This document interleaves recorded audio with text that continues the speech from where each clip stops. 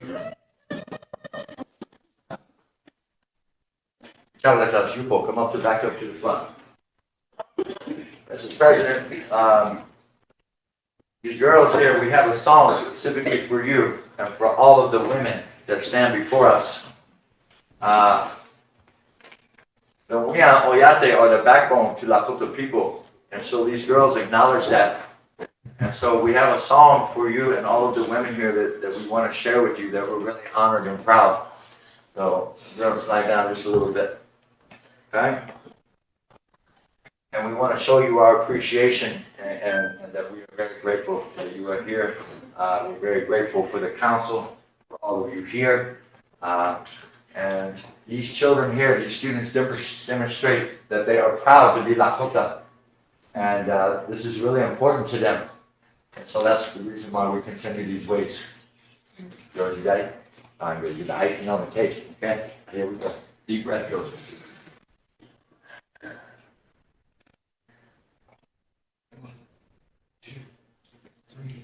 We are Waka, we are Wakaya, Intega, Hera, Hera.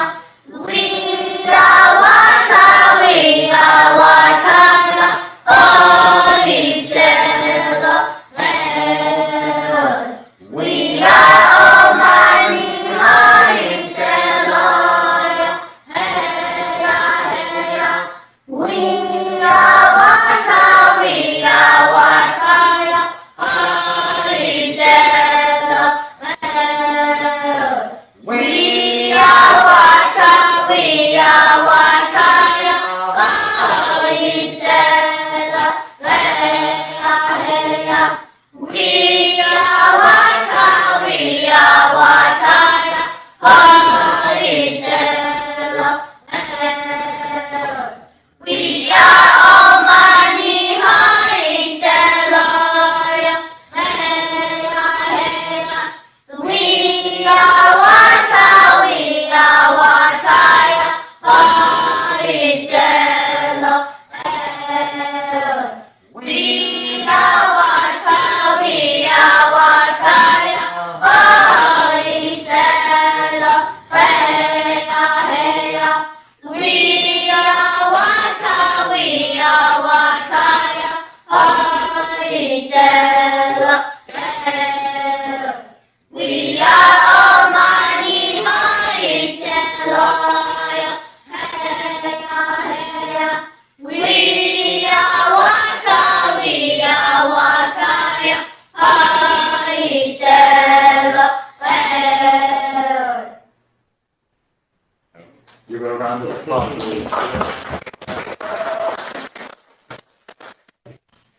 On the front of our shirts, we have a phrase that we go by. Oyate kiwi cha ki unawapi. We sing for the people. And today we stand before all of you because we sing for you. We sing for the people. And that's what the students here are reminded of. And so with that, I want to thank you for your time. Thank you for your acknowledgement.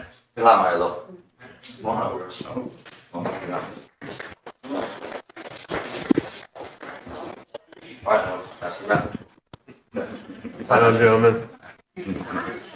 Girls, Before you go, I want to tell the kids, Wopila, Panka. I'm really honored and humbled, and you've touched my heart. I'm really proud of each and every one of you. And I just wanted to tell you that I'm grateful for you coming here today and to keep up the good work. Keep doing what you're doing. Be proud of yourselves. You're doing something great. You're keeping our culture alive. And the Wias, the little girls, I love each and every one of you. You have beautiful voices. So I just wanted to say thank you. Okay?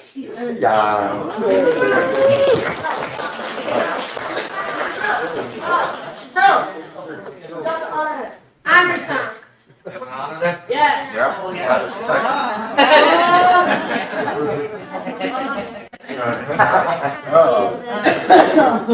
These boys love this honor song. They really like to sing this song. So we want to honor you. Before we get started, I just I know very little, but what little I do know, I share it with the children. And back in 2006, 2007, Lake Chief Albert Whitehead handed this song down at St. Augustine University. And so this song came out right after 1905, 1906, right after the reservation time, is how it was explained to me. And so when the United States government came in and changed our way of life, this is how we adopted and this is how we adapted. And so this is how this song was rendered. So blessings to Lake Chief Albert Whitehead and for his givings. And so we will share that with you now. Boys, one side kick it first. Girls, yeah. Ready? All right, boys, it's time to light him up.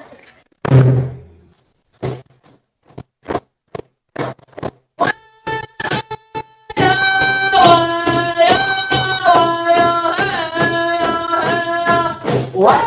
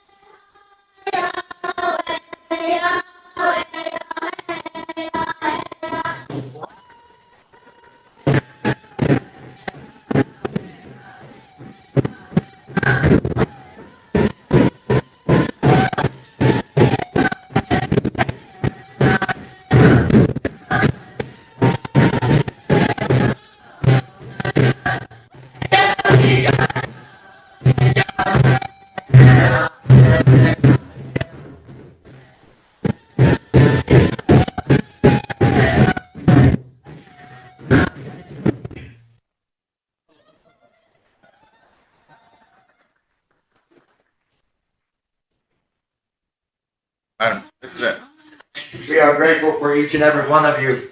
So with that song, we honor you. We honor you for everything that you do for the people and for the tribe. And again, we are very grateful for each and every one of you, and we appreciate you. So thank you for allowing us to come and for taking that time. Really appreciate all of you. Chris has something to say. Yeah, I'll bet. I'm from Black Pike too. I went to the same school you guys did about 10 years ago. And anyways, I want to say thank you to Louis and Mr. Brown for allowing our community to have something like this wholesome. Because I remember growing up and not have, I came from a traditional family and I didn't have anyone to share that stuff with as a kid in high school and school, And so it's nice to see all of our children coming together on a drum to be a part of something bigger than themselves, to know who they are and their culture. If you're ever in Norse in the morning for whatever reason and you find yourself lucky enough to be there on a school day, these kids are outside singing every morning. You can hear it all across the community. And the good days and the warm days, you can see it. They always put up a teepee too. And so it's nice to know that there's home being rebuilt back in our schools again. And so again, thank you. The real honor comes from you guys singing to us. We're grateful to have you here. I'm grateful to have you here. And again, thank you, Louis. Thank you, Brown, for allowing this to be possible. And thank all of you for putting Black Pipe on the map. Thank you. Anyone else? Stan? Fred? I'm from Corn Creek myself. I went to school like here, yes. We never had this back then. I'm proud of you guys. Acknowledge, keep the tradition going. Thank you for coming. You guys were at our Corn Creek Hollow this past summer. Hope you come back next summer. Wait. Thank you, kids, for coming today. The songs really put some good energy in the room and bringing us back together and honoring the chairwoman of the tribe and ourselves, council. Since you're a traveling drum, do we have a gift for them all? Yeah, we can do that. Okay, otherwise, I'd motion to do a $200 donation from the youth account. Second. Right? Yeah,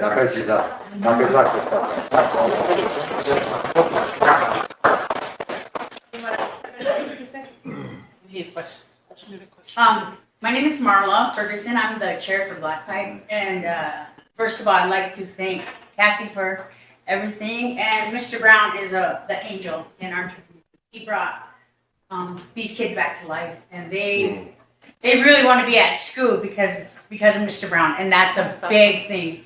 And I got 9 of them that come out of my house, so I know exactly how it is. But yes, thank you guys so much, Black Pipe and Kathy and the council.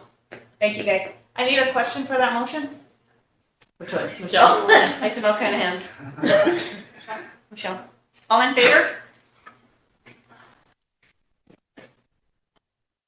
That lady in the blue t-shirt. 19. 19. Oh. Opposed? 0. Not voting? Motion carried. We'll get back to you. Mr. President, I wanted to acknowledge Mr. Coben, our superintendent for White River School District. And we just wanted to let you know that we support you, we support your vision, we support the betterment for the people here on the reservation coming from White River School District along with North Elementary. So Superintendent Coben and I, we stand behind you 100%. And we thank you for your leadership. Welcome. Welcome. Thank you. Yeah, just a quick thing. We started this group, what's it been, Brown, last year. It's really taken off. These guys have been invited to go perform at some really cool places. They've been here at the Capitol. Sorry I was a little late. I got out of there a little bit later than I wanted to, unfortunately. But it's always a blessing to come hear the kids. And it really has made a difference in the school, not just at Norris, but everywhere else too. I know White River Elementary, they're starting a drum as well. They're getting off to start there.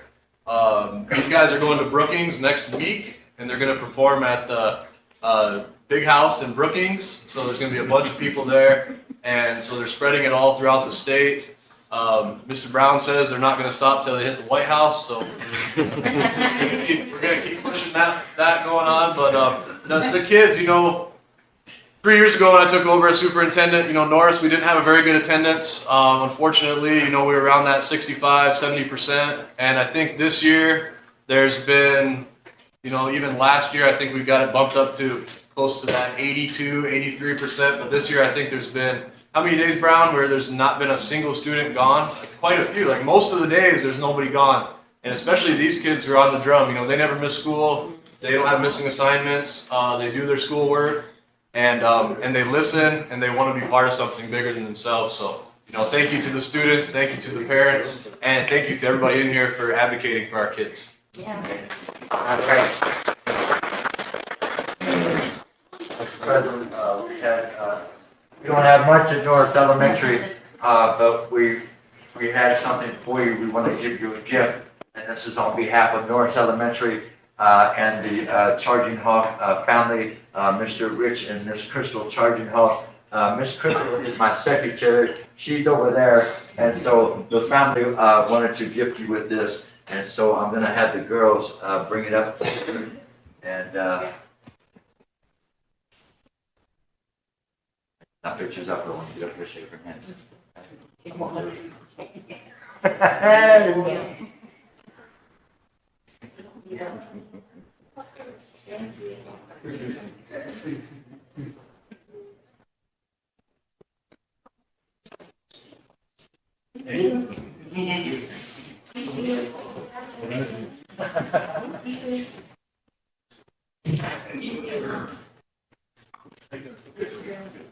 How much of these are my tacos? Okay. But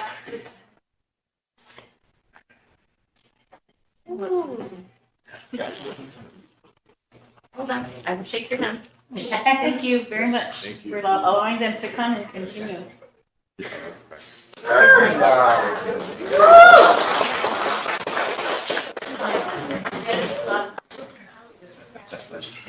Okay. Like I said, you guys can start here, all the way around, the pictures up, we'll go and shake hands, please. Girls first. Girls, come here. Girls, will start here. Thank you. Hang in there. Up here on medallion. Oh, thank you. Yeah, guys. Love that. Hey, good job. What? Yeah. Thank you. Shake hands. All right.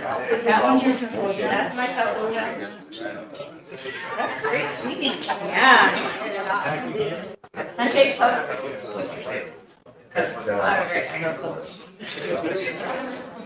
And that one, and that one. Good job. Oh,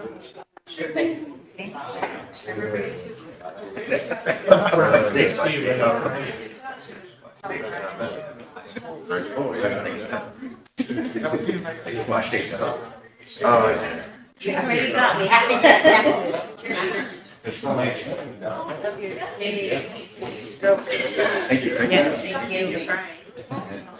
you. The vice president. I see that.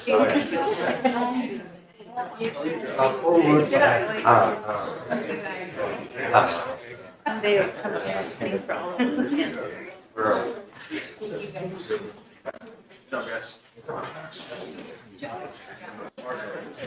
I need to have her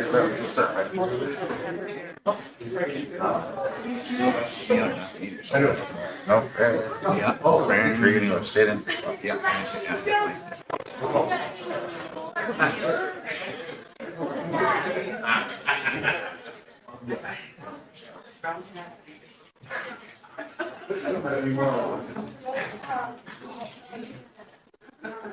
I know, I'm so.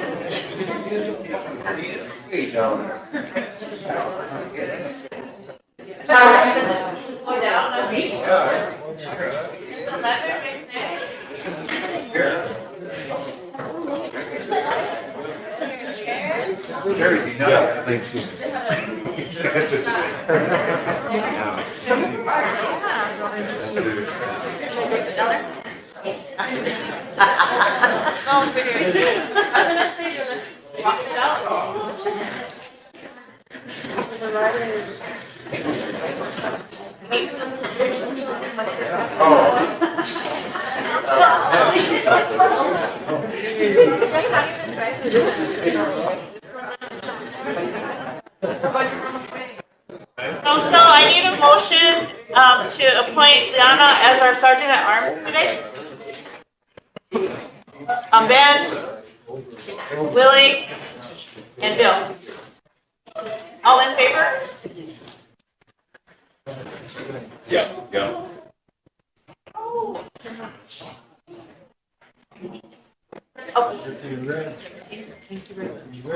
Opposed? Not voting?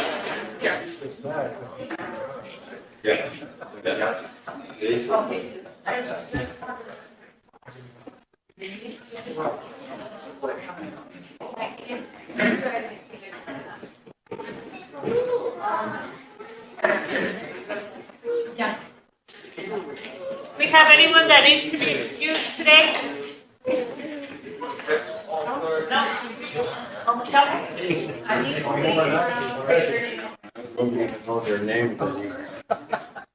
Anyone else? Leave it out for you. Check on my ideal. Yeah, you can see it. You're fine. Yeah. Is there anyone else that needs to be excused today? Or tomorrow? Tomorrow we'll be meeting on budgets. So, just so you know. You won't be here tomorrow? And Emily? I won't be here Friday. I wasn't sure if I needed to. Okay, well, I was gonna make the announcement on Friday, there will be no interviews. We have a miscommunication, learning curve going on here. And, I know, they need. all of the applicants haven't been notified, so I did an official closure of the position this morning through email to HR. So now they'll close it, all applicants will be, checked in, put in the system, and they'll set up the interviews. So no, meeting on Friday. Put a meeting tomorrow instead of Tomorrow, committees? tomorrow, we're gonna recess today, and then tomorrow we're gonna do, budget.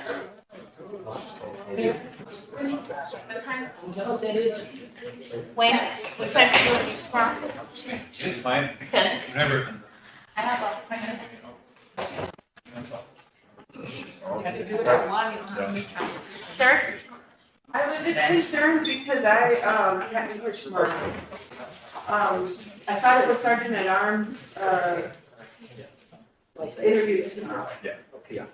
Sergeant of Arms? Oh, not Sergeant at Arms, I'm sorry, I'm getting lost. No, it didn't go through the process right, and so everybody wasn't notified. That's why I was just announcing that we're not gonna do them until, I just had to do the official notification to HR that it's closed. And so now they'll close it, so no more applications come in, and then they'll let you know how many, then we'll set up the date for the interviews to happen.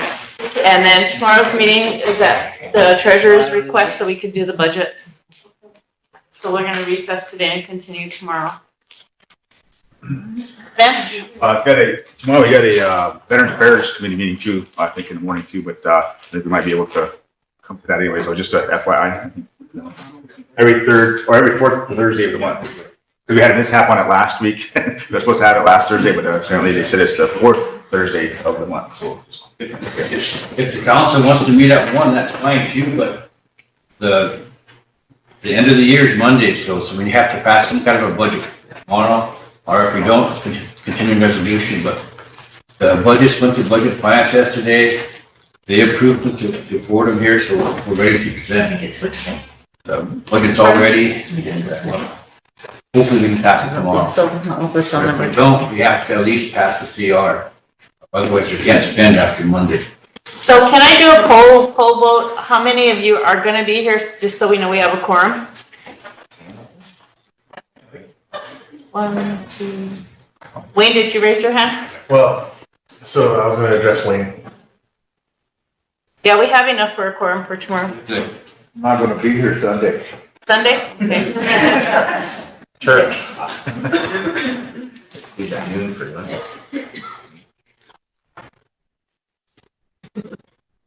Anyway, I thought that was part of Friday's agenda as well. So I booked a meeting tomorrow, Zoom meeting, but I'll try to cancel it. Yeah, Friday was just gonna be the interviews. Yeah, because Thursday says committees, so I booked the meeting during those committees. Okay, Madam Chair, yes, if we get done on time today, can we start some of the budgets today? Because I'd like to be a part of reviewing them. if they're ready. You're ready. Okay.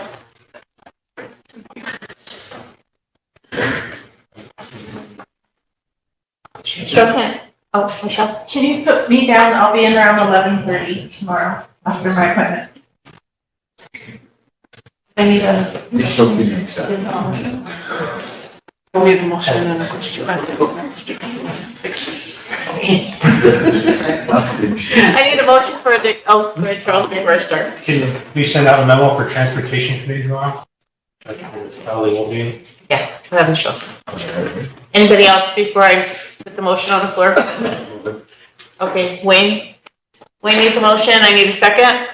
Marion, To excuse tomorrow. for the excuse. And a question? Totes? All in favor?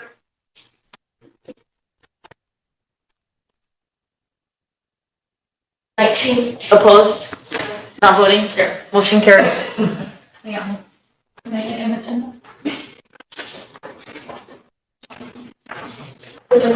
Friday. I need a motion to approve the agenda. I want to move to approve the agenda, but I also like to add budgets on there today if we get done. Okay.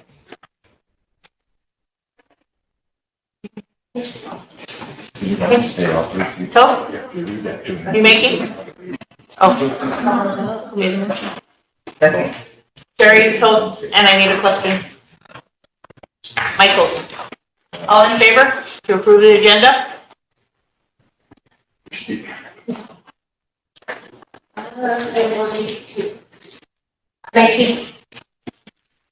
Not voting?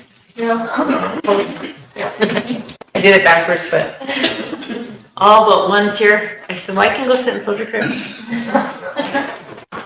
Okay, we'll start with the casino. Yes, that was the other one. 7? Hey, what should we do with the 8? What is it? Yeah. 8. Yeah. All in. Got a partner on 8 from Walmart.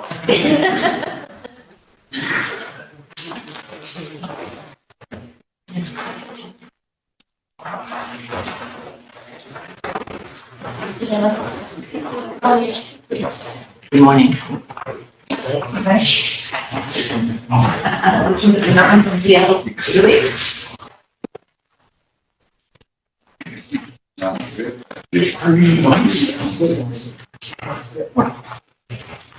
That's all I have. Enough.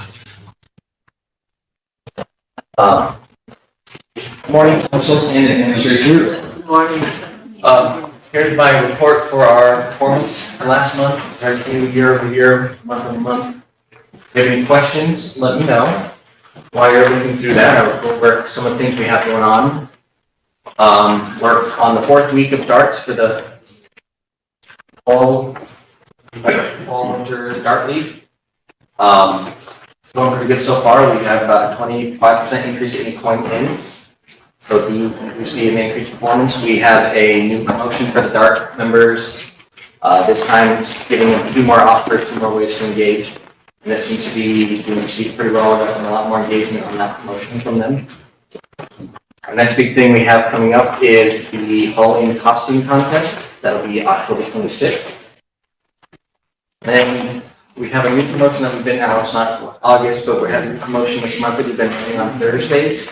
So they can come in, spend $25, and then get a coupon for $50 free play. And every week we've seen an increased engagement from customers, and we're doing pretty well on that promotion as well. We're also finalizing our New Year's Eve promotion.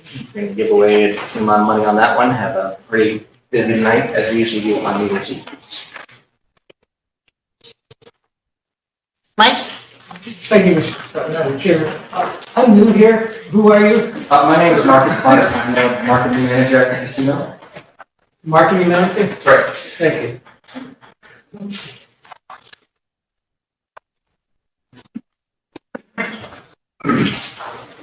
Ben? I got a few questions there. Good morning. One is I just received some information about your point system, your cards for the point system. It's not accurately getting points on there and also taking some off. Is that your department, or would it be the slot text department to determine, because apparently some of our patrons or even travel members are getting gypped out of their points that they earn throughout the week and month? So I did get a report yesterday from a customer. She called me, and we occasionally hear this, but it's hard to tell. All we can look at is what the system says. So this case was a little bit different because she actually took a picture of what the screen said she earned. So as soon as we're back here, I haven't had time this morning to put the request in. If there's anything going wrong, it'll be in the system. So we have a ticketing system that we have with Light Wonder, who is the company that does the software. I'll put that ticket in, supply the image, and I can't see anything that's going wrong on our end, but they'll be able to take through and figure out if there's something on the back end that's going on. These pop up occasionally. A lot of times what happens is there's a data table on the back end where something gets messed up. They go in and fix that data table, and it addresses the issue.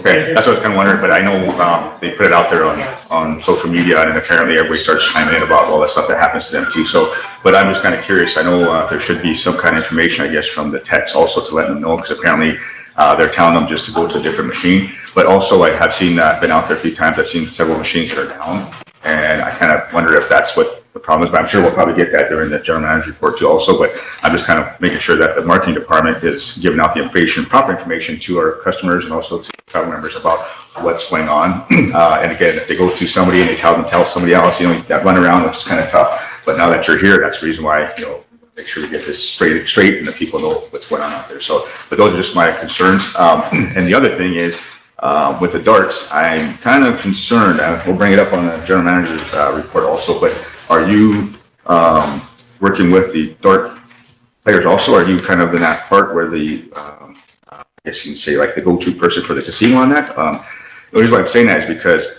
I was kind of like maybe distraught, I guess, maybe a little upset about the players having to sign that behavioral waiver, and that's kind of frustrating to me, because I was thinking, why are we having our travel members sign this waiver when we don't have our table games people do the same thing too, our table game patrons and stuff. And as far as I know, I don't think any other casino around the state has done that to their own travel members. So I'm kind of concerned about that, but I will address it again on our general manager report. So are you part of that, or how? So yeah, we did request that there was a behavioral contract, only because some of the concerns we had with darts in the past. We figured this would be a way for the Dart League, because it's not from us, it's not our contract, it is something that the league drew up themselves. Okay. So it's just a way to have the league police themselves and try to hold them accountable, so we can avoid some of these issues, some of the concerns that our employees had based on past performance from the darts. Okay, yeah, that's what I'm kind of curious about, the past part of it. I know the casino has not been very, supportive in those dart league part of it. The state of South Dakota, which is, I guess, one of the organizations, which is TNT Wagner, they do have their own set policy in cars too. So if a player was to get out of hand, they would automatically, 86 them, and they would no longer be able to participate in stuff. So if it was part of the dart league, I guess the people that are part of that dart league, or the people that are running it, I guess if that was their recommendation, then I suppose we'll go off of that. But I'm just kind of concerned that our own casino has people signing that though. So that was just my concern on it, because we're kind of already making them feel guilty already, and we've already had a lot of issues with table games, patrons, getting kind of, liquored up and then raising hell too. So why aren't they having the same thing to them too? So those are just the things that I see out there also too. So, and again, having this come out, it's not supportive of our travel members or, the league part of it, because I'm sure it could be a really great thing. I know used to have these golf tournaments, I think, out to the casino, which were out other places, you know, and that was kind of a thing too that I thought, you know, wow. So anyway, I just want to make sure that we're on top of those types of things, I guess. So thank you. Mike? Thank you. Mr. Chairman. This executive summary that you passed out, could you go into a little more explanation, details? Numbers in here and what they mean? Right, so the metrics we're usually looking at is, the main one is coin in, that kind of measures the engagement of the customers. Of course, the higher coin in means that we have more people on the machines, betting more, betting longer, betting, you know, that kind of is. I'm more interested in the other statistics, patronage, that sort of thing. So active players is just looking at the unique players that we have per month. Is how many visits we get from, and this is all carded data. So we can only really look at carded information. Player comes in and doesn't use a card, and we don't have any measurable data from them. So yeah, that's trips. New enrollments are players that are just first time enrollment at our casino. And then SlotNet is based on the whole percentage of what we actually take in from.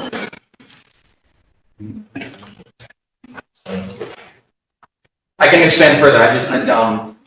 Maybe if I had a little guidance on where I could assist.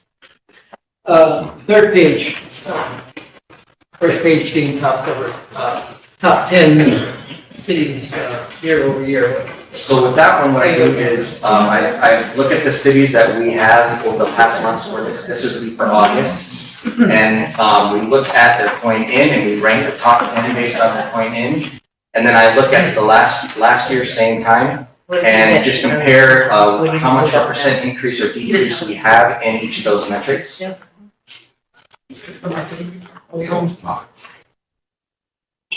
The dollar numbers that are reflected here,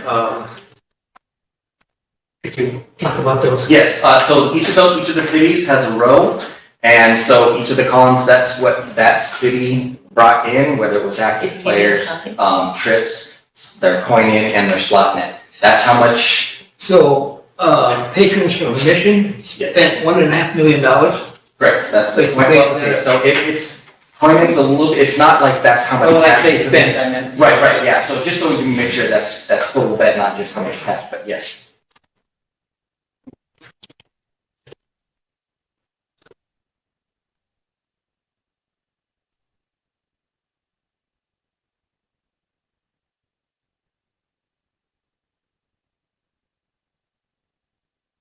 If there's no further questions for him, do we have a motion to approve his report?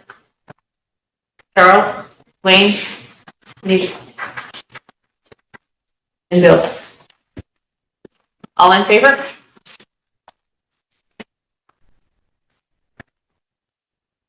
Opposed? Thank you. Motion carried. Do you have the gaming? Gaming? Oh, it's still casino. Sorry, we're just wondering. Manager.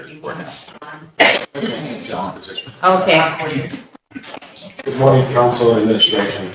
Before we talk about anything financial, I know there's some questions, and I'd like to talk about nuts first. Obviously, I don't have any history with the ducks, being only here for a short time. And all I know is when people told us, when we had spoken to Sammy, my only worry was, again, it had nothing to do with it. I'm supportive of it. I see the dollars that comes in. My whole worry is what people say or don't say. And we asked her about knowing that the fall league is obviously much more crowded than the summer league was.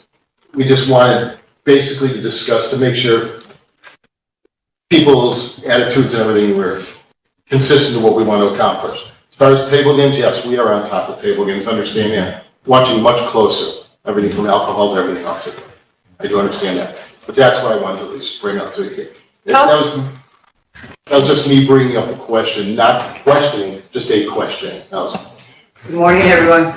We have new people on council, so when you guys come onto the floor, can you introduce yourself? I apologize. I'm William Foss. I'm the general manager of the casino. I apologize. What's your name again? William Foss, F-O-S-S. Third month, right? Pardon? Your third month here? No, it's plan 5. It feels like 6. It's 5. Yes, sir. Okay, yeah, just to go refer back to that, you know, I guess to discourage those types of things, I guess, or even actually ask the, what would you say, the league people, I suppose, of those types of situations. So, I mean, it's kind of hard already to put a restraint on them because the past several years here, there's been I guess, a disconnect from the casino to our own tribal members who are trying to, you know, I guess, have some place, a recreational place to go and enjoy themselves. But so those are just things that I kind of get discouraged on when the casino starts putting on these type of control type issues, I guess you could say. So those are things I want to make sure that, you know, we are looking out for the best interest, not only of the tribal members, but, you know, of course, for the patrons. But this is what kind of upsets me a lot, is that when we end up, you know, having to, you know, tell these our own tribal members that you have to do this when we're having other people, you know, you don't have to do anything. There's other leagues that go on over in Winter, White River, they don't have anything, you know, because of the way, you know, things are worked. But so if that's what the league brought up, then I guess that's what we're. That was their suggestion. It had nothing to do with me. They gave you up to. All it was is, I want everyone to have a good time. I'm supportive of it. I want to sign off on all of it. And I know there's been issues with some of our employees that I have spoken to about comments and things like that. I don't support that. I've been around, in fact, I'll be around tonight watching. I'll be sitting in the back watching you guys have a good time. And again, I'm supportive of it completely. I'm trying to erase some scar tissue of people who don't view it the same way. Yeah, definitely. That's what we need to have. That's what we have. I know there's like a lot of issues, you know, animosity, things like that going on out there, but I don't think that should interfere with a lot of what our patrons and also tribal members are trying to do out there. I guess it's bringing in people. So, but those are just my concerns. That's why I wanted to bring that up. I guess today. I guess when you're here. No, thank you. And I appreciate it. Yeah, thank you. I'm also going to, before I go over financials, because I know there's a lot of questions about Prairie Hills, and I wanted to talk about it. We made a decision in conjunction with our board of directors. Prairie Hills, as I've explained to you, and as you've been seeing some of the financials I've been issuing out, has been losing money. Multiple reasons. The point of the matter is that, I'm going to go like into 8 different items, so please bear with me, because there's about a bunch of different issues on it. First of all, Prairie Hills was losing money. I'm going to first of all say, nobody has lost their job. We have absorbed anyone that wants to come to the casino. We've had 2 employees who did not want to drive down there, but nobody has lost their jobs because of it. Secondly, it is losing money most months. Thirdly, the planning of it, and again, as I've only been here 5 months, the building wasn't planned well. I mean, it's got septic problems. It's got certain structural issues.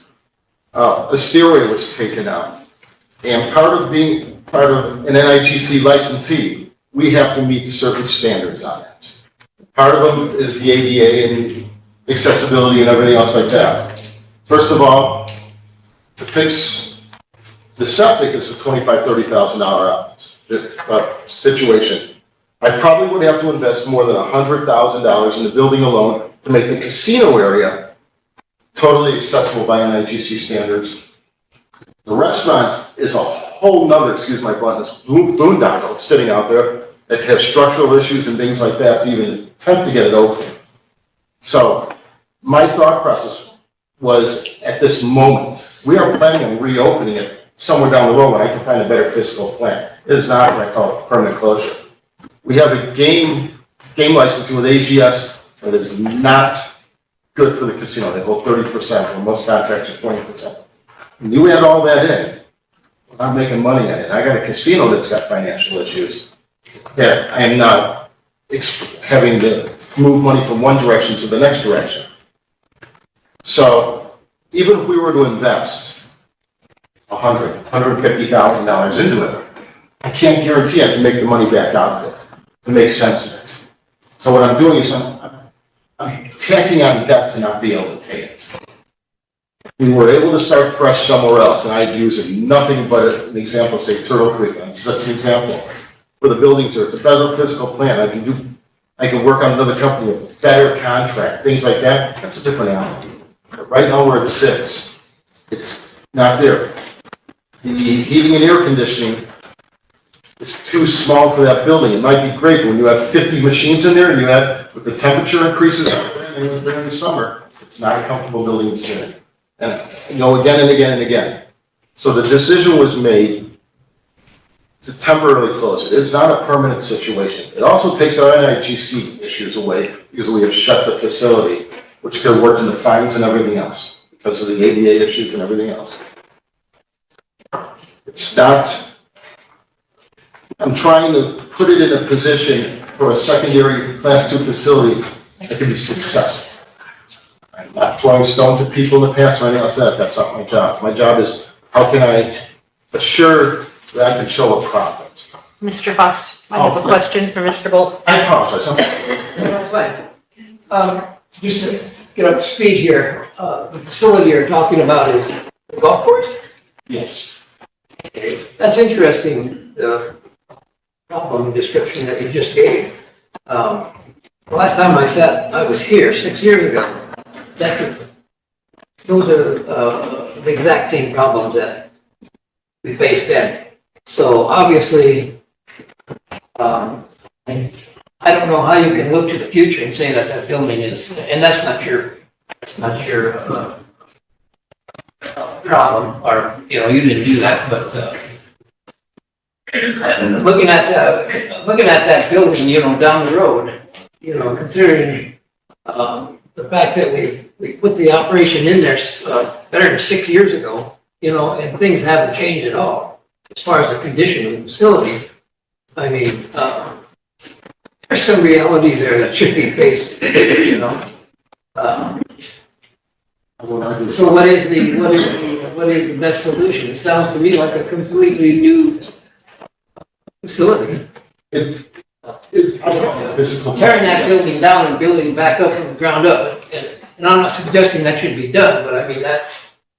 You'll never make your money out I of mean, it. we haven't been able to make minor repairs and major repairs, like the heating and air conditioning, you know, for 6 or 7 years. Duh, you know, and I'm speaking to, you know, Mr. Fox? Vice President. I think, you know, when we did put that in place, Mike, I think the casino actually put about 500,000 into renovating it and getting it prepared for the. That even makes it even worse. Yeah, and I just don't know, you know, with the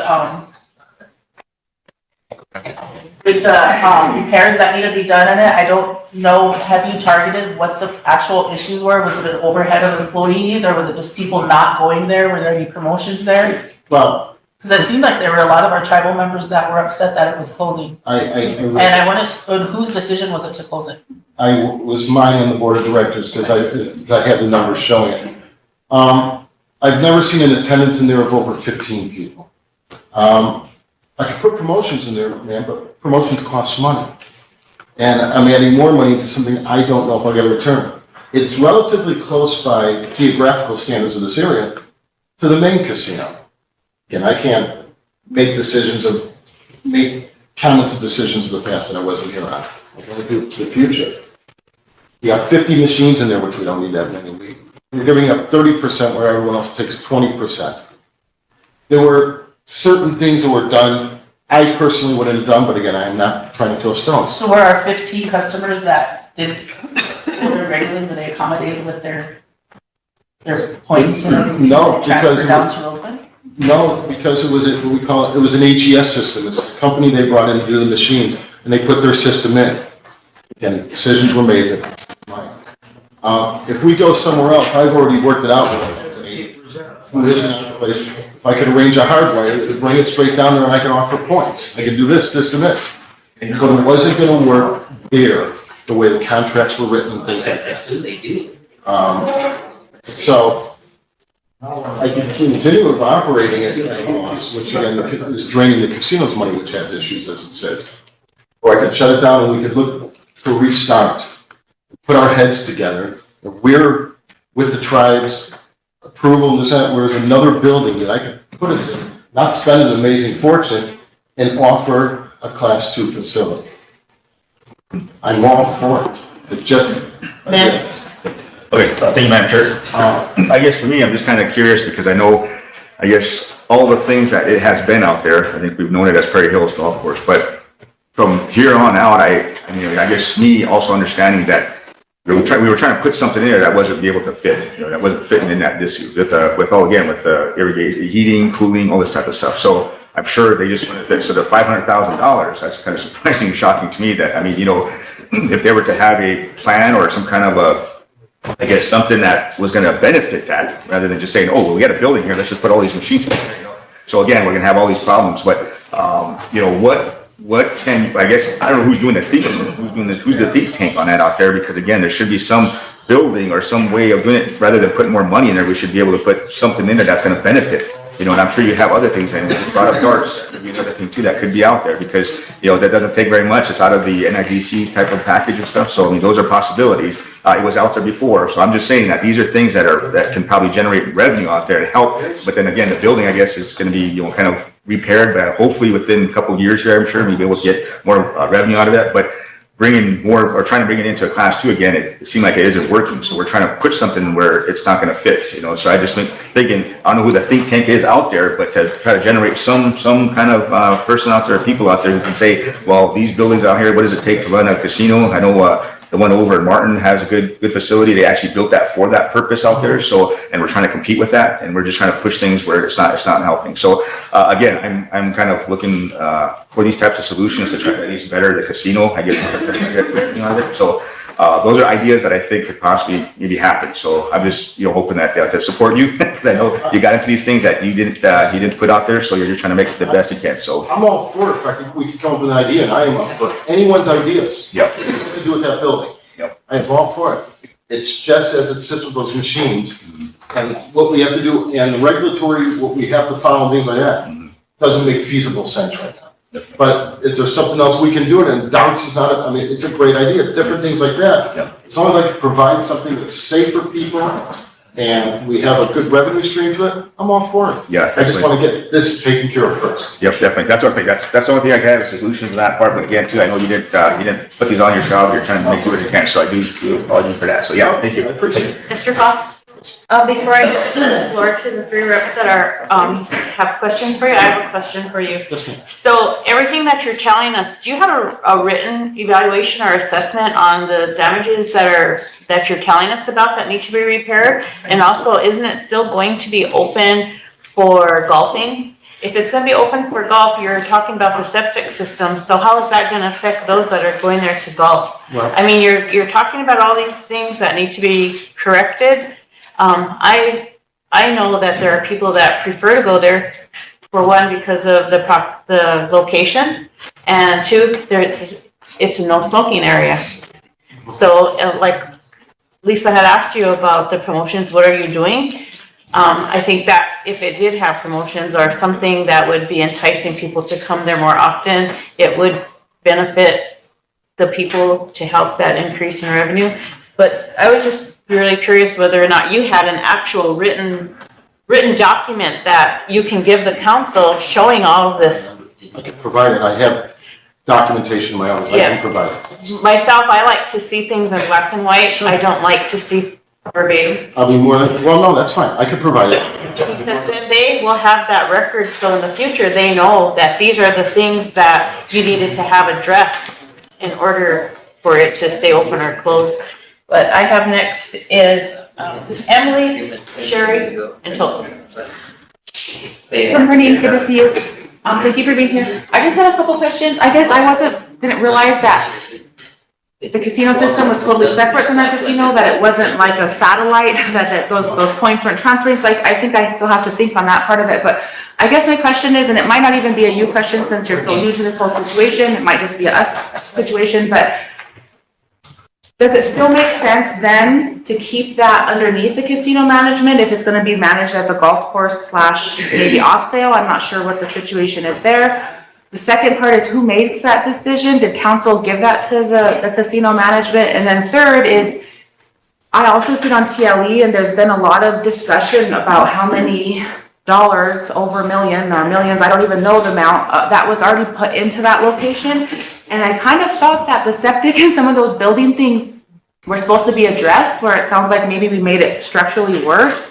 So I'm just wondering, like, is it our job, or who is doing the actual, like, you know, it sounds really good, right, to have ideas, but if we're not putting all of these ideas together, if we're not putting all of this together, then in my opinion, why are we doing it? So I really appreciate that you kind of cauterize the bleeding or stop the bleeding at the moment. I like that you use that it's a temporary or soft closure or whatever your terminology is, but still it was a little bit kind of like not blindsiding, but maybe if we could get a little bit better on the communication part, rather than waiting until, here, because I was getting so many questions like, look at what council did again, and oh my gosh, you guys can't manage anything, and blah, blah, blah, blah, blah. And I just like, wait, what?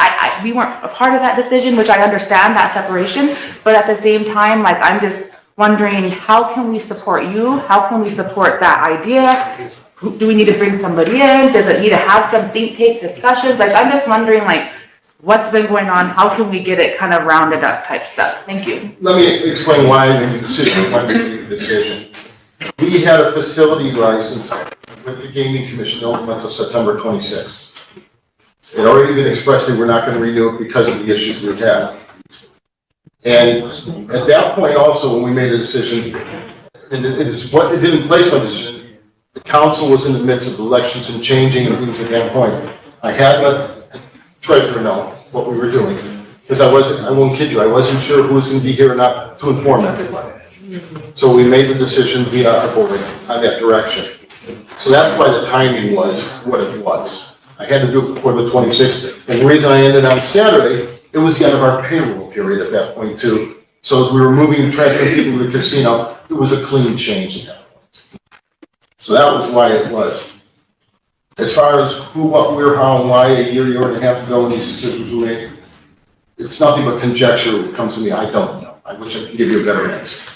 I'm not going to throw anyone under the bus in this room for what decisions were made or not made, because at that time it might have seemed like a good decision. I make my decisions based on over 31 years of doing what I'm doing, and I look at the numbers and I go from there, because that's what I was hired to do. I have Sherry. Thank you. Good to see you. Thank you for being here. Before I just have a few things that I want to address. So just to catch up some of the new council representatives and for the people listening, we should look way back into some of the history that has happened here. And I really want to say that, we create these entities and then they start doing things that aren't within their realm. We had TLE managing Prairie Hills, and back then they were doing a great job. But to me, TLE is supposed to purchase land, and then we have Redco, who is supposed to start our businesses. Redco came to this council and asked for $50,000. The council said no, so Redco couldn't take over Prairie Hills. So with that, it turned into the casino.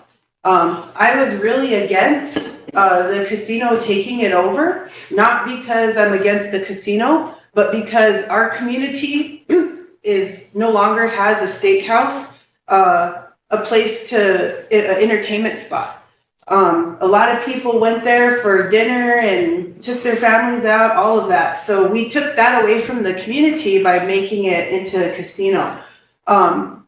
And in doing that, we also didn't affect the community, but we affected Redco.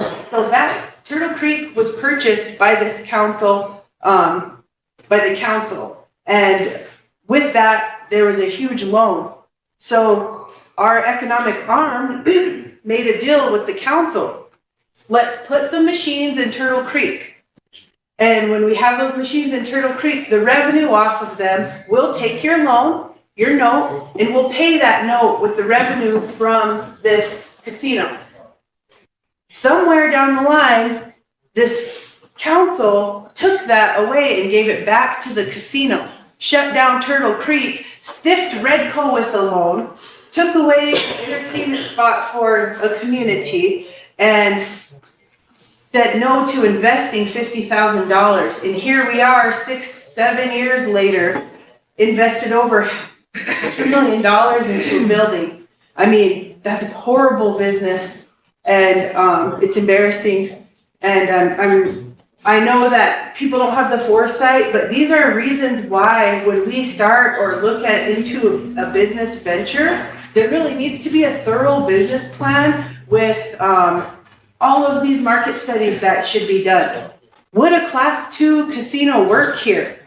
Is that something that we want? What were the sales at Turtle Creek? Why aren't we just putting these back in Turtle Creek and going back to our original deal so Redco isn't stuck paying our loan?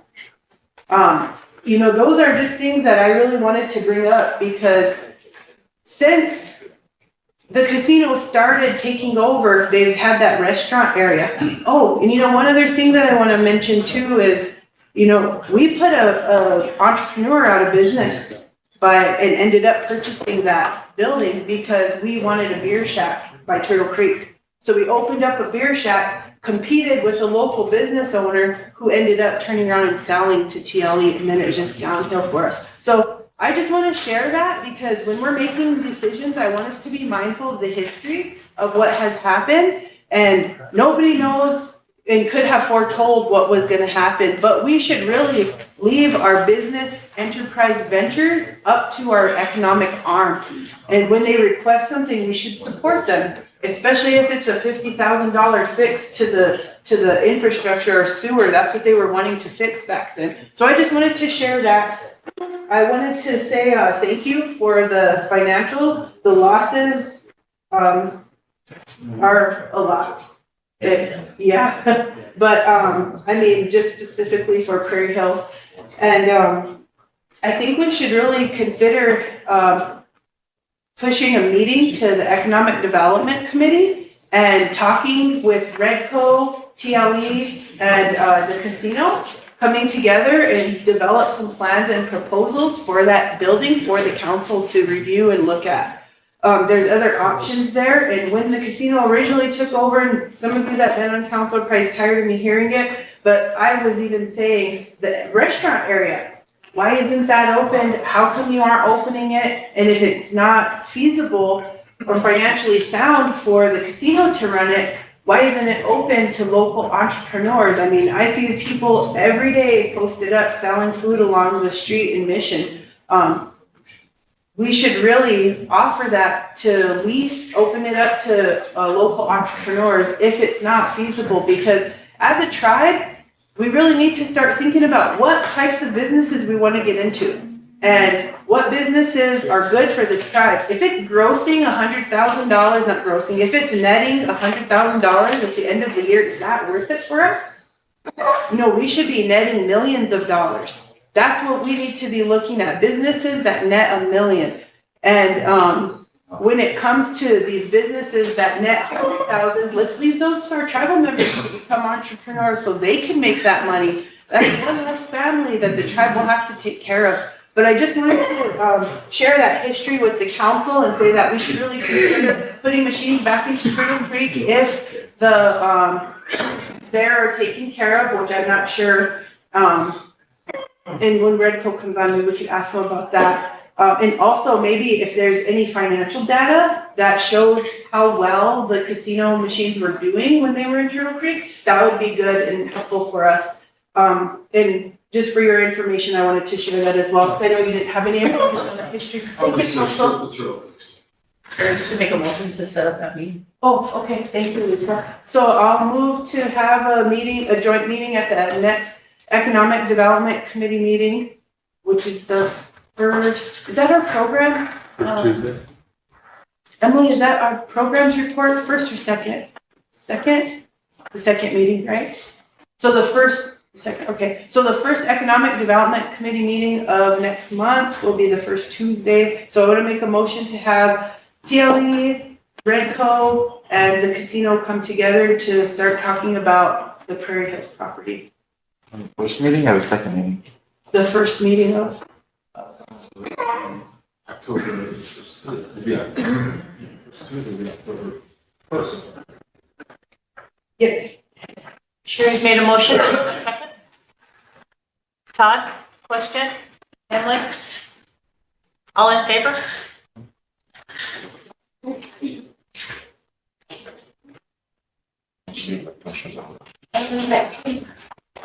you. Opposed? Yeah. Not voting? Zero. Motion carried. Totes? Good morning, everyone. Thank you. I can't see past I agree with some of the things that have been said here, but you know, things haven't changed in how many years, and some of us have been sitting around this table. So I'm glad that meeting's happening, but our two lead ladies up there also need to be a part of that meeting too. The right people need to be at the table to make these happen. Because I was gonna say, how are we gonna change things from here on out from this day forward? Because we've heard it over and over again, this is our third meeting, we need to start making those changes.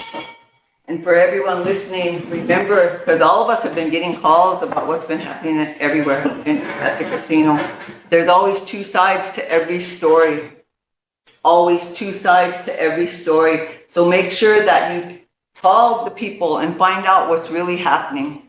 So you hear both sides. And right now, negative seems to be outweighing our positive. Let's change it. Let's all start helping find solutions rather than looking at the negative. Let's start moving toward the positive. And like with those machines, we've all been getting calls about the point system. Make sure that a recommendation, just follow it from how's your process, your documentation out there. If you bring new machines in, everything should be done step by step before people even get on the floor on those machines, so it doesn't offset those point systems. You know, that should already be a given. We have to go through a checklist before they're ever made live, showing points and everything else. Okay. And then, for us, it seems like things are always done in a crisis mode. And with this revenue, our people haven't even been getting the right amount of revenue either. So we really need to come together to find a solution. Something that Madam Chair said earlier, assessment. Anybody who comes in here shouldn't verbally give us a report. We need to see things in black and white. That goes for everybody.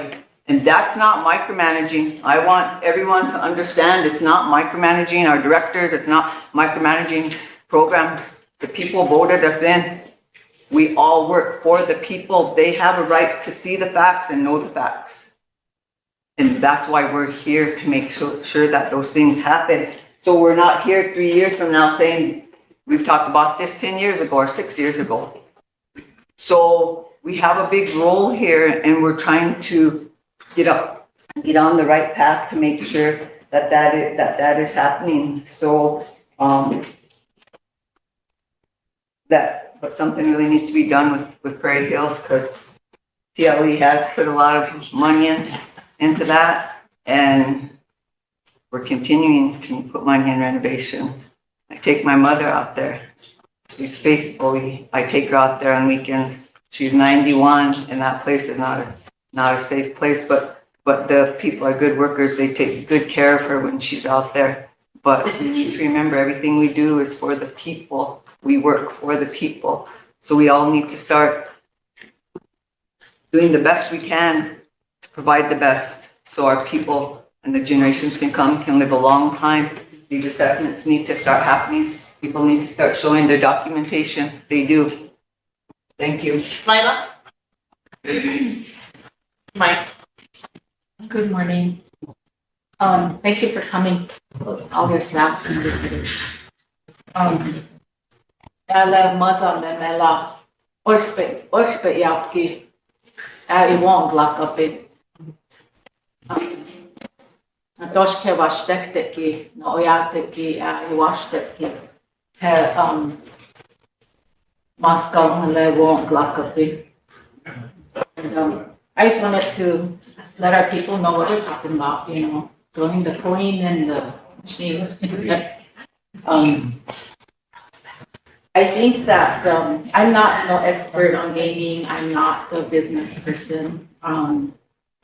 I go out there once in a while, you know, to eat or whatever, but I think that I'm probably gonna take the left field on this one, because I wanted to tell everybody in here. I don't know if you guys ever seen this property that's on I-90. And we pass by it a lot, and there's a little property there that sits before you get to Myrtle. Oh, after you get to Myrtle, and it's like about 5 miles out, maybe, I'm not sure. I go by there and I see it's for sale. And I'm like, whoa, that would be a perfect place to put something like that there. And, I'm like, wow, you know, did we even look into it? I was gonna mention it to the treasurer at one time, but I didn't get a chance to. So I think, you know, geographically, it is real close to the casino, but I know that when we had machines at Turtle Creek, it worked. Those machines were there for a long time, so people would shop or, you know, stop in and throw some money in that one. I used to go to that one, and it worked. And I know that sometimes, you know, what our failure is as people is we don't know how to communicate very well. You know, we don't communicate very well. And sometimes, you know, if we don't have that good communication and we don't talk things out, sit down with the entities involved, like TLE, you know, Redco, you know, all these entities, and we don't have those live conversations and take time, you know, take that time we need realistically. You know, I don't know, I know that just opened, but I haven't gone there. I don't know what it looks like or anything, but to me, it seems like we wanted it fast and then it happened and then now it's not happening. Financial statement. You know, I'm not blaming anybody, but I'm blaming our poor communication styles. We have business people here. We have business people that work out to the casino. We have Mr. Bolts. We have Patsy. They're longtime tribal members who have had businesses here. But, you know, if we're not getting that revenue and we're pumping more money into that to make it work, somebody is dropping the ball. It doesn't sound like it's us or, you know, whoever, but somebody is dropping the ball. Maybe people aren't really, it's slow for us here to get a business going. Sometimes, you know, we just blow up the business and then next thing you know, we're done. I don't know what that is, but, you know, Turtle Creek, for example, that was our grocery store and now it's not. Those things don't, I mean, it bothers me because we want to sustain our businesses here. We want to sustain what we have, but I don't know where or what that is about, you know, but I wanted to make all of us aware of that property sitting over there. I'm probably, you know, there's money, we're talking about lots of money, but we kind of have to go out, maybe. But there was that property sitting there, and I think just not too long ago, I went by there and that sign was still there. So what do we have to do? What do we have to do to make this a success? You know, we have East Winds over there. Our people, you know, some of our people go there. I go there sometimes, and I don't know how many come over here. And I'm really thankful that we have this, like this, because this tells us a lot that, you know, we're tracking who comes here, who gambles, what we're looking at. And so, you know, for me, I think we have great minds. I think we have, you know, enthusiastic people here. I think this tribe has, you know, we've been in the gaming business 30 years. Our treasurer guided us through this, you know, and have him sit at the table with our business people. But, you know, if it's not making money, you know, why? You know, we have the structural issues. We have, you know, it open. Is there not enough marketing? Is there not? I don't know. But, you know, I think we have to kind of tread lightly and think about this as a tribe. You guys are the ones who know what's going on. And I'm real thankful that we get this information in honesty. You know, when we're scared to tell our leadership the truth, we cause more damage. we waste more money. You know, that's the hard part, and it is hard to say and, you know, come and say, you know what, council, we blew it. We blew it. But, like you said, a soft, you know, something. So, I just, you know, want to tell all of everybody here, you know, we're gonna have to keep trying and trying and trying and not give up. We have to support each other, not blame each other. Because if we're gonna be making this money, our casino has been in trouble for a while now. So now, you know, the general account's gonna have to carry the communities. So, I think it's real crucial time we do sit down, have these meetings, let the people that know what they're doing at the seat. And, you know, it's hard for me because, you know, I'm guilty of that. I'm not a very good communicator. So that alone can do damage, a lot of damage. And when we rush and say, hey, you know what, I told you, Marianne, why didn't you do that? You know, put it on one person. We can't do that. We gotta work as a team and help each other get through this, because I'm like, gee, we put a lot of money into it and now here we go. But, you know, we hired you, you know what you're doing, and we have our business people. So, I just want to encourage everybody to not feel defeated, to not feel like it's hopeless, because we got to have our revenue.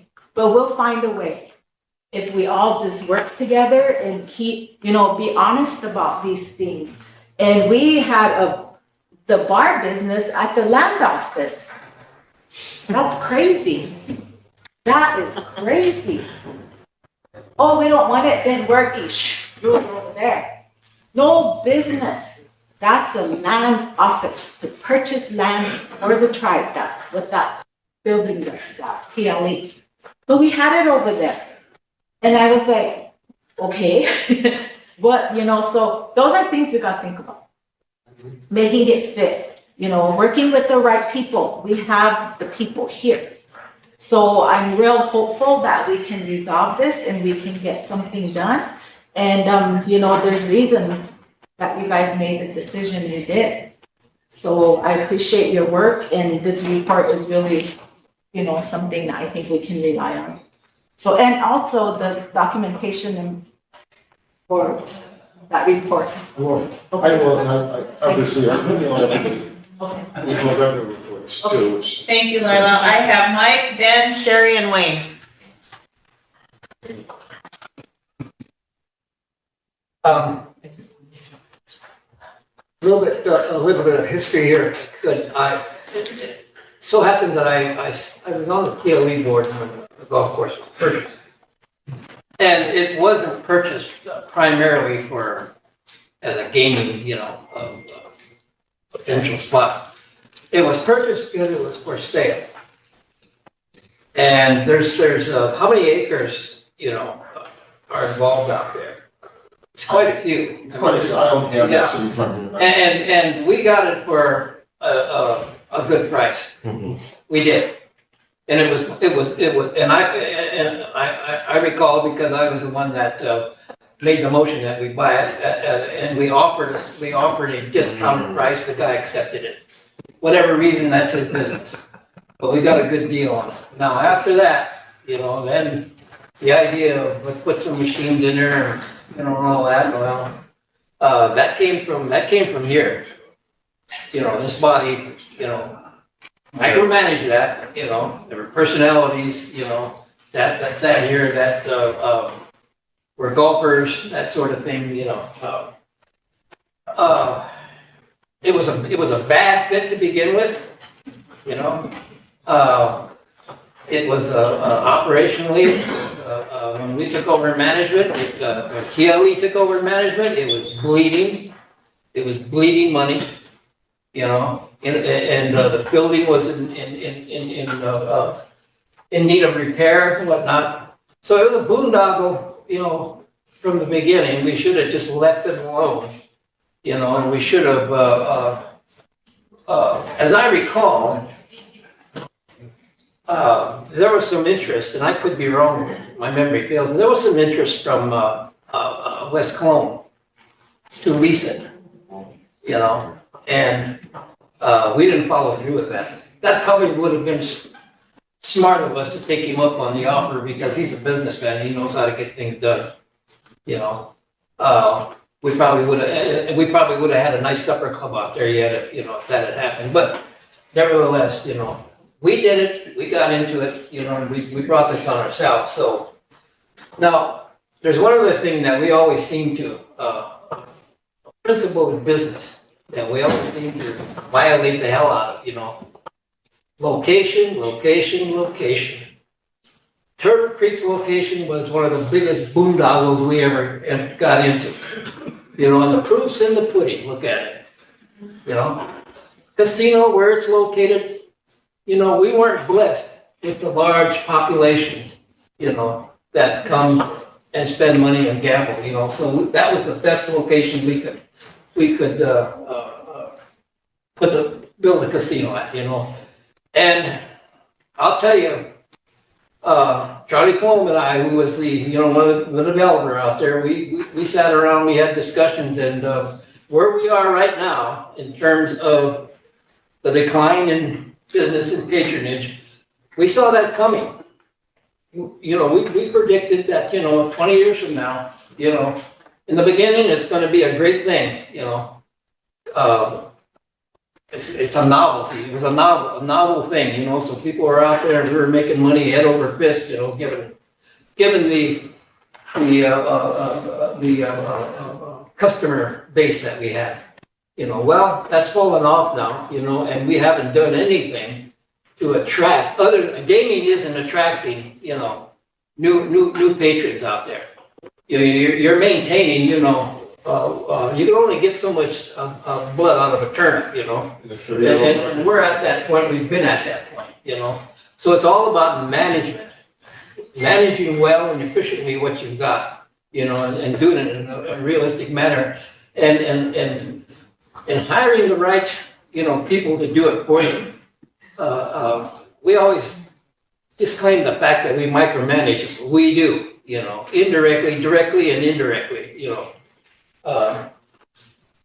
We'll never quit doing that because that's just not in our personality, you know. Do we have a written report as to the financial, the state of financial operations over there? I emailed it to everybody yesterday, and if we'd like to. It used to be that it was passed out here, you know, hard copies. So we would have a discussion piece, you know. I have it here, but I want to make sure, I did email it so people want to look at it. Right, yeah. I'd like us, if we could, at least go out the air if we discuss this. Well, wait a minute now, that's the other objection I have. No. This is tribal business. You know, our tribal people own this casino out there. They've got a right to know, you know, what's going on out there. But if there's some personnel issues, we can go off the air for that. But the business aspect of it needs to be discussed here. Okay, It should be discussed. I report to you, this is just what I've done for 30 years. Thank you. And that's it. I'll be more glad I can. Ben? I'll answer your questions. Mike, yeah, second. Okay, yeah, thank you, Madam Chair. I just wanted to make sure, clarify that, we are getting a lot of stuff that we need, I guess, accomplished here as far as like what we're dealing with out there at the casino. So those are just my thoughts of that, his report. I guess for me, I don't know, getting from him, I guess, going back to the disclaimer, the waiver, I guess that's kind of the part I probably end up saying, or micromanaging, but I know I'd rather see that off the table out to the casino with that behavioral waiver that they had. So that way we don't hold our own tribal members accountable. So with that, I don't know if I would want to make a motion on that, or maybe just see if he would be able to take that off the table. Your behavioral waiver that you have the casino people with. Darts, can we take that off the table, or do we need to make a motion to do it? Okay, so I'd rather have that, and then of course having send it out to the dart players also too, because I don't want to have that lean, or I guess hovering over their heads, I guess, about it, seeing that they have to do it. I mean, we're all adults out there, so that's one thing I want to make sure. So, we're not gonna make a motion on it, but if he's gonna be willing to take that off, I would rather go in that. That's just my take on it. So, but if he's willing to do that, I won't make the motion on it. Yes, but apparently he said he was going to. So are you agreeing to remove that? Take the. Yeah, they can All the remove tribal it. members, all the tribal board members, and sign a waiver of, a behavioral waiver. Ben, did you hear it? That came from the Dart League. Yeah, that's what I'm saying. See, I wasn't aware of it. Yeah, I didn't think about it at the same time too. So to me, I just want to make sure that's what it is. But, so yeah, I want to make that clear to actually the public too. So all the DART members that are watching, you know, that's going to be probably what they're going to be picking up. I'll discuss it tonight with everyone. I'll be there. Okay, so yeah, if it has to be a motion, I would definitely make a motion, but I would like to see that off the table only because again, we shouldn't be making our own tribal members accountable for, you know, in our own casino. Why don't you go ahead and make that a motion? And make a motion? Can I ask a Okay. quick question real quick? Yes. Being it's from the Dart League, it's not necessarily the casino that's offering. I would have to speak to the Dart League about removing it. And I know what you're saying, but I just want to clarify. Second motion. Yeah, he wants. Okay, so yeah, but I'd rather have that because again, that came here and it wasn't something that we weren't discussed about. So we weren't aware of that. And again, I'm an advocate DART member, so I want to make sure that you're not making our DART members, because they're gonna do anything they can to have darts out there. You know, they're gonna have whatever they can, and that's a revenue source for the casino, I think. So that's just my concern on it. Ben, can you state your motion and you've got a second? Okay, so I'll recommend that we recommend the casino pull the behavioral waiver from the casino Dart League, Rosebud Sioux Tribe Casino Dart League, out off the table, so it's not leaning on our employment. Yeah, not leaning on it. So We asked the Dart League. yeah. Well, move it he on, can direct the Dart League Yeah, to do Dart it. League, So yeah. we'll get it on the motion. Yeah, definitely. And also, I'd like to have this extra given to all the dart players. So I am a dart player out there too, so if I don't see it, I will definitely bring it back up. So, but that's my motion, second. So. Second by Royal. I need a question. Michelle? All in favor?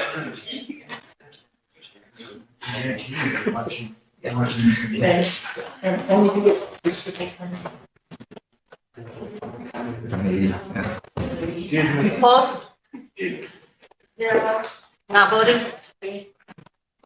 Motion carried. Or I wasn't on board for you. Oh, sorry, I thought you were.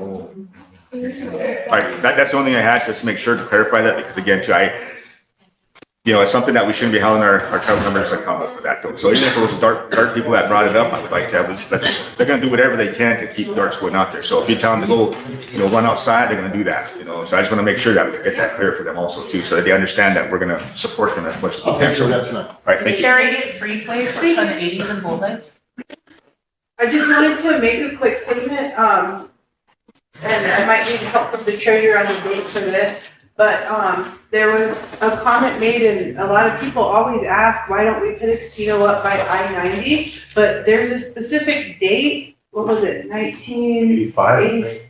88 when we're, 88. Okay, so any land that we wanna put a casino on, it has to be in trust before 1988. So that's one of the reasons that holds us back, from making any of the decisions there. But I just wanted to share that with you, and I wanted to, we could move on to the financials. Yeah, see, you can still do that. Let's have one more minute. Wait, Yes. Have you made any forward motion on getting sports betting? Discussing with people, I've been more glad. Sports betting is great, it will not be a silver bullet. Everything with sports betting is considered a low hold. It's a 3 to 5% hold, anything you do above it, you're considered great. Everything years in sports betting, the only reason I know is just I get given. I use Iowa as an example. I was actually right down the middle of sports betting state, which has a little over $1 billion in wagering. So I look at that, how it's licensed and things like that. And then my comment is where do I believe South Dakota would be on a total wagering platform? Let's say they're half of Iowa would be, you're looking at population, different issues, things like that. Everything with sports betting is geographically, it's geofenced, so you can't accept sports betting from Nebraska and North Dakota, it's only gonna be South Dakota. So Do I think putting a sports betting lounge in would be costly prohibitive, but even putting kiosks in, and that's, which does the exact same thing. How much sports betting do I believe we can bring in, even though you're going around the state, a month? Let's just say $100,000 a month of wagering, which is not a bad amount. We're only going to bring in $5,000, $6,000, maybe $7,000 a month, maybe less on a 3% rate. So a large company won't invest into us. You won't see FanDuel, FanKings. I'm researching small and medium companies. Their stuff is just as good. They're just smaller in size. They would put something in here. They would look at it as I call a valuation, something that they add to their, not their term, stable, and do it because there is not a huge amount of money to be made. So yes, I'm looking into it, but I'm trying to find the right fit. I'd like to see some sort of report by next month, because that is literally one of the things that's basically saving Deadwood. And at the same time, there's some locals that are busing together, and they're going to Deadwood every single weekend, and they are no longer coming to our casino anymore. And these guys literally would drop $5,000 when they come to our casino every single night, but they are no longer here anymore. And they're going to Deadwood for that specific purpose. Another one that has been, I talk about it every single time, not just to you, but we do not even have automated roulette. And I mean, literally, you go to Standing Rock, you go to Deadwood, you go to other casinos. Like I was just in Wyoming at their casino, and literally, it was literally a line waiting for people to jump on it. If it was live, I guess on Friday, Saturday nights, it's pretty wild, but literally there's a line to jump on the roulette automated tables. Those are automated, so you don't have to pay an expensive dealer to do it. And we had one back in the day, and I remember that when I was barely like 25, I think, and people were lined up then. And then the machine broke down, and they just never put it back out there and got it operational. And literally it's something that I see at every other casino, and there's lines to get on them.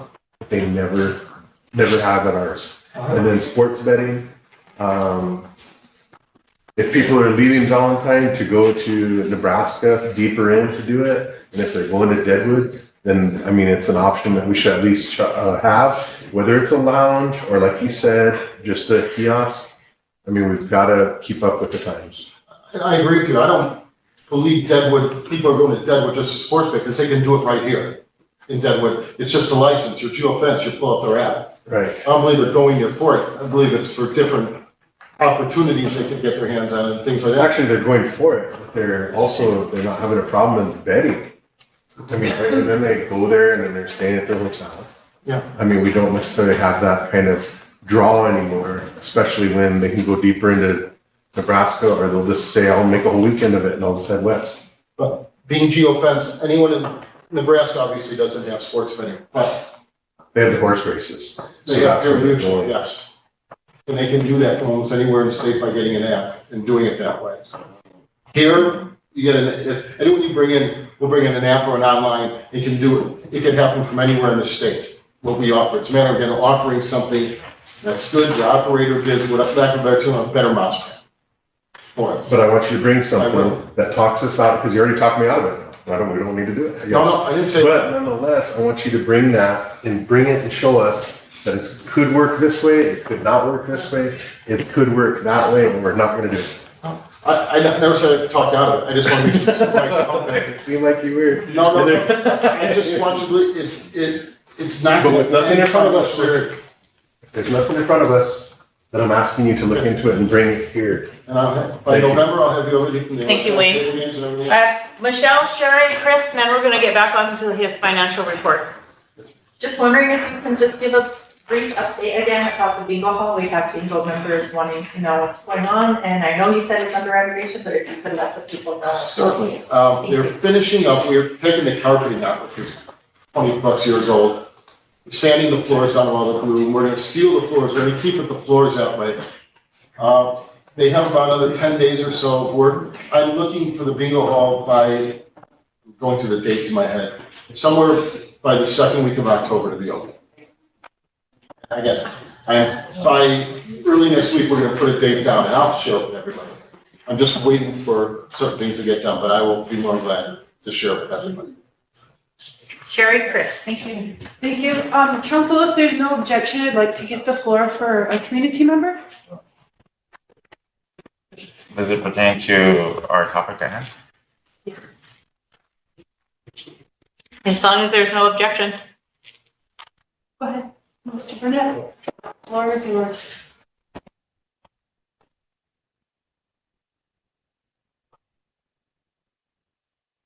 Well, I'd like to thank you all for allowing me to be here and speak today. My name is Robert Burnett.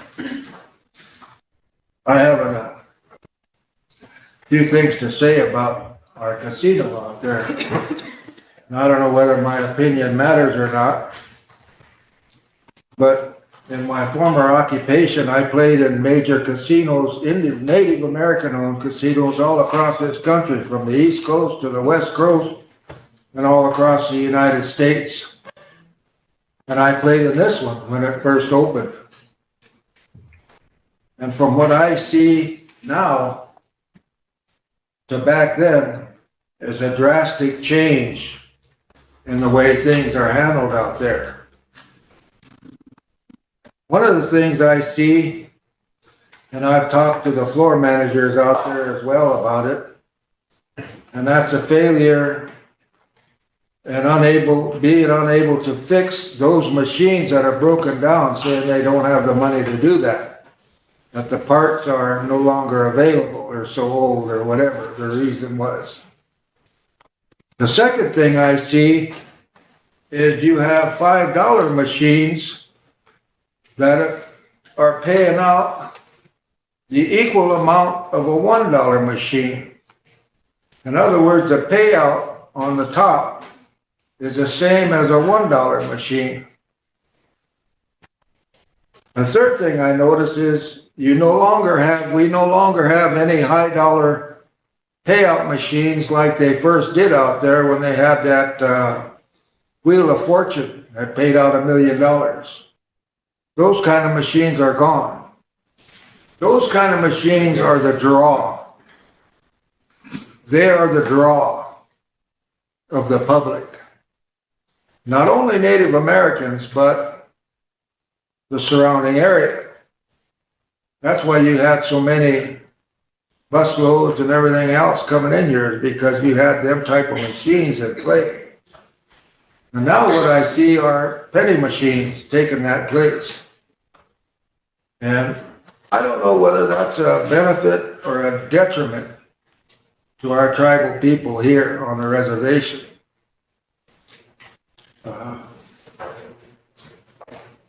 Children are losing things they need because their parents are trying to go out there and win more money playing a penny machine. The other thing I notice is they have a line of Cleopatra machines out there. They've been there since that casino first opened, as Mike said. And those machines are totally outdated. They have a new line of Cleopatra machines that you can see in every major casino across this country, I guarantee you. I don't know why they can't replace them. I think these are the things that need to be addressed by management out there. The draw of the people, not just from here, from our reservation, but from all around us. Like this lady over here said, I played in Pine Ridge, I played in Fort Randall. They're far more advanced than we are here in our casino. Machines that are available are more up to date. And I guess the reason is they don't have money. And I don't know how much money they want to build a golf course, but we have a native tribally owned golf course right outside of Mission there. Is that going to take away from their business? Can I answer your questions? Because I know you asked some. First of all, Thank you for allowing me to speak. First, on the Wheel of Fortune machines, which were made by International Game Technology. Can you talk louder? Yes, I'll actually walk over. on the Wheel of Fortune machines, which are made by IGT, International Game Technology. They've been around for over 20 years, but their sales are down over 40% of those machines. They're going to another generation of them. They're great machines, but they are also your tightest machine on a casino floor by what the company demands to be held and what they take as far as a fee. I agree with what you're saying. We're looking at something else. We are looking at other products. There's no doubt about it. I'm actually, as far as your Cleopatra machines, I'm waiting for IGT to give me a quote on 2 new Cleopatra machines and 4 Game Kings, which offer the Keno and things like that. I actually had the conversations 2 weeks ago. I'm waiting for the quotes to come in. Unfortunately, when it comes to new games and where we're located, nothing will happen overnight. We are looking at it. We have 8 new machines in there that have doubled the house average. As far as the $5 and $1 machines, the payouts could be the same, but the hold percentages could be very different on it inside the machines. I can't get into specifics, but it's the hold percentage that's set inside the machine. It's set by a chip about that big, and it's a theoretical hold. The payout, it isn't as much as the payouts. I'm concerned is the hold percentages. My job is to make sure as many people win as humanly possible. As far as the dead machines on the floor, I agree with you. They fixed about 12. We're still down many of them. We are trying to replace them. We've got 8 in there. We're in conversations. My goal by the end of the year, and again, it will take that long, is to bring another 12 to 16 more machines in the property. The 8 new machines we have now are a reason why, if anyone looks at the finances, why you see an audience and things like that. People are playing them. No one agrees more than me. We got to bring new material in the door and go in those directions. But also on a 30-year-old casino, my job now is only being here 5 months is what can I do to get that floor going? But I can't take on, it's not all a cost, but part of it is a cost. I could bring them in what we call a participation basis, where we pay 20% to the manufacturer, we keep 80%. But if I add that many more machines, I'm dealing with issues of making sure I pay my bills. I'm adding that much more to my accounts payable line. I know it doesn't concern you, but obviously it has to concern me at some time. So I agree with a lot of you're saying, and we're trying to do it. I'm talking to IGT about a different, they're called wide area progressives. A different one, the Wheel of Fortune, because the Wheel of Fortune popularities are going down. So what do they have that's new that is becoming more popular? I want to modernize that floor better than anybody in this room. I just have to do it step by step. And yeah. Are you saying, and I guess I wasn't aware of it, thank you, Chairman. Chris? When you buy a machine from the manufacturer, you buy it from the manufacturer, distributor? You go from the manufacturer. Okay, and they maintain the 20% royalty, if I could call it that? If we take them on, we call it participation basis. Or I can buy the machines from anywhere from $22,000 to $30,000 So what have we a been piece. doing? Buying them outright or? We own 85% of our products. I'm about to buy 4 more. There's something now, a lot of them are often we call a bucket sale, where I take them on participation basis, and within 18 months, we own the machines. Kind of a lease purchase. Exactly. So that's what we're trying to move to. Okay, but how many of our machines are in this participation? Right now, let's see, I got 235 before, I got 8, I'm doing the numbers in my head, some girls, but 8, 16 is 24. There's 30 machines. Out of how many?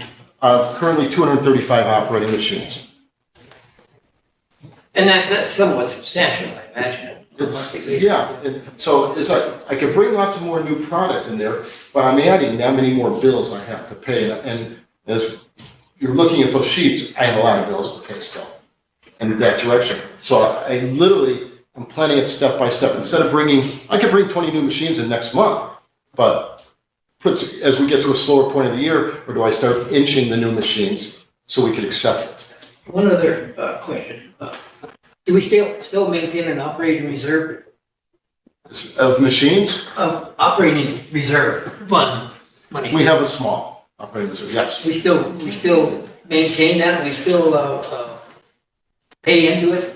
We have that, we also have As much as ARPA funds available to us, so we look for our capital expenditures, things like that. Okay, is it like 5 figures? It's 4 6, figures, 5? well, the ARPA funds are 6 figures, the operating fund, you're talking about is 5 figures. The operating reserve, it's in the 5 figure range, okay. Chris, Peach Dutch Color, I'm not sure, peach on tail, should not be a cheese out there. You know, I just want to remind council, he's only been here for 5 months, man. We've gone year after year after year without an actual general manager in place. And to all our previous council members that have been on here, they got reelected, that have been here for the last year and reelected, and remember, we all chose them unanimously.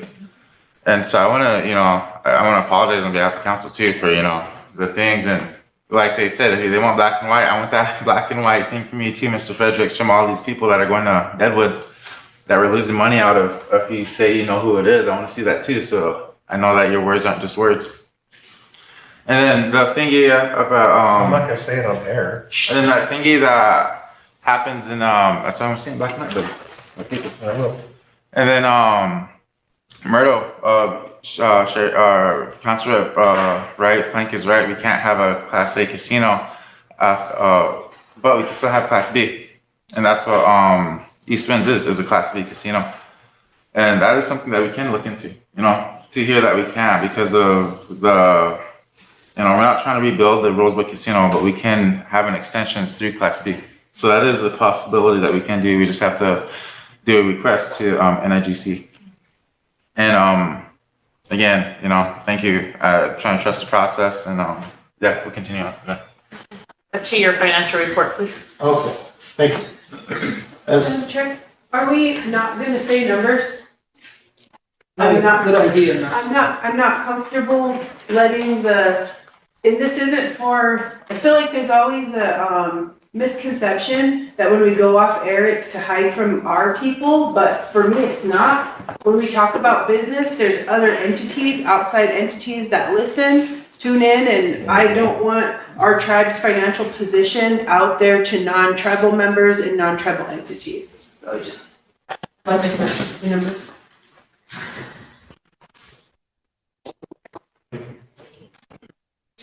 As you can see, now, these numbers put together, you guys haven't been seeing these numbers for many more, for probably a year and a half before we're able to do it. We are still reconstructing May all the way back to November, when there was major changes in the accounting departments and things like that. These are relatively accurate numbers, and if you can see in August, yes, we're still in the red, but much, much better. Part of the reason, obviously, you see the additional slot revenue was over those new machines. We are starting to control some of our expenses. Gentlemen, do you have a copy, extra copy? Oh, I didn't mean to. I'm also a council rep. I didn't have to measure anything. I apologize, I'm sorry. Thank you.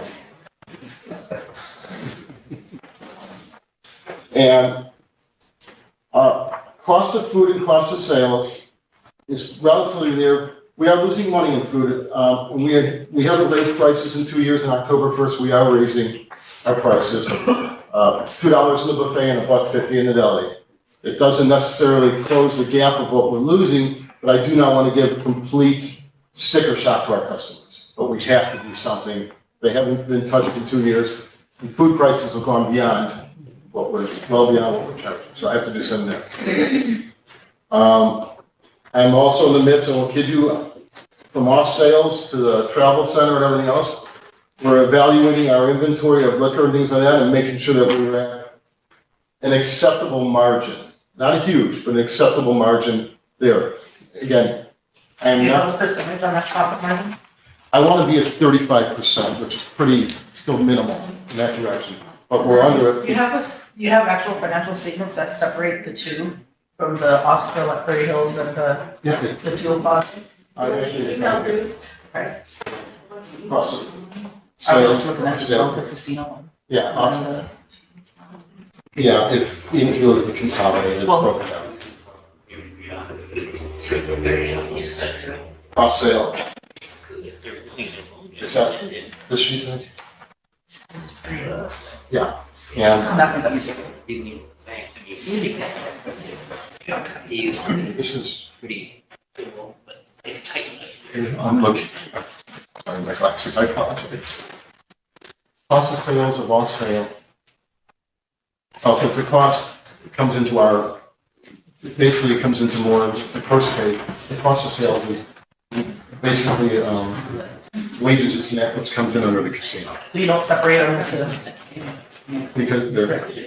Because they all come under the same bank account. They don't separate. Council, that would be something you guys would consider as like because of the financials for each. No, everybody's here. Council? Yeah, I don't know if you guys want to take a look at the actual financials for the Prairie Hills off sale and the Fuel Plaza, the Quality Inn and the casino, because right now he's grouping them all together. So it'd be easier for us to see what the actual expenses and revenues are on there. The revenues are separate. Okay. Revenues are separate. And then are these gonna be accompanied by a balance sheet and a statement of? I can't do it till I rebuild the beginning of the year, and that's what we're trying to do. Our goal is to have it done by the time the auditors truly get us in December, because there was nothing when I came on board for 8 months. So the profit margin on the beverage sales is inclusive of all of it. I want to make everything 35%, it's a minimal margin, but right now, things haven't been adjusted for cost increases in alcohol. That's actually next week's project on my calendar. I will be more glad to share That's it. probably why, so the utilities is so high, is that because it's included in all of them? That's it. This entire report, everything is combined. Well, not everything, it's just depending on, for Prairie Hills, I got you, sure. it's combined with the casino. For Prairie Hills. Everything else, I mean, it's separate, because we get different bills. I would just think for like Prairie Hills, it would have been good to see an actual financial statement just for that entity itself. And the problem was with the AGS system, it wasn't tied into ours. The system that didn't work properly, there's ever finally getting to the bottom of it now. But so is that something? Will it eventually happen? Absolutely. Yeah. Sharon? Thank you. So this one that you emailed out that does have, Prairie Hills and Sioux and all that, is that accurate? Yeah, as far as the revenues, the Okay. actual costs, I would say about 99%.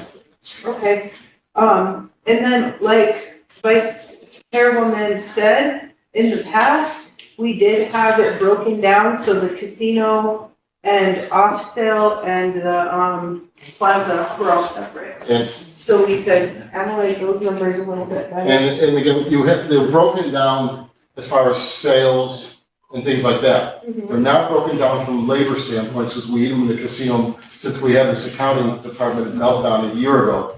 We're still rebuilding, we still gotta rebuild May back to last November. Okay, so once that's done, you'll be able to I'll be able forward to them that way? that's a true financial. Yeah. The gentleman we brought in now, in just 2 months, has been able to give me 3 months, which we haven't been able to even look at before. Okay, So, and then I had a question about bingo. I see that you just said, I didn't know it was under renovation, but I was looking at, well, bingo has really high, how many days a week is bingo? bingo operating 5 days a week. Okay. It looks like there's, I was just confused in the last month because if you look at the total revenues versus the employee related expenses, they're very high in, Yes, they are. do you have like a plan to try and get those margins a little bit better? One of the reasons we closed, so we can really reintroduce everything inside. This is how we've been operating in the past. I need to reset. Okay, so you do have a plan for that? Yeah, and again, next month, we're gonna, probably what we'll bring into, we'll be opening back up and everything. Okay, and then sorry, I'm trying to find it on here. The contractual that's in here, is that for the financial company that we're? That part of it is, for that part of it, we put companies in place, they're called preventative maintenance companies, who come in every 3 or 4 months and look at our HVAC systems, which they've never done in the past, and things like that, that are high-cost items. And what do we need to do? So that's all part of that contract. Okay, and then is there plans to address the, everything you have. the air ventilation system for the smoke? Well, the system we got now, which is 25 years old, I know we talked about this last meeting, operates what we call CO2 levels. When they changed, they pushed fresh air in. That was the technology back then. For me to change and put a fewer fresh air circulation system, it's minimally $350,000. So at the moment, no. Do I want to? Yes. Okay. Mike, come to the near future. Yeah. Mike, then we finish his report. Yeah, thank you. You've been there for 5 months now? It's, What were one day, the, only 5 months. yeah, without getting any detail, what were the state of affairs when you got there in terms of, It took me about a month to find out where we were. and where were we? As far as the, organization and productivity and knowing what they were doing, of the personnel out there, particularly in the business, on the business side of the accounting department. The accounting department is known in here, they call it a purge that happened, I think it was a year ago, July, where they all quit. It wasn't a purge, they just quit? Yeah, that's it, I'm using a different analogy. And, now, little by little, again, away, the accounting firm that they had when I got here missed things. The accounting firm? They had hired an accounting firm. Okay. They missed things, and we had made a decision. I knew the gentleman I've known for over 20 years, used to be CFO of large gaming organizations, who now consults now, to bring him in the door. Because they made mistakes. They made a mistake that. When did they hire the accounting firm? That arrangement? It's almost a year ago October. And they were let go in June. Because they missed things that we didn't gain revenue on. They missed things and things like that. The only thing they did was get certain taxes under control. But there was a lot of things they missed. Yeah. The gentleman I brought in less than 2 and a half months, has given me this, that they were nowhere close to giving. They gave me a financial that was as good as me being a neurosurgeon. And so we had to bring somebody in. So my goal is, as I told everyone since the day I started, I want to get you some numbers. Keep building and building and building. These are amazingly better numbers than this council has seen in a long time, and they will only continue to get better if we start moving backwards. I got to go all the way back to last November because the last audit was incomplete. I don't have to complete it to keep the auditors in and FTC happy. I got to show forward motion. That's what I have to do. And that's where we're going. By the time they get here in December, we will show some good forward motion. We are working hand in hand with the Gaming Commission on what it was and everything else. These problems, as I stated last meeting, started by things not being put on general ledgers and things like that, and I'm not pointing fingers, but they go almost 5 years back when these problems started.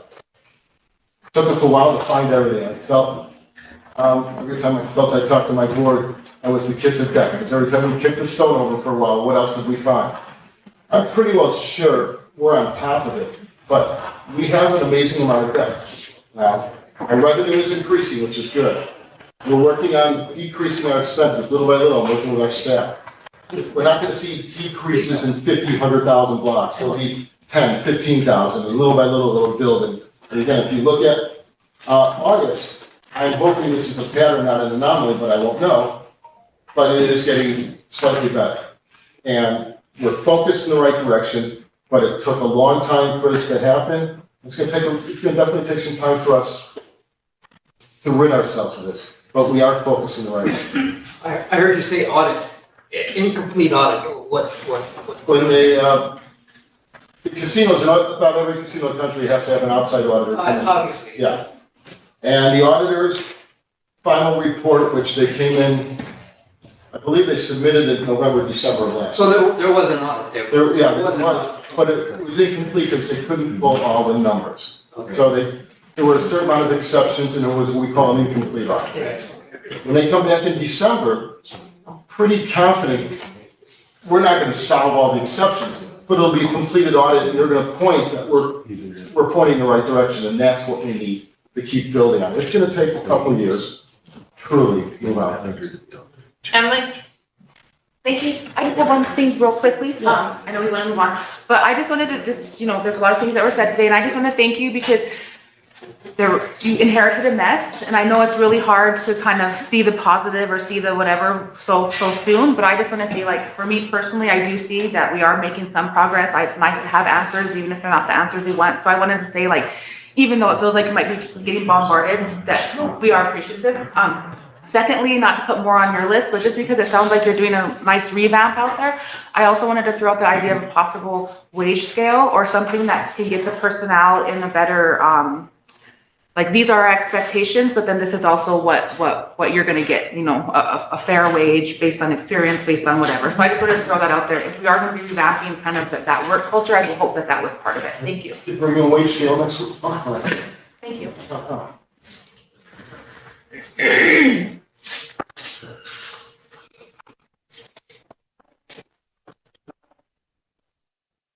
No, there's more questions. I'm waiting. Is that in your report?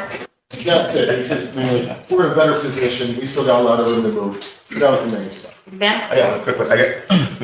I know it was brought up, I think it was maybe last month or a month before too, about But our the taxes, I guess, people are getting, all their taxes messed up and everything. Have we got caught up on that? How we were able to get that taken care of, I think, whatever, because there was a big issue about that. And again, it did have to come with the financial part of it, so. We're actually speaking to the IRS now. That's something I haven't done. We have $150,000 of taxes we owe that, jackpots haven't been paid on for a year and a half. Actually, we'll settle that this year. Okay. We have more than double that. By 3 and 4 years ago, W-2s were not sent. And then also these, are they paid up? Are we paying up on every We're year? current on what we're doing now. Our payroll taxes are current. As far as those others, we still owe, but we are talking to them. We will literally, by the end of this year, the jackpot stuff will be taken care of. We're still looking to see if we get some mitigation on the other stuff, but we will be making payments on it. Okay. So, and then also the class 2 gaming permits, I did license for that too. Are we paid up on those also? That's fine.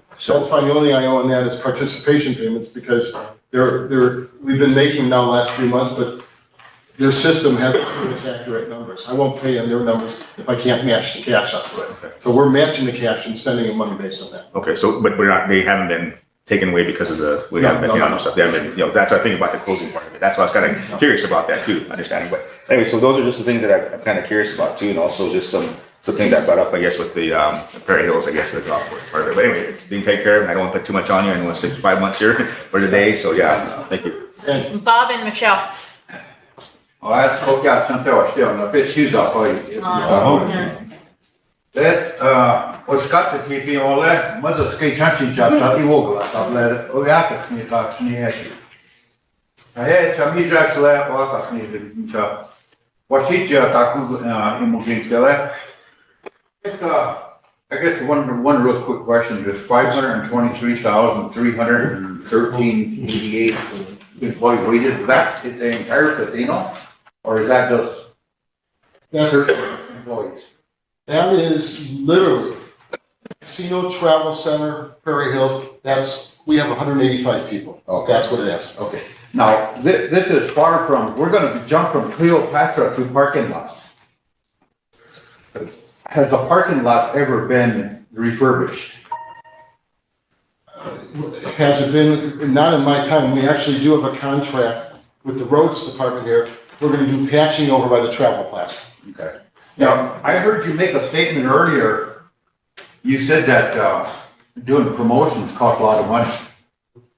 In the business of casino entertainment, is it spending money, making money? Absolutely. The difference is at Prairie Hills, I only have so many people there. In the casino, I can base it on hundreds and hundreds of people being involved in there and what I'm spending on. Prairie Hills, I'm basing it on less than 24 people, maybe barely over a dozen people. So let's just say I invest $5,000, let's use the number. I need to make back out of those people almost double what the highest spend has been there to pay for that promotion. Okay. 3 years ago, I served on this body here. And 3 years ago at that time, we had a marketing director that was making all kinds of promises on this floor regarding promotion. I don't even see it happen. Whatever happened to that promotion down at that billboard sign over by Winter? There's no billboard over there.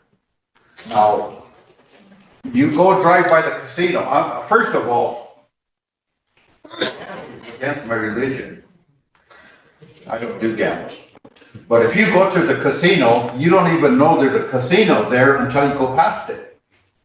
How come there's no signs 5 miles before the casino stating that there's a sign there? When outside visitors go driving by, they don't even realize they're at a casino until they go past it. Now, it took a long time It took a long time for us to build a flashing neon sign out there. There's a miniature one out there. And I think, the drive-in in, Mission got a bigger sign than that one. Now, if you go to the, casino out in Colorado, Utah, Colorado, and you could tell there's a casino up ahead, 10 miles down the road, because they got all kinds of lights flashing, attracting people. You attract people to make money. And the casino right there with a crappy parking lot and no lights and no billboards and, you know, you're not attracting any customers. I need permission from any landowner to put a sign 5 miles out. I can't put it next to the highway, it's a state highway, they will not allow it. So I'm limited on signage in those directions, I understand what you're saying. We'll go there. In Colorado, they might have agreements with the landowners and things. How come we don't? Have you tried to talk to the landlord? At this point, no, sir. Again, not yet. Would I? If you ask me, yes, I would. But I'm been trying to deal with some other things. I understand what you're saying, but I haven't got it. I'm not trying to tell you what to do. No, I got no problem. I'm just making suggestions on how to make that casino more attractive. My question is, what type of clientele are you trying to pick up at the casino? Because a whole long time ago, when a casino first started, we attracted white ranchers, older ranchers that used to gamble. Now, they've gone. Now we got a lot of young ranchers and stuff that rather save their money than gamble it away. And I think that's one of the reasons why we're losing profit out there. What are you guys gonna be doing, suggesting to attract different type of clientele? We are through our marketing department and making this change to the point. They are down to $2 a point, we believe will help. And any 30-year-old property, and I've worked a few of them, it's gonna be so much different than it was in the 90s. We have worn our customers out. We probably lost, unfortunately, some of our customers. So what do we do to bring the next generation? The problem is the next generation of gamblers, and this is not just here, this is there's a lot of companies that deal with it, look at gaming in a different direction, and they don't see it the same way that we did, our parents did, and things like that. Table games, believe it or not, is very attractive to younger gamblers. The slot machines is not, but the operation of table games is extremely expensive and not very profitable either. So I'm running between a rock and a hard place on some of this stuff. Now, did I hear you say bingo was closed? Well, we're remodeling the room, we're pulling the carpet in, it's reopening up in October.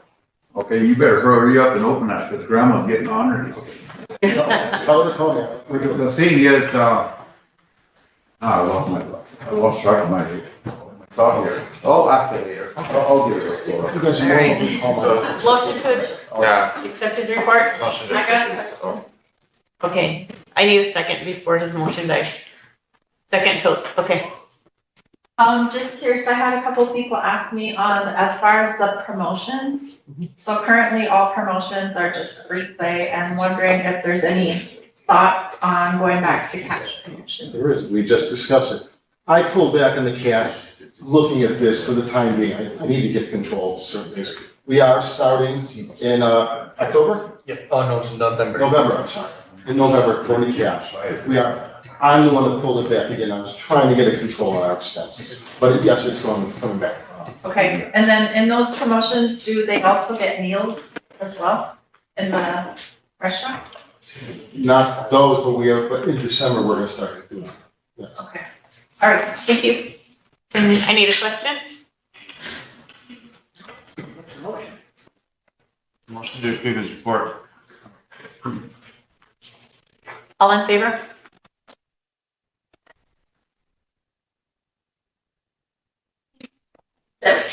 Opposed? 0. Not voting? 2. Motion carried. Council, do you want to take a 5-minute break or a 30-minute lunch break? Lunch? Take a 30-minute lunch break. Be back at 12:45. We are on here. I appreciate it. You guys, yeah. Thank you so much. Thank you. Thank you.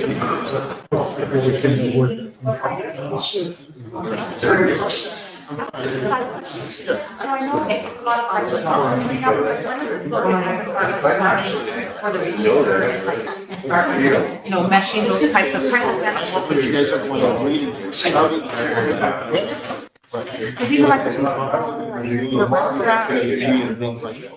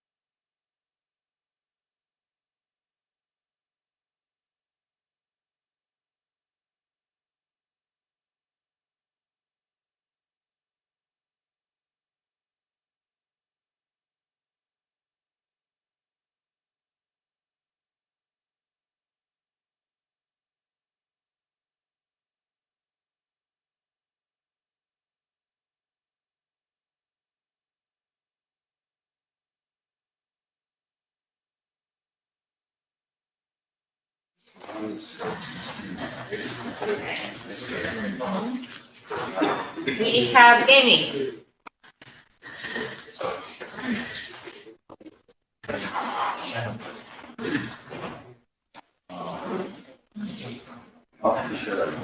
If you'll introduce yourself so the new ones know who you are. All right, my name is John Portier, and I'm with the gaming office. I'm the gaming director, I guess. That's what they say. Yeah.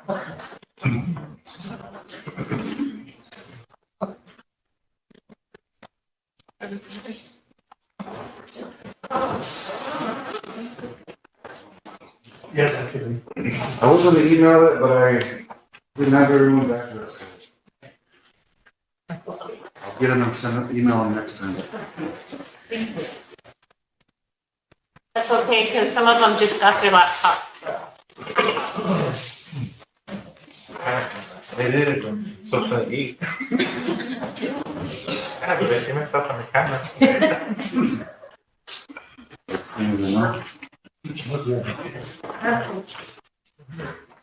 I can't easy on my face. Have it all over my face.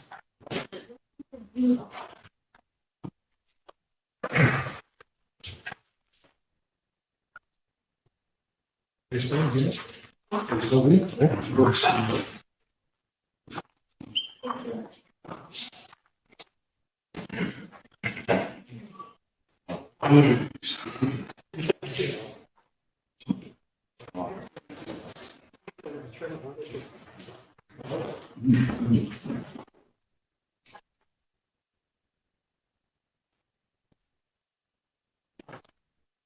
I've spoken to the casino administration about all these things.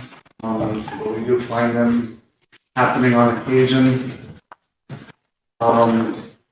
IDs not being checked.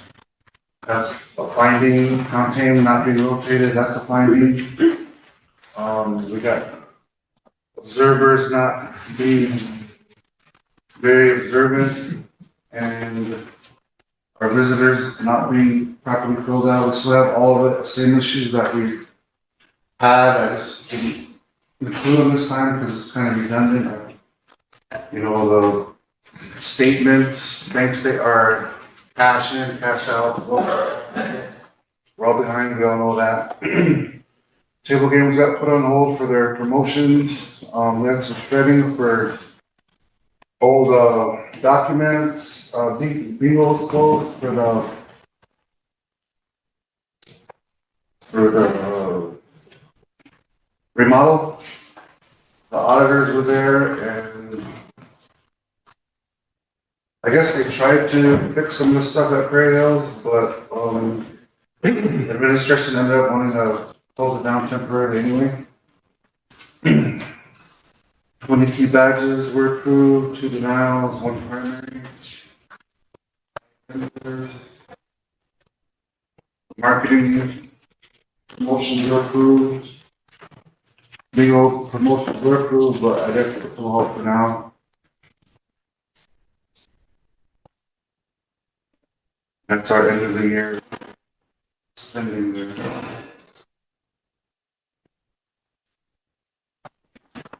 That's really all I got right now. Any questions? Sherry? Thank you. So once you do these findings, then do they have a, time limit to get everything? Yeah, we just talked to the compliance officer, nobody's written up or nothing, and he goes and talks to the staff and they, address it as they see fit or as required. Well, the fifth finding that one was kind of. Did the casino leave already? I wonder if next time we should have the gaming go first, so then that way we could address these issues with the. Madam Chair, would you, ask the casino general manager for a report on how they're gonna fix these findings? Thank you.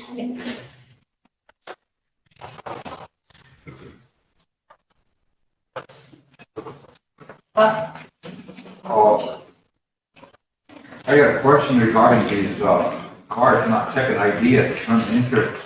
What's the reason why there's only 2 guards working on days? That would be administration, but from what I hear, staffing issues, you know, always a high turnover rate from what I heard. It's, the part that's, problematic for me is the bartenders are not checking ID at the bar. But a juvenile there, beer. I've heard, you know, some has happened, but it's all been taken care of. You know, they have to catch them before they actually get too far into the casino. It shouldn't be happening. Exactly. And, you know, that's my problem is that, the guards aren't properly checking IDs at the front entrance and the bartenders not checking IDs. Yeah, we've talked with compliance and they're supposed to be on it, so we'll keep a close eye on it. Is the general manager also in charge of the surveillance observers? Yes. Okay. They're not sleeping on a day shift anymore, huh? I'm not sure. I haven't seen this week's report yet. It seems to me there's a lot of discrepancies in this report out there. I think that the general manager need to get on gear and get these things situated really quick, you know, because they could shut the casino down. Yep. For all these violations. You know, it seems like we're getting really, relaxing out there. It's pretty relaxing. Yeah, it's kind of been the norm for the past 5 years, and I'm new to this position. I'm new to the actual gaming office. I have worked at the casino for 7+ years, then I moved to gaming. Yes, that's kind of from when I first started to where it is now. It's really different. I kind of recommend that the general manager be really adamant on correcting these violations that are occurring out there. Yeah, we communicate with them pretty thoroughly, and you know, we get these addressed. These are kind of, I would say, we found these last month, and we've already talked with them. So you know, it's already kind of been addressed. I'm just reporting the finding. Okay, so your next month report's not going to have a lot of. It shouldn't happen. All right, thank you. I have a quick question.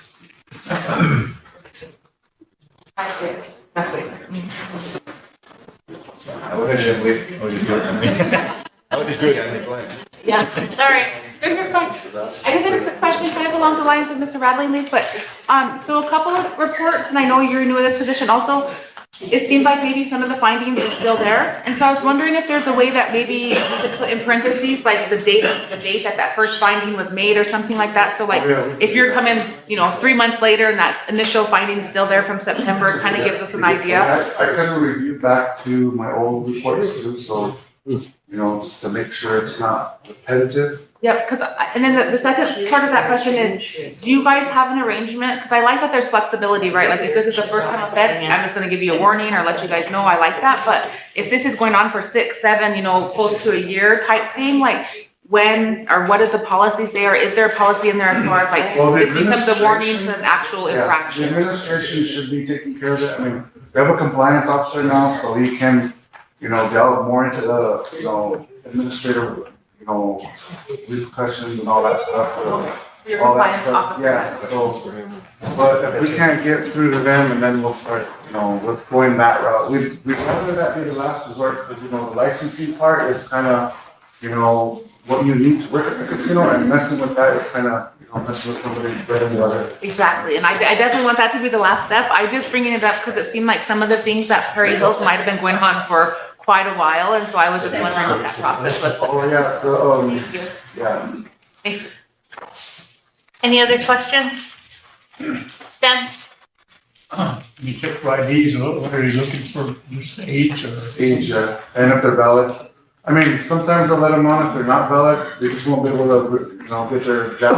They have to come back with a valid ID, or if they're in a promotion, they won't be able to win it, they'll have to, you know, pass it on.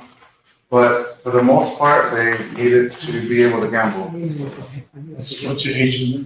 21. At the casino, and it was 18 at the Prairie Hills. I'm glad they do something. Ben? Hello, good afternoon, thank you for coming. I was just kind of curious, I know you had the findings of the Prairie Hills Casino, I mean, you know, was there more findings, because they ended up shutting it down? I mean, was you guys aware of that, or they just shut it down? Did you have anything that was? Well, the last 2 reports ago, I kind of gave a rundown about all the findings for the EPHS stuff, that's kind of part of it, because they can't fix those, it'll take a lot of money, and then if they keep going on trying to get their license, a couple months, it's gonna go on forever, pretty soon, probably get fined, or, it's better to glad they chose to do that than rather than us have us getting fined later on, or, just, it's cheaper in the long run, and it just doesn't look as bad. Okay. It looks bad business wise, yes, I understand that, but better than having, other regulators come in and say, hey, you're getting fined, we're getting posted, it's just better that way. That's what I'm kind of curious about is, I mean, I know there should have been quite a bit of things happening over there if they're not making the revenue. And of course, a lot of things are that the general manager just told us about the water and sewer type stuff, I guess. So those are things I want to make sure that, you're aware of also as far as gaming, to make sure that, if these things weren't fixed, that, something had to happen. Well, it fell to the wayside, like you said, the county, it's been happening for 5 years, For my story with the turtle, or Prairie Hills, like you call them, but I've been there since the beginning. I was worked at the casino, I helped start planning the thing, and then every year it would morph into something else, and pretty soon we were out of the picture.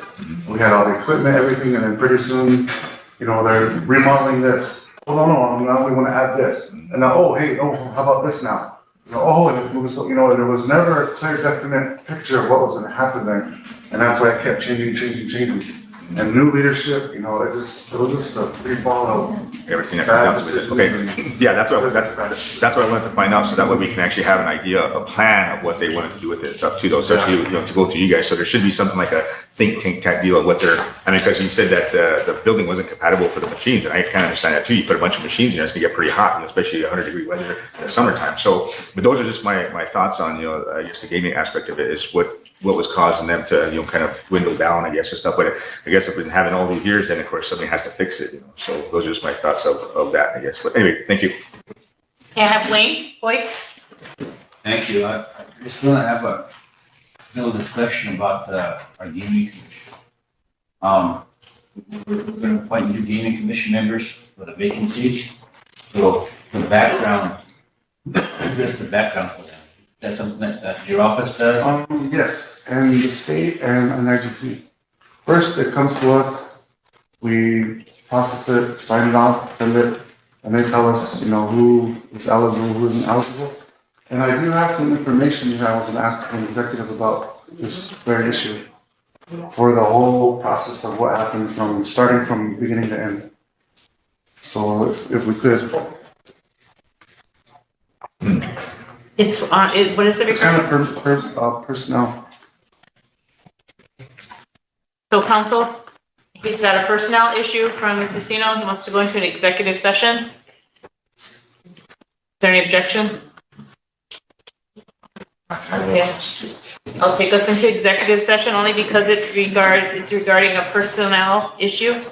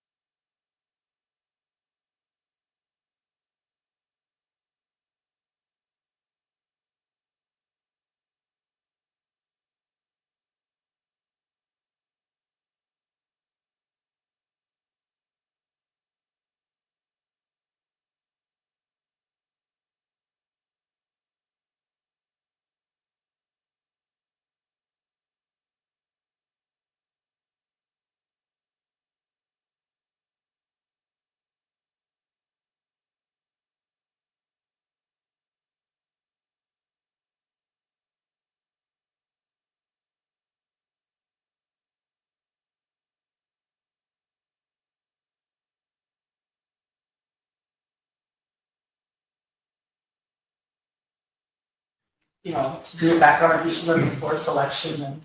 Exactly, but I mean, like, we don't even know, we never know how many committees they sit on, so all of a sudden they come and then they're like, oh, remember that one sits over there on that one. And that's good. That should be all done before it gets to us. But just the backgrounds, that's the only thing that we had concern about because there's 17 on judiciary and we didn't want to send off 17 backgrounds. And we wanted to be able to pre-select and then they. And then they get their backgrounds done, and if they're not qualified, then we eliminate them and we have the other ones left to select from. So we made a because they're motion to disqualified. create pre-selections. No, you need to pick. And I'm pretty sure that came out too, was to have the directors, or there was directors on there.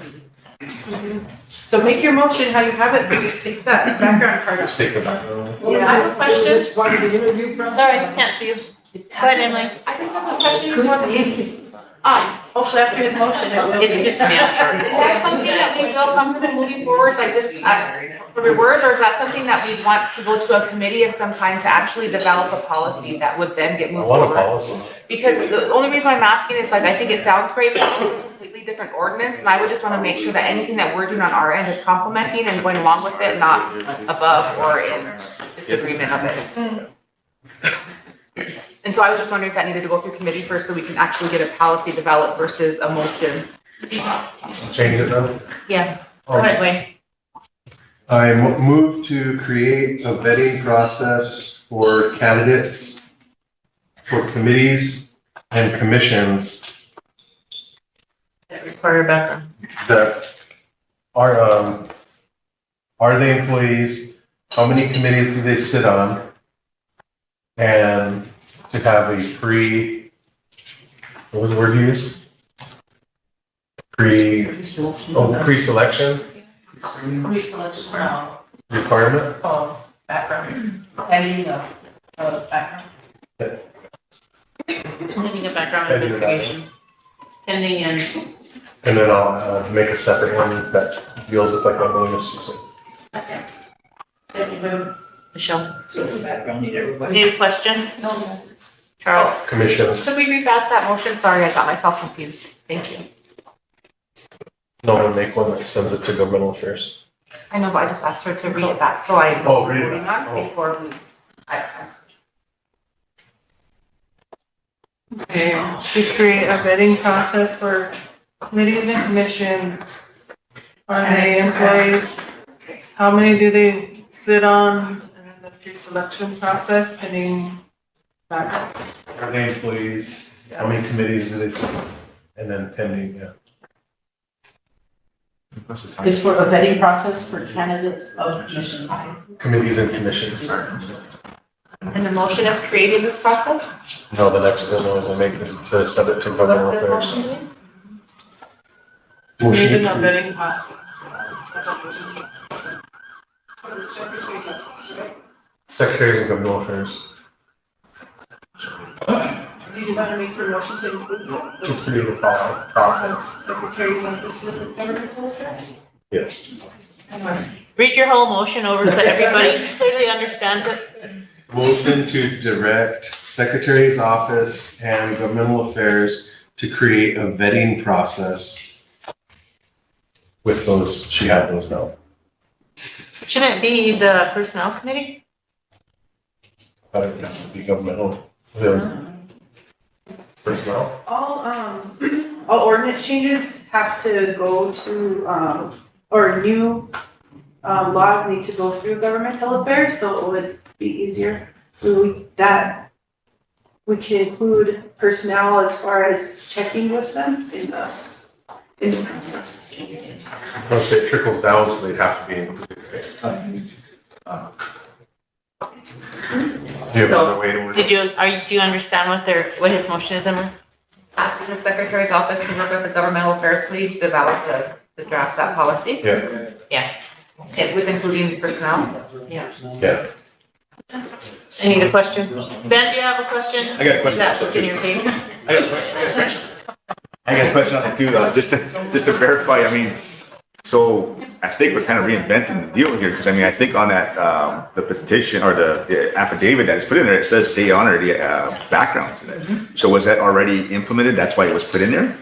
And if there is, there should be a process in that already. But I mean, I think now we're going to say, now we're going to actually get serious about this background that the affidavit that you fill, whether you want to, you're subject to a background, yes or no. And then all these 6 committees that you're on, you're subject to that. So I'm just kind of curious, is there anything, I mean, I don't know, I'm not sure who could be here back then that would know that, because it is on the application process. So there's got to be some reason for it to be on there. What's on the application process doesn't have that clarity though. It doesn't have that explanation. Yeah. You're not answering the question. So then when we get to starting our interview process, we find out there's something there that we should have known before that applicant even made it on the application.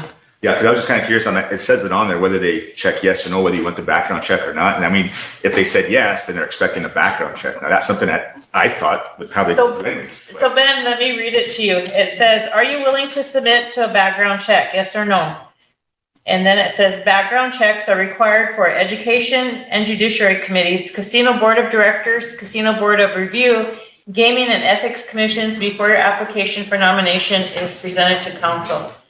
So basically, you're right. Yeah, so before it even actually gets to here, it should have already been that vetting process already. It should have been already, before it even comes here, all that should have been taking place. So now we're kind of reinventing the wheel to say, now I'm going to make a motion to put it into hidden law that we're going to do this. But so that's why I read that correctly, that, even if they were to put it on there, they should already went through something. I think the secretary's office should have already done that anyway, to say, this guy put in there and we're going to see what we do. Now, the only concern I have is that this particular situation, it's not going to show up in the background. That's what Okay, so just for the listeners and for council, for clarity, along with this application is Rosebud Sioux Tribe Committee, Commission, Board Notice of Offer of Appointment, At-Large Committee, Commission, Board Membership. The Rosebud Sioux Tribe sends you greetings. We are pleased to inform you that the Rosebud Sioux Tribal Council, at a duly called meeting held on September selected you to serve on the Rosebud Sioux Tribe Committee or Commission Board. The appointment is conditional on several factors.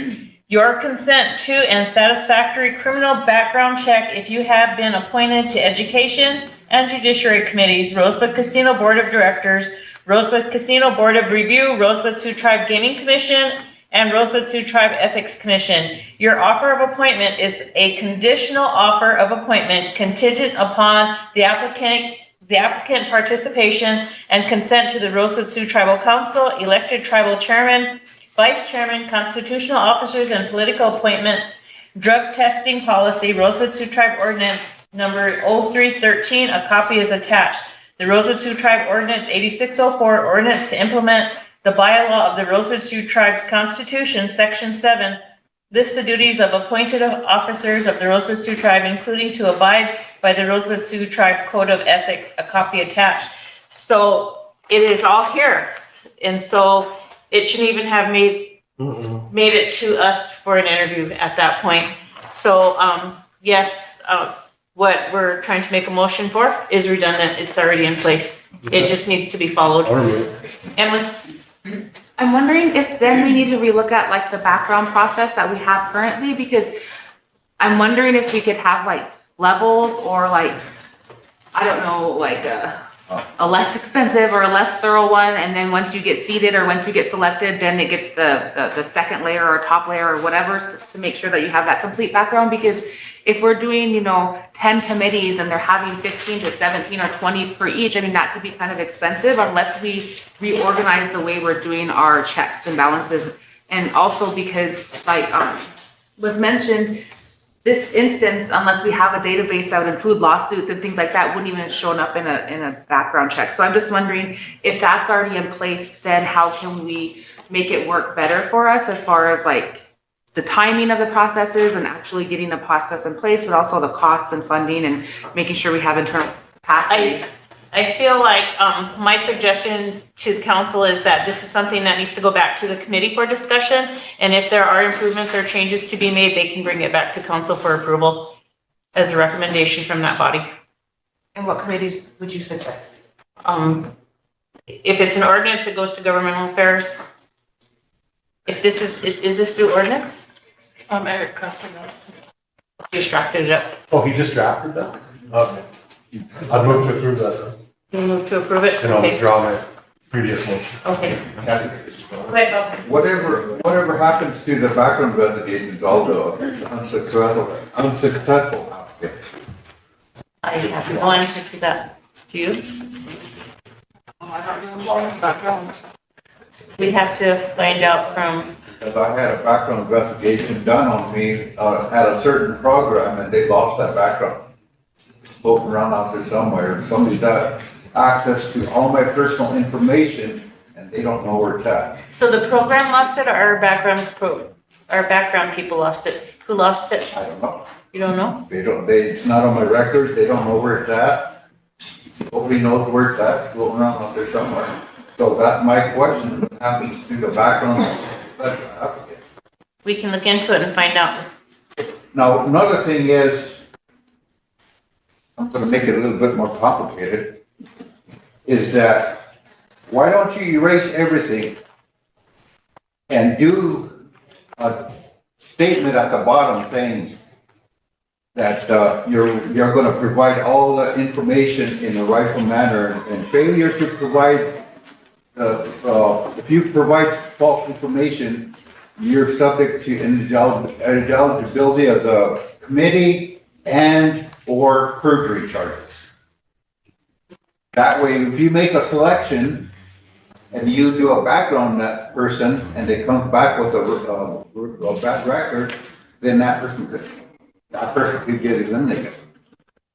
Rather than doing the 17 backgrounds, why don't you just pre-select one person and start doing a background now? Who's gonna pay for the background? I was just wondering, I had a quick clarifying question on, sorry if you're done, or I didn't want to interrupt you if you're not done, but, I'm done. okay, thank you. Just clarifying, if we are gonna be sending this back to committee, I'm wondering if we should just do that and those types of discussions can happen at whatever committee level. And then if there needs to be action taken on this specific commission, then maybe we could focus on that today. Just a suggestion to move us forward, because I think we could all probably sit here all day with our suggestions, but if our intent is to have that discussion at a committee level, do we need to take action on anything regarding this specific commission or gaming right now? Well, like Wayne said that he would make a motion to approve this. This was drafted by our attorney. And if Bob wants that last statement in there about perjury, then. That was just a suggestion. Yeah, I mean, yeah, but it would be a good suggestion to add that. It makes more sense into doing a background on the two that we select. And if they provide any false information, not only are they gonna be ineligible, but we could also charge them with perjury. So we'll have Eric add that to this, and then I'll bring it back up at our next, if we meet again tomorrow, then we can pass it tomorrow, if everybody's okay with that. Our email? Yeah, Eric sent it out on September 18th at 9:08. Thank you. Okay, so we'll meet on that. I will discuss that again.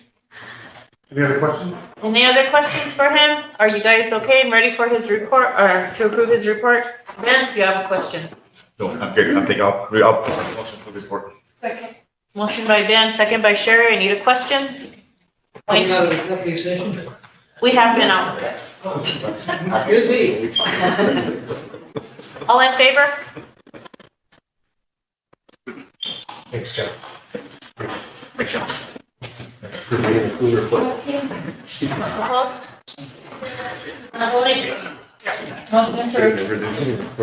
Madam Chair, in the office, one thing to report on. They're very personal. Yeah. We should collect them and, I think you should probably collect these and just. They're public. Are they public? Yeah. It's public information, why did we go by friends? You're talking about a name? I just didn't wanna. The names are on this one. So if the names are on this report, and if it's public. No. He's talking about the court stuff. That's the one I was telling you. Oh, just so he's retired? Yeah, that's what I said. And they said it's public information.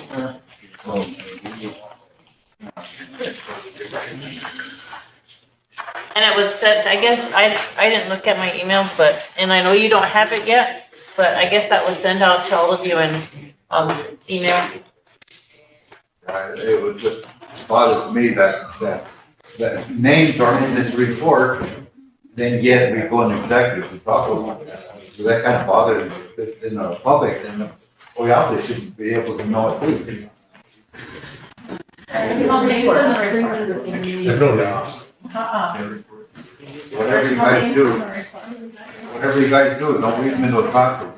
Yeah, in this report, there's no names. It's only in the other documents we were given. Okay, we'll do the RST Fair report is next. Is Brenda gonna give her report? Yeah.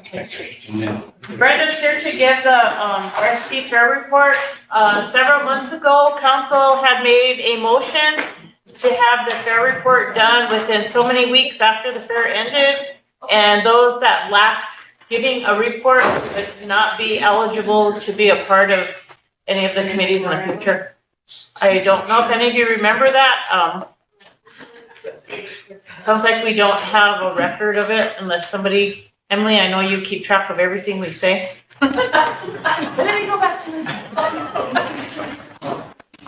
I'm typing the keywords. This report was emailed to all of you, so it's in your email. I've only made 10 copies of it thick, so if you don't mind sharing, we'll put one in between each one of you for this. But you all have copies on your email. Yeah, it's just when I look at I want a hard copy and I don't like these here. That's weird. Who sent it? Taylor. Well, she's passed them on. I want to read a couple of comments to the council. And I really hope that the council takes some action on what we want to do with the fair board, fair manager, whatever, soon. What happened last year is 5 weeks before the fair, the council didn't take any actions. They pointed at the treasurer's office and Brenda and said, put a fair on. That's not, that wasn't very nice to us. I'm encouraging you, whatever you want to do it early, so there's not so much chaos. Michelle? Do we have a budget and how far out can we hire somebody so that they're able to be paid as well? Last year, there was $50,000 in it for a fair manager, because everyone's hired. This year, we're proposing to put $75,000 in there to hire one. So it could be annual. So it can be annual. It's up to you. You can hire an annual fair manager, or you could appoint boards early, or do a combination of the two, whatever you guys want to do. All that I'm saying is, let's do it early. Because in your council digest, if you look under the fair board, it does state that you're supposed to put somebody in there. Remember that was a discussion we had last year? Yeah, I thought we just talked about it a couple months ago as well, and we were gonna bring it up again, and we just never did. It just never made it back on the floor. So now's the time. Now it's the time. I recommend we appoint Bob as a fair manager. Meeting fancy dance all the time. Madam Chair, Yes, please. can we, is that possible just to start the application process now with the date of beginning and ending? Yeah, do you remember that's the discussion that we had several months back is, yeah, it was. I'll move for 60 days advertisement for the fair manager. If that's what you want to do, if you want a fair manager, then now, or if you want boards, whatever you guys want to do. Yearly, annually. Wayne made a motion to advertise for 60 days. Annually or yearly though? They're gonna be part-time. I think it says yearly. Yearly. Doesn't it say yearly? It says yearly. Yeah, full time. Would be a full-time employee? Yeah. Need a second to his motion or it's gonna die? Second. Ben? Question, Charles? All in favor? And it's in 60 days, Wayne, is that what you Yes. said? 18. Opposed? There. Not voting? What? Motion carried. Wayne or who's gonna give the report? Brenda? Okay, Brenda will give the report.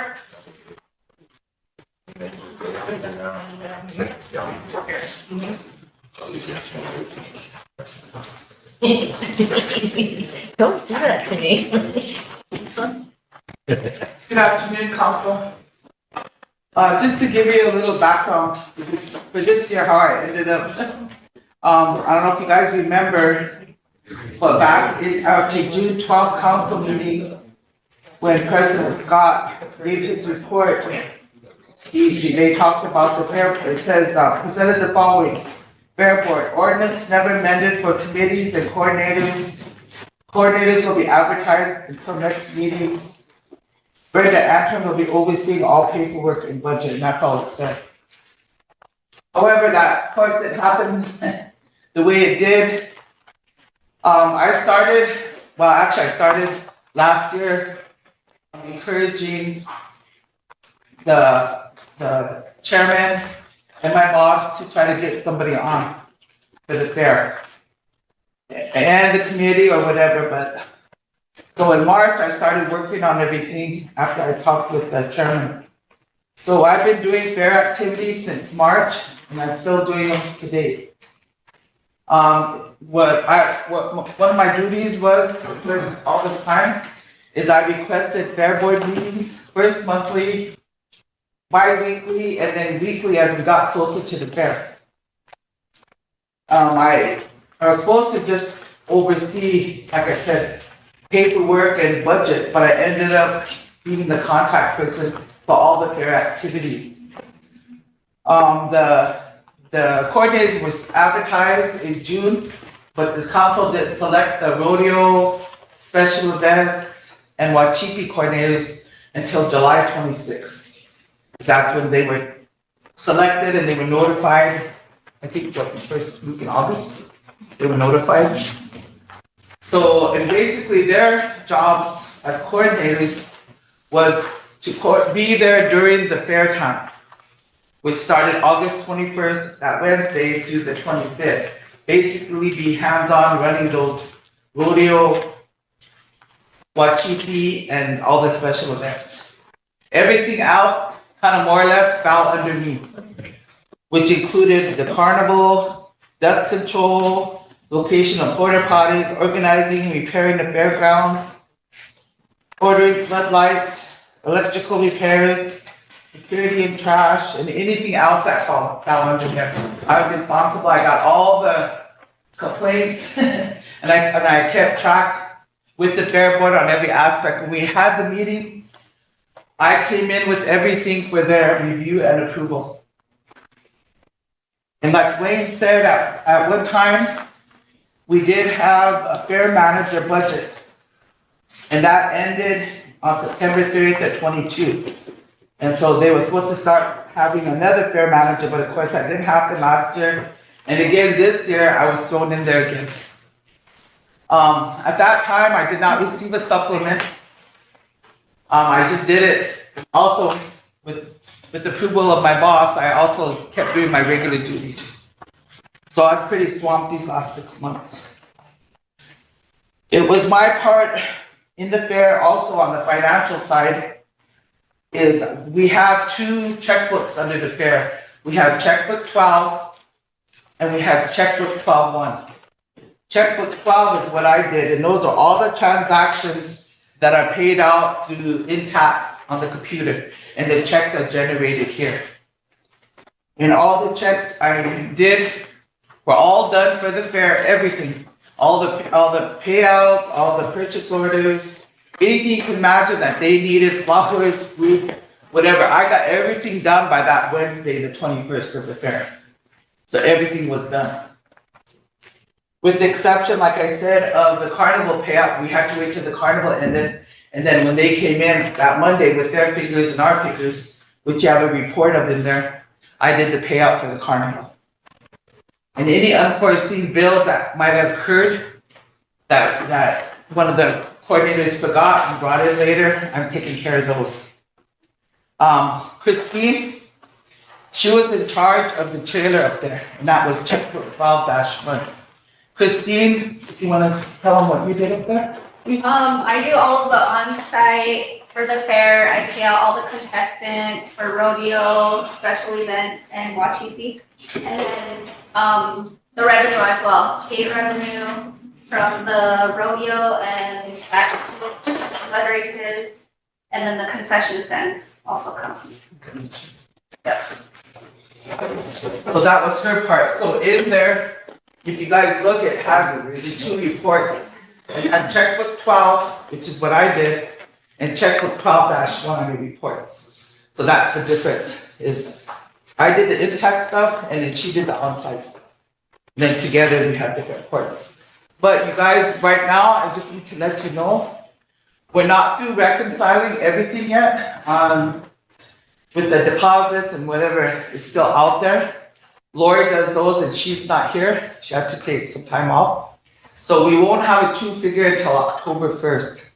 But what we have so far, it looks like we did have savings. So if you look at the report for the checkbook 12, I paid out over $320,000, but there was a savings of over $4,600. And that's just one that says checkbook 12. Then you have that checkbook 12-1, and Christine paid out over $296,000, but there's also a savings of over $37,000. And then this last report here, it looks like this one. That's what she just talked about. This is the revenue that we collected, which, like she said, was the gate fee money, concession stands, etc. And then it's kind of small, but if you look at them, it'll show you what we collected from those. And that revenue goes to try to offset the fair. Then, of course, I gave you guys a copy of the resolution and where we got the money from for the fair, and the fair was $508,000 plus. And that's this. And then it shows all the different places that we pulled money. I think that in the past, years ago, it was requested back then that the other people under, like Brenda's talking financials, but the people that were actually doing the powwow, doing the rodeo, doing the ball games, actually showed up here and gave a report. That was my expectation. I know that she does this part, this is the financial part, but what their progress was, what was successful, what was not successful, so that in future planning, you have these new people coming in that are selected by you, the council, that you know what their expertise is, you know what they're doing, what improvements need to be made to generate more revenue and not have a loss. I know there were some complaints about different things that went on during the fair, and that's why it would be good to actually have those, the people that were selected to do each of these events comes here and gives a report to this body. I just wanted to put that out there because in the past, that was my expectation. But Ben, go ahead. Thank you, Madam Chair. So that's one of the things I wanted to I guess, elaborate on too, is that, you know, and we didn't hire a fair manager for last year, did we? I mean, that was one of the things that we didn't do. So For some reason, it didn't come up. I don't know why. Yeah, so it's put on you guys right there. So I'm just kind of curious, you guys just worked your regular hours, so I would rather compensate you guys for having that, you know, being able to get on the ball and stuff on this stuff. So those are just my thoughts on it, is that to make sure that, you know, the job that you're doing, it was great. I mean, you know, every fair is gonna be great because everybody comes together on it, but, you know, the backgrounds, you know, what happens and stuff, I mean, you guys are responsible for that. So that's what I want to do, be able to compensate them for that if possible. Because it's something that, you know, you take on and it just gets put in your lap and there you go, you don't know what the heck you're doing. Then they were compensated. They were compensated? Okay. Everyone that worked during the fair extra besides their regular duties was compensated. Okay.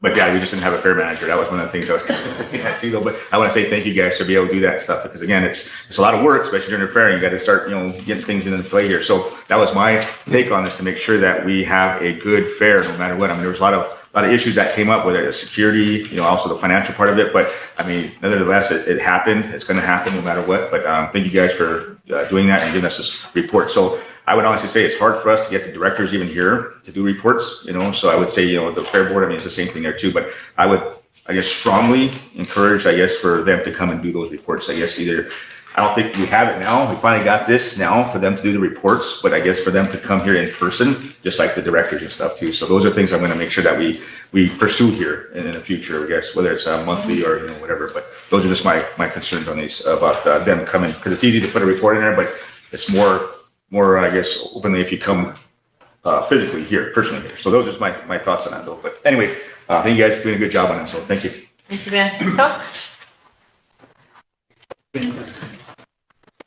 Good afternoon, and yes, thank you guys for all your hard work, and I'm thankful that this is gonna be advertised. But this is a huge event for our people, and we always wait till the last minute to plan. Because we have people who want our flyers out, like in February, so that way, in March, so that way they can plan to come here for that powwow. Because everybody else has theirs out. So having this, getting those committees, so the planning can start early, so we can make it even bigger and better. And for the powwow, for that arena, it should be tilled up right now. Seeds should be planted, because it's pretty rough out there. We've been talking about it since I was on council 4 years ago, and it just needs to be done. And you mentioned that too, Madam Chair. Yeah, and historically, a long time ago, if you actually read what's in that digest on the fair, way back in time, and Wayne can contest to this, that the amount has increased every year, how much the tribe puts into this. But if you go back in time, which Mr. Bolts will probably recall, there was a time when we didn't even give that much money. That fair board person was supposed to be out finding resources to bring events in, to bring money in, different things like that. That's what the fair manager's responsibility was. If you look in your digest and read it, you'll see what I'm talking about. There was a time when you started now and started developing your plans, getting everything prepared, finding resources, finding funding, finding sponsors, making sure you're scheduling all these events ahead of time so it's not last minute and you're having to take whatever is left over. So it is really important to get this person started ASAP so that we're not waiting till the last minute in time. But I just wanted to mention that. Emily and then Mike. Thank you. I just had a quick suggestion maybe. Since this we're advertising for a few months, maybe if we could get a meeting on the calendar, like I know this last year they were meeting like in the morning before all the other meetings, so like 8:30 to 10 or something, and that way we can get it on the calendar at least once a month. When we get closer, maybe you can bump that up, whatever. But I just think the sooner that we could start having these conversations, even if we don't have anybody hired yet, yeah, I think on a council level, like lessons learned, like, and then where I'm going with that is I like the idea of having the reporting and having people come tell us, like kind of like you mentioned. But what I'm noticing is that because we didn't ask for specific things, some are turning in 4 sentences, some has full pages, some have it broken down, some have budget, some don't, some are saying lessons learned, some aren't. And so I'm just wondering, in these first initial meetings, if we could kind of have a conversation about what our expectations are, what our asks are going to be, so that we can kind of flesh out some develop a format. Yep, and so that by the time we bring somebody on and start getting to be planning, we have some of our internal kind of conversations out of the way. So I was just going to suggest if we could get something set up. Thank you. Okay, Mike? Yeah, real quick. At one time, as I recall, there was a full-time manager hired one time. How did that work out? Does anybody recall? They're not here anymore. Well, that's good. Well, yeah, obviously. But we did try that one time, and how? Maybe there's some lessons to be learned from why it didn't work out. That's my question. Probably needed guidance, Mike.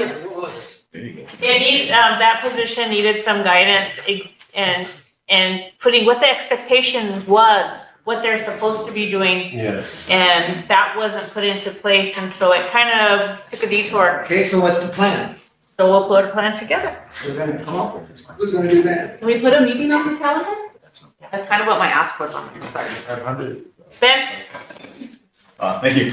I know this come up with this, I guess got the other questions too, and I know it was brought up, I guess, this past Rosebud Fair too, though, but in that budget, I know we just did the budget for the fair manager and stuff, but I mean, I think the budget for the actual overall fair, which you guys come into, I'm wondering if there's anything in there also that's gonna be supportive of doing like maybe some showers or a camper parking back in the back there where people can actually stay the night there, and also the shower part of it. So I know those are things I think, other places have been, up to the west. I know they have their big deals and they have those showers that come in for them. So would we be able to fit that in that budget area too? I mean, if it's possible. I mean, I'm just saying it's not, just for the Rosebud Fair type deal, because again, issues that happen throughout the, winter, it's the summer part of it. So those are just my suggestions, Madam Chairman. That's just what I wanted to bring up to you on that. Thank Well, you. Ben, pretty much everything that you've said, has been some of my planning of what our future holds for us there.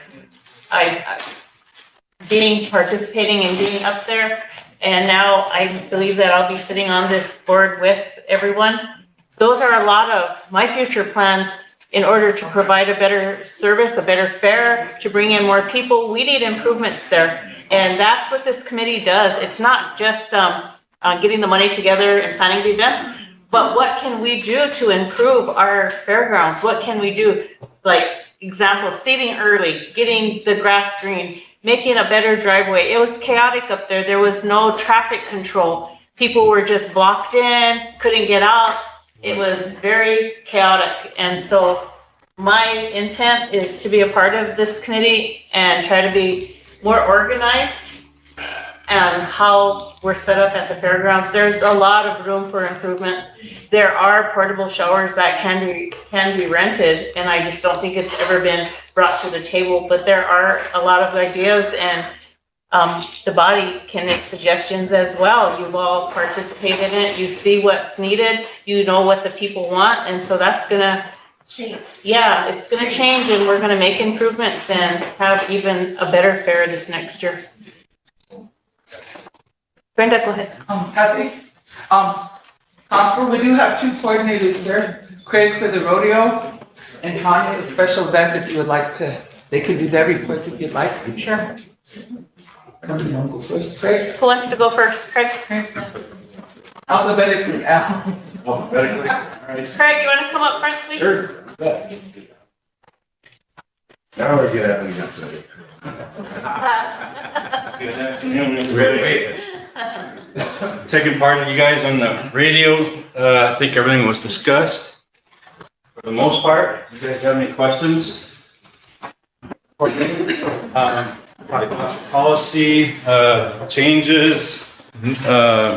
I enjoyed the opportunity that this council gave me to be this year's rodeo coordinator. I truly appreciate it. I think we get a little more than 6 weeks time to put it all together, but I did the best I could with what I had.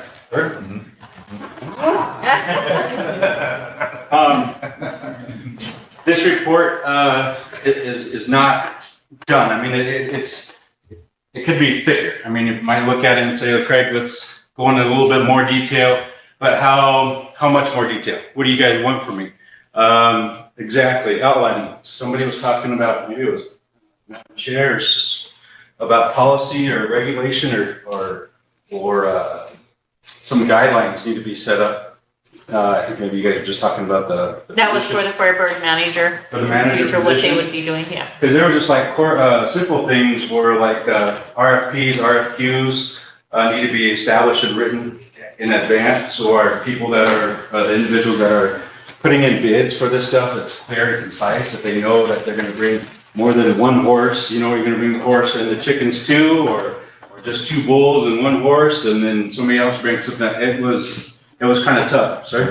Yes, thank you. I guess for me, right off the bat, I think you guys got the bull. It was good that got out that Saturday, which was pretty good. I want to thank all those organizations that came to help out in that deal, because I was actually sitting at that time.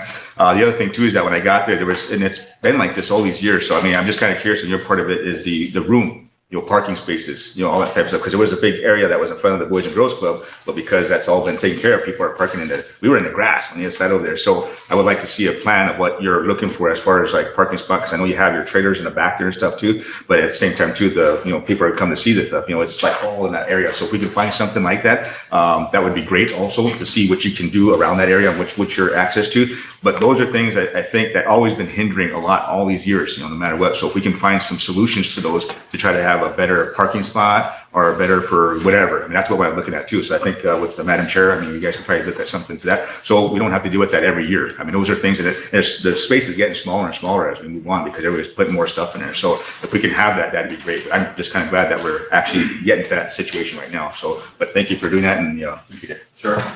You're welcome.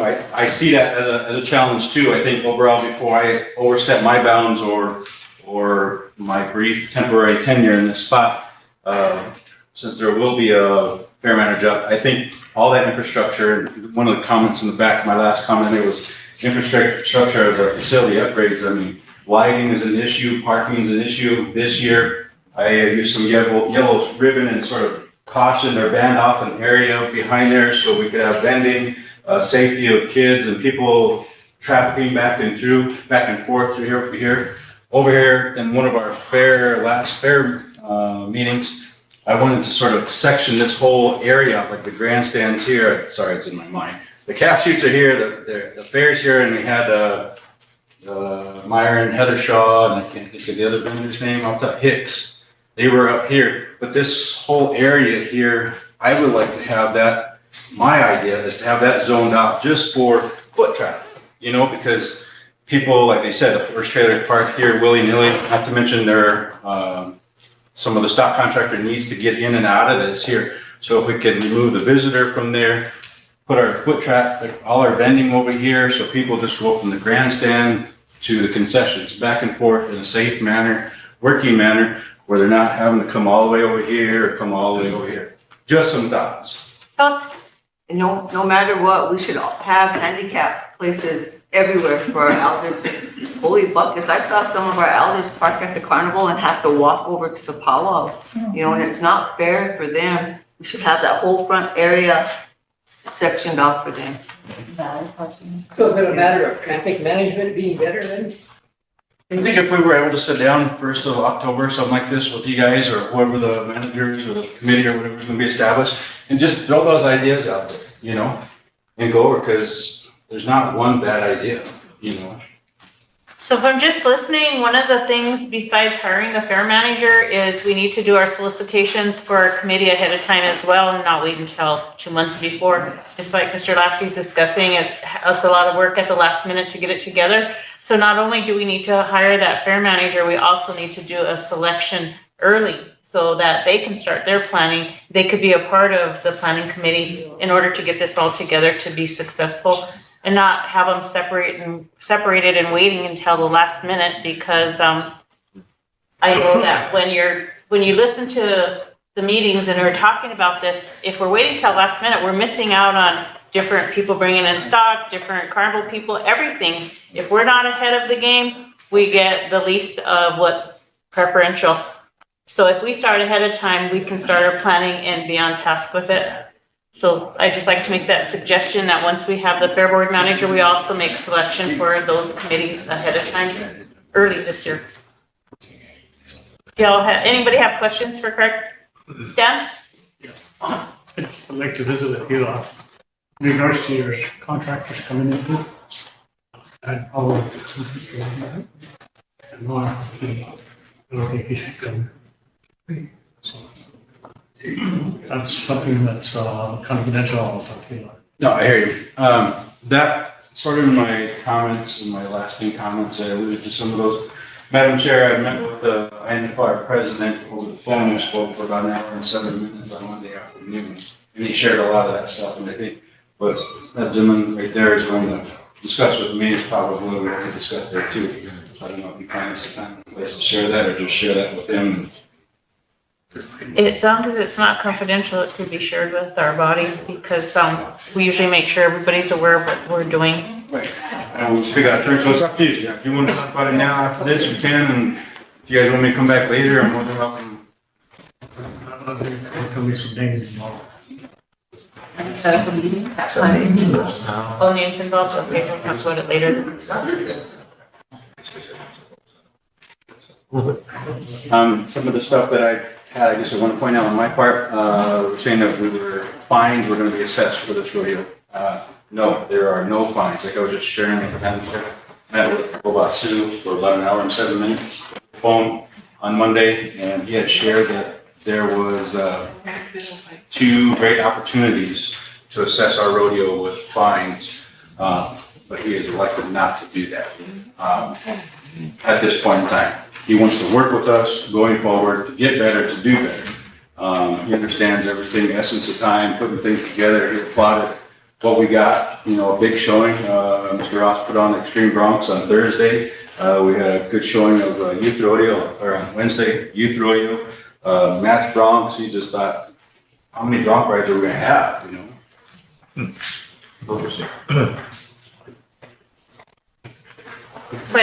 We also need to think about bringing other opportunities in to increase our revenue too. Indian Relays was really big here.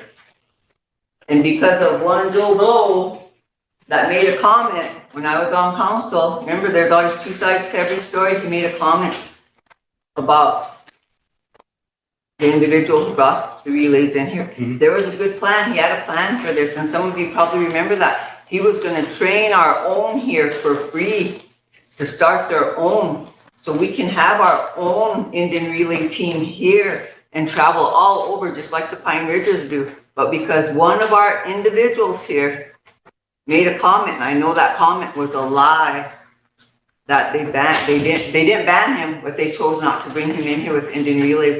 He offered us a good deal to train our own here. That would bring something to our own here and our youth who love riding. They could be traveling all over the world too, along with those Pine Ridgers, man. That's something that our kids love. I see kids out all the time riding bareback, They love it. Let's not forget that. Let's start opening that door again for our kids, because we have some that, rodeo club, we gotta get it going again. Yep.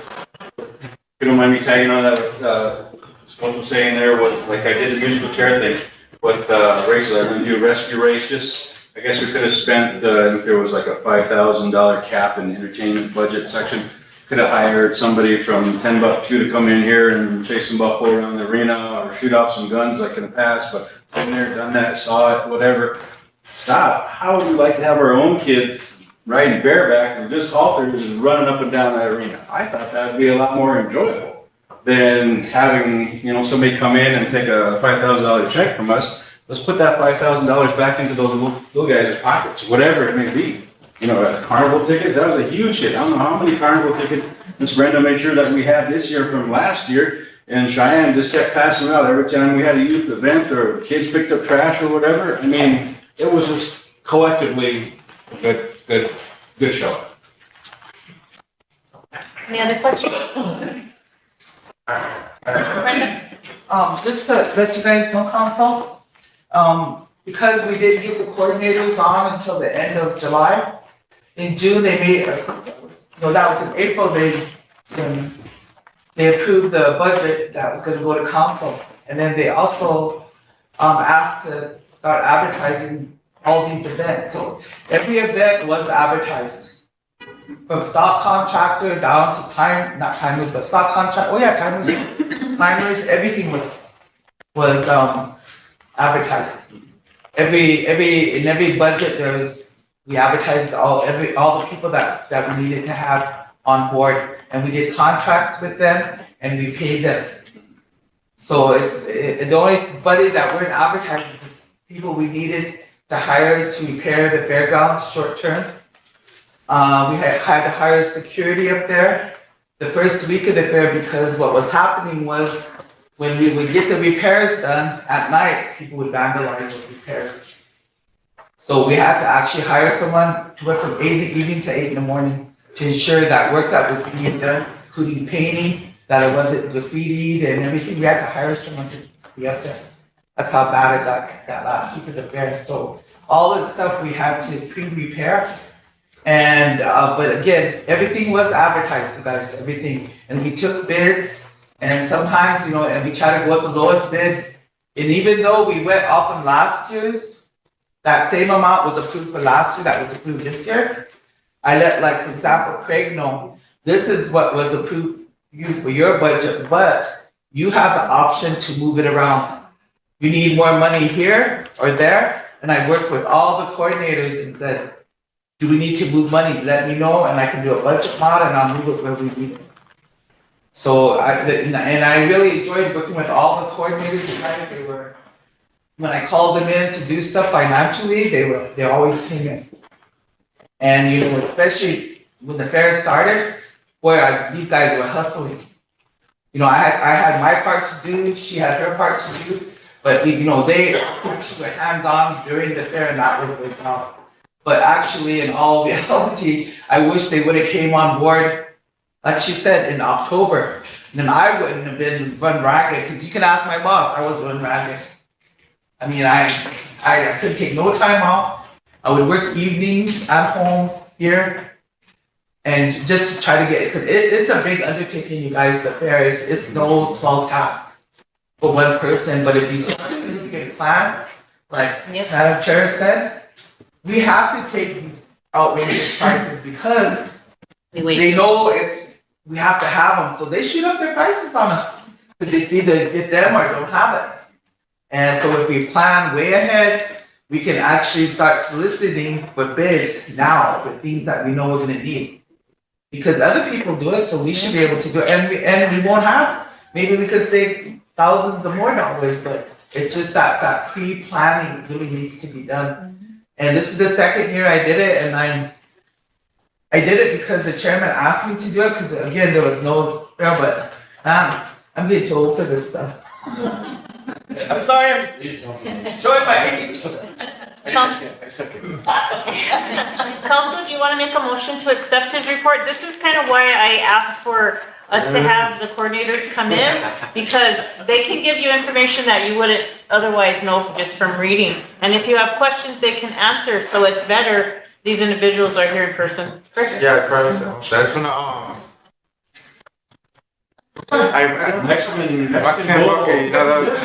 Mexican bull thing. Yeah. Poker. Mexican poker, because I mean, I was thinking about it, the reality, you know, I'm pretty sure a lot of our people would pay to see a council rep go on one of the bulls. Not those bulls. Yeah, not those bulls. After hearing the conversation and being a part of, hanging out with the fire department, helping you guys out there too, when they seen those bulls, damn.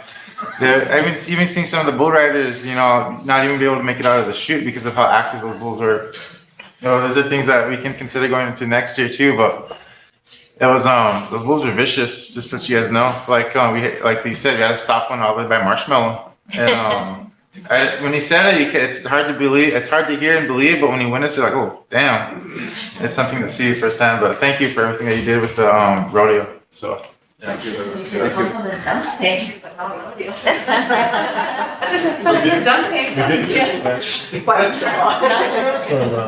Sunny Farmer said we could bring back councilman cow riding. That's what they used to do back in the day. It's part of that pre-planning for next year. So does somebody want to make a motion to accept the report? Chris, Wayne, I need a question. Michelle, all in favor? Opposed? Not voting? Motion carried. Can you get that to Nicole so she can email it to us? That's already to the report. It's in that packet that was given to us. This one she just handed out. Okay. That's an email for everybody. She gave it out. She said, where's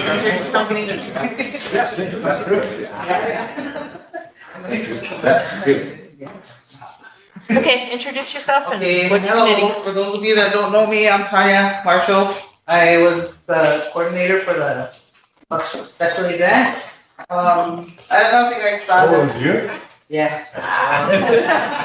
Didn't know that? Pretty self-explanatory if you've seen this. We did get 2 reports. One was a T-ball and one was men's basket. He had it, but he had no way of giving it to us electronically, and he's out to the casino. So he said he'll bring it and present it in your first meeting if he can in October. Ben? Bringing up the fast pitch, is there any way in that budget too that we can improve the lights over there? I mean, those lights have been over there forever, so can we have, put it in the budget for next while, even within this maybe years, this year or something, to have they have new lights over there, because we have LED lights and a lot brighter and stuff. So is there any way that we can probably put that in that budget for the fast pitch, I think, or even to put them in there, because it's, I know they fixed the light bulb, but it's old, those old ones that you just screw in there and stuff. But You know, we're at the treasurer upgrade. to answer that, Yeah, or Brenda. Sure, that can be done. we done, okay. This is the first year we had portable lights, so if we need more, we can always make more. That can be done.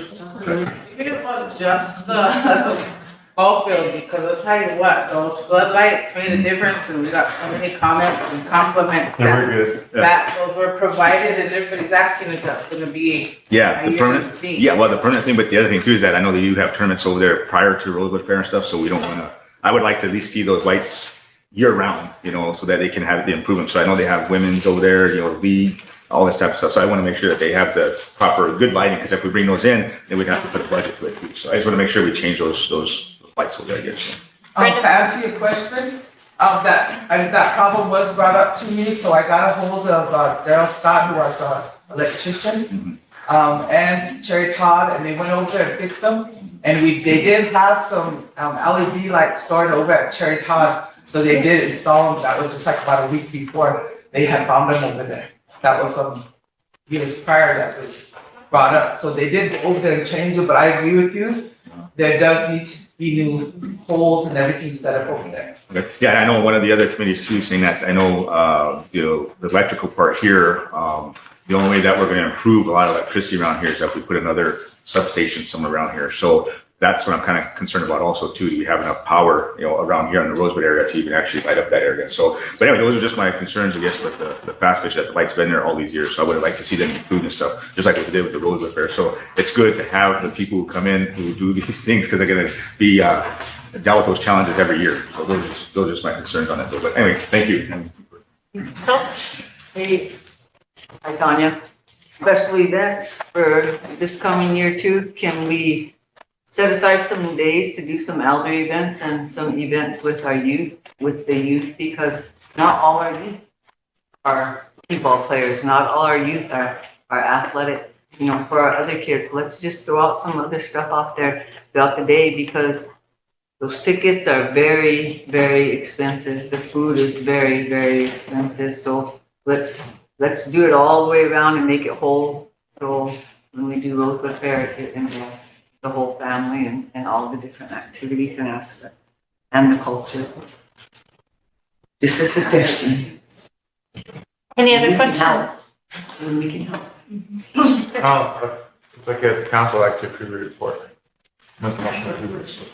Oh, Lisa, were all of your reports turned in? All except for men's fast pitch and t-ball. We need Those to are the do ones it. that are We gonna need be to do it. Don't go compliment. But that is. Bob, you're volunteering? Are you in charge of the carnival? No, that's the fair board. Yeah, the big board, the administration that does the. Okay, one concern of mine is, does the carnival have insurance? It's said in the contract, they did, $2 million insurance or something. They had on here. You read their contract, I attached it there, behind their payout, in your packet there. Okay. And then, do we have inspector before those rides are being ridden? Brenda, do you have that answer? No, I don't. But in his contract, that he assures that they're all maintained and properly running. Okay, without, I recall one year, yeah. I guess my problem is that we're a reactionary government. We only react to stuff that happens, and I'm always been proactive, trying to prevent things from happening. And I remember one year when the bullets, the ride they call the bullets that go around circles, one of them fell off, but they were improperly constructed. Several of our children got hurt on that. And I don't want to repeat of that. That's why I'm really adamant on, do we have an inspector assuring that these rides that they're providing our children are sitting on are up to par. That's something that we can, as we do this year's planning, we can make sure that something like that is incorporated in contracts. Because if we have a fatality or if one child is harmed, I think that's a total failure in my part.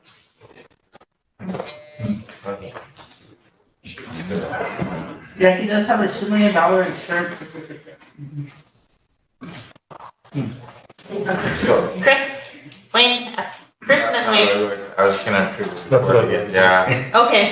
Now, Okay, Chris makes motion to approve, Wayne second, I need a question. Ben, Charles, and Michelle, just kidding. I'm really writing them too. Ben. All in favor?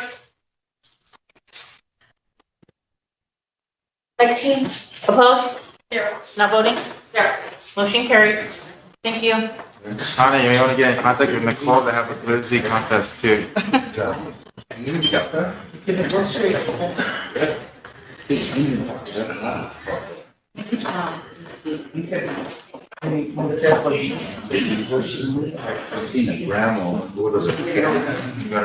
Brandon, when you're done, when you're done.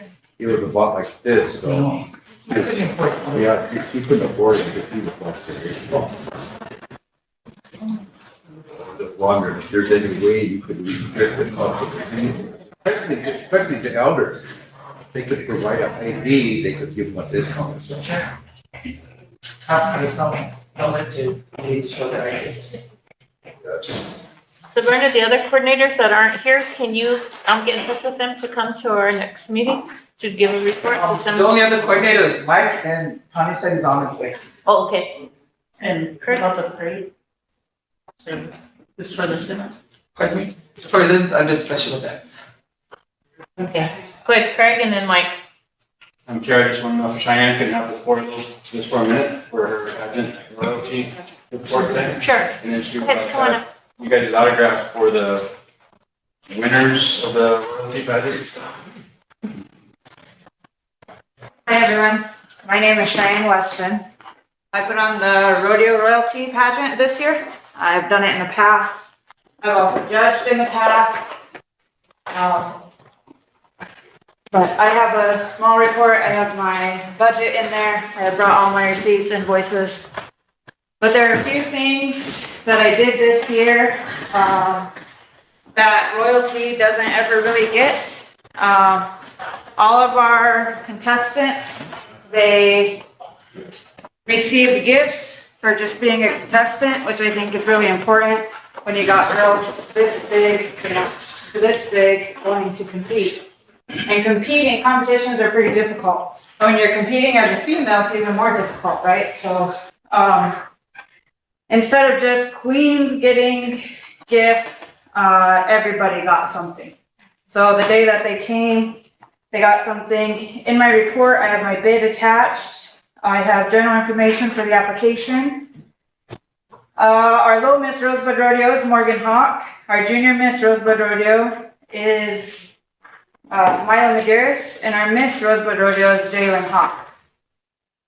Pageant was held on August 21st, 2024 at 9:30 a.m. Each contestant received a photo. They'll have their personal photos sent to them, mailed to them, and they competed in the royalty contest. So they were judged. As a coordinator, I've seen all these girls rodeo. They've grown up around me. So to stay away from bias, I have a panel of judges. So my budget was for 3 judges, but I ended up getting 4.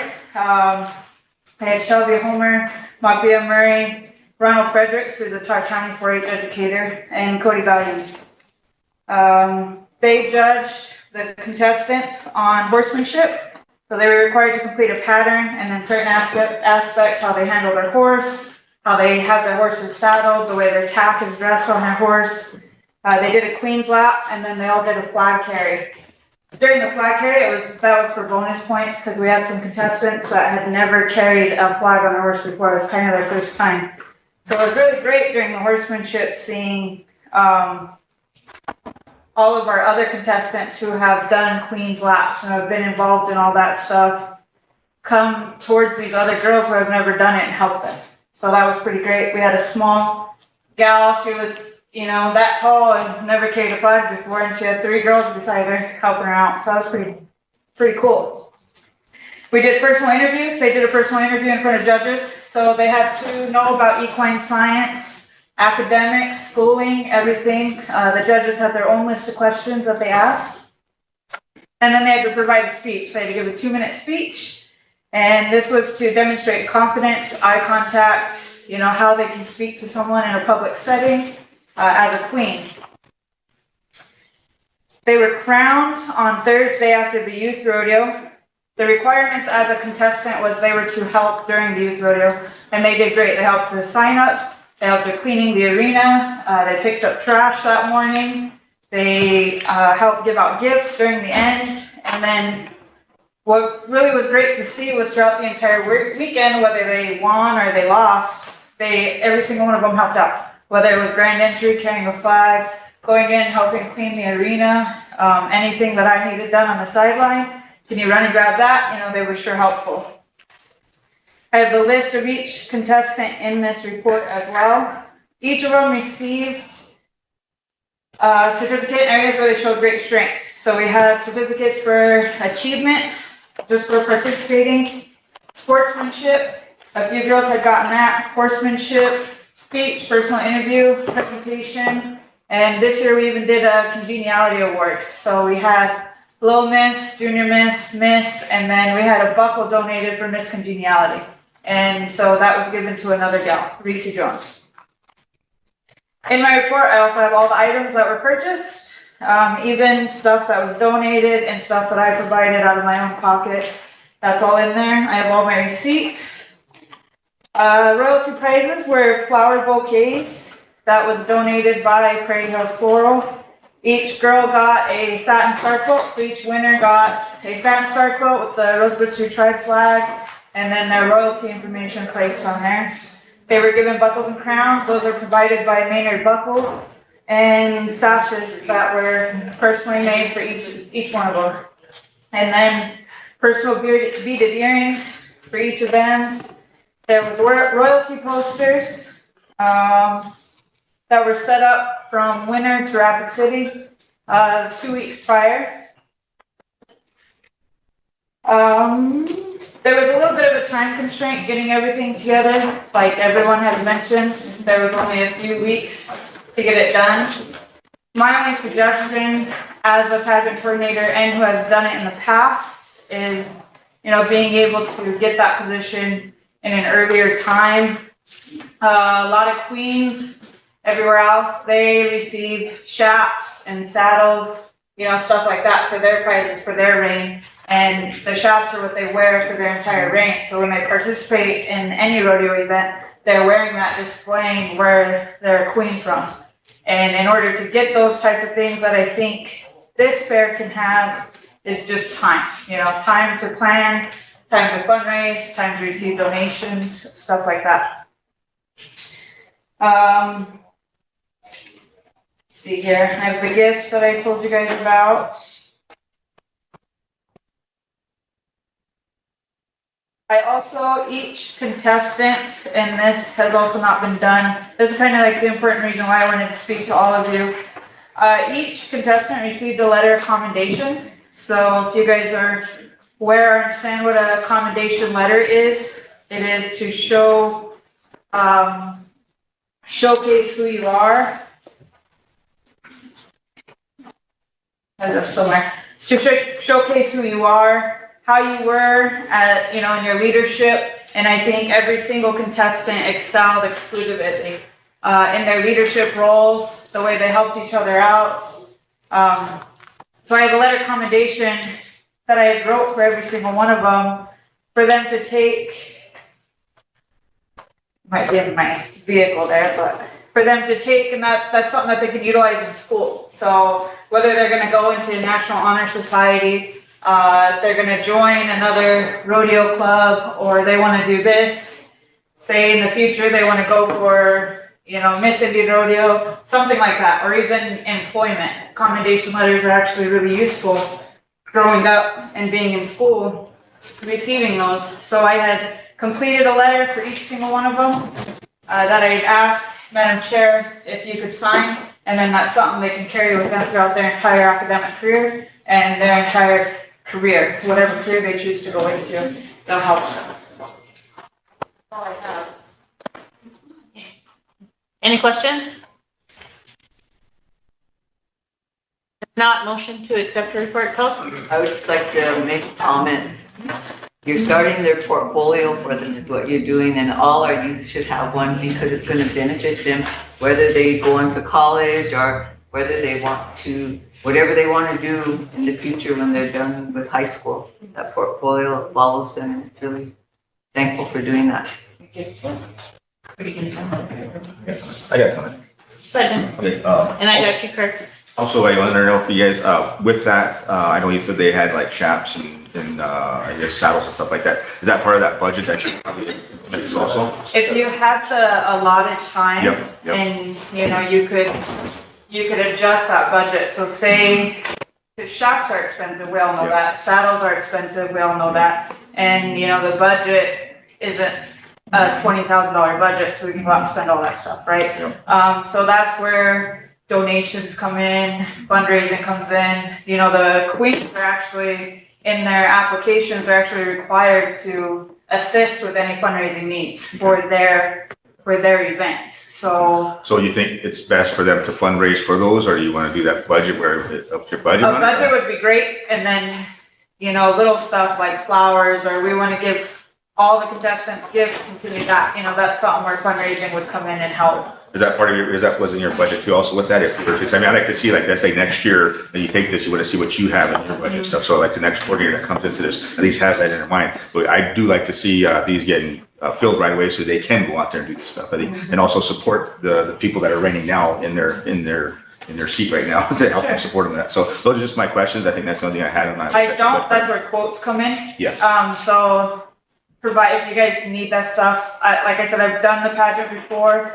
I've done it in 2021. I've been a judge various years. You know, I watched every single contestant from Little Miss up to Miss, you know, participate. So, I'm very familiar. So if those are things that you guys need, I can provide those to you. Yeah, that's what I'm just wanted to find out how much that would cost for like every aggregate, what you're doing, and also to help our people who have, we're actually won these pageants and stuff, to have that capability to go out and represent the tribe and stuff on it. So Sure. those are the things that I want to look at. Sure. But anyway, those are my questions. Thank you, Madam Chair. Craig and then Sherry. Funding, did you want to talk to them, bring about funding for like the INFR stuff, all the phone calls? Oh, yes. So the girls, the queens participate in the Indian National Final Rodeo. They go and represent the Rosebud Sioux tribe as queens. So generally they come to the tribe to request, you know, assistance for them to travel to the INFR to participate in granted helping clean the arena, whatever the INFR dictates them to do. There's a poster about it this year that had come out by the INFR about different queens from different areas going. So I don't know if they have reached out, the parents have reached out yet, but I know that they will for assistance for travel to make it to Vegas for. We added them last year to be just like the powwow queens, where they're allocated a budget. I think that's $1,500 for like 3 events. 3 events, okay. Because the powwow queens get that to go to 3 events. Sherry. Thank you. I just wanted to, Is that what they're referring to? state that, in the past, we have made motions to start bidding early. And for some reason, I don't know why that never happened, but it's not just the rodeo royalty, but the Wachipi royalty too. So there's one big, issue with both of the pageants, and it's been ongoing. So she coordinates the pageant, and then after she coordinates the pageant, then there's nobody there to help the girls along the way. In the past, the fair manager started doing that, and then there was issues with travel. There used to be travel given, and then they were requiring receipts be returned in. But with donation line items for that, that shouldn't be required, because we just allocated them funds. And I know some of the past royalty were having issues with that, because they were saying, well, if we have to turn in receipts, then maybe our whole travel should be paid for representing the tribe.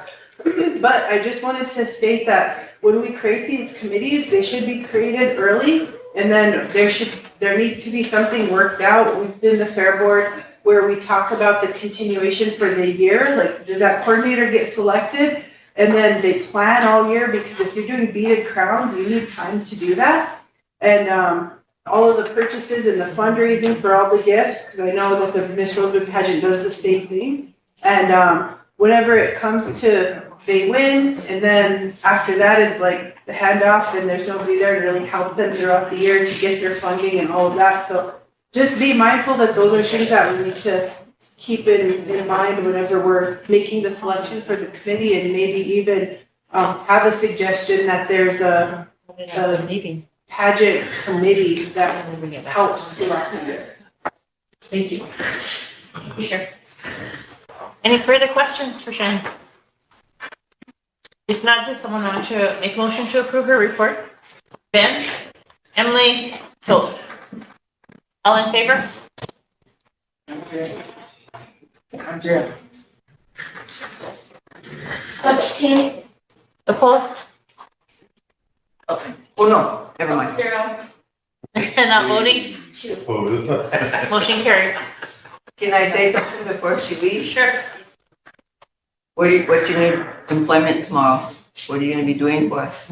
I'm actually joining the Rosebud Sioux Tribe Police Department tomorrow at 8 a.m. So I am a certified police officer, and I'm also an EMT with a paramedic degree. So I worked in Pioneer for a lot of years, and I started my police career there, and I wanted to come home, and this is home to me. So thank you. Came home, and I'll be starting there tomorrow. Just a reminder, compliment our immune being arrested. No breaks, no breaks. Thank you, guys. Thank you. We just get out of jail. Okay. Brenda? And Jennifer for the watching. Okay. Hi, everyone. My name is Andrea Vogel. Excuse me, Candace, I'm in Tennessee right now. So, my report is, I guess my concern for it as well would be how late the bid starts. I think Shannon said she was the past project planner, and she's who I got a lot of intel from. And it takes a lot to beach sounds. And it takes a lot of money to beat 3 crowns. And I think it's not fair to the people who will do these crowns to be rushed within 3 weeks. It's, as a leader, I know it takes that long. It's way longer, and we want the girls to look nice. They represent us and they go out. And that's one of my concerns. But other than that, personally, I think it's always and got really well. Yeah.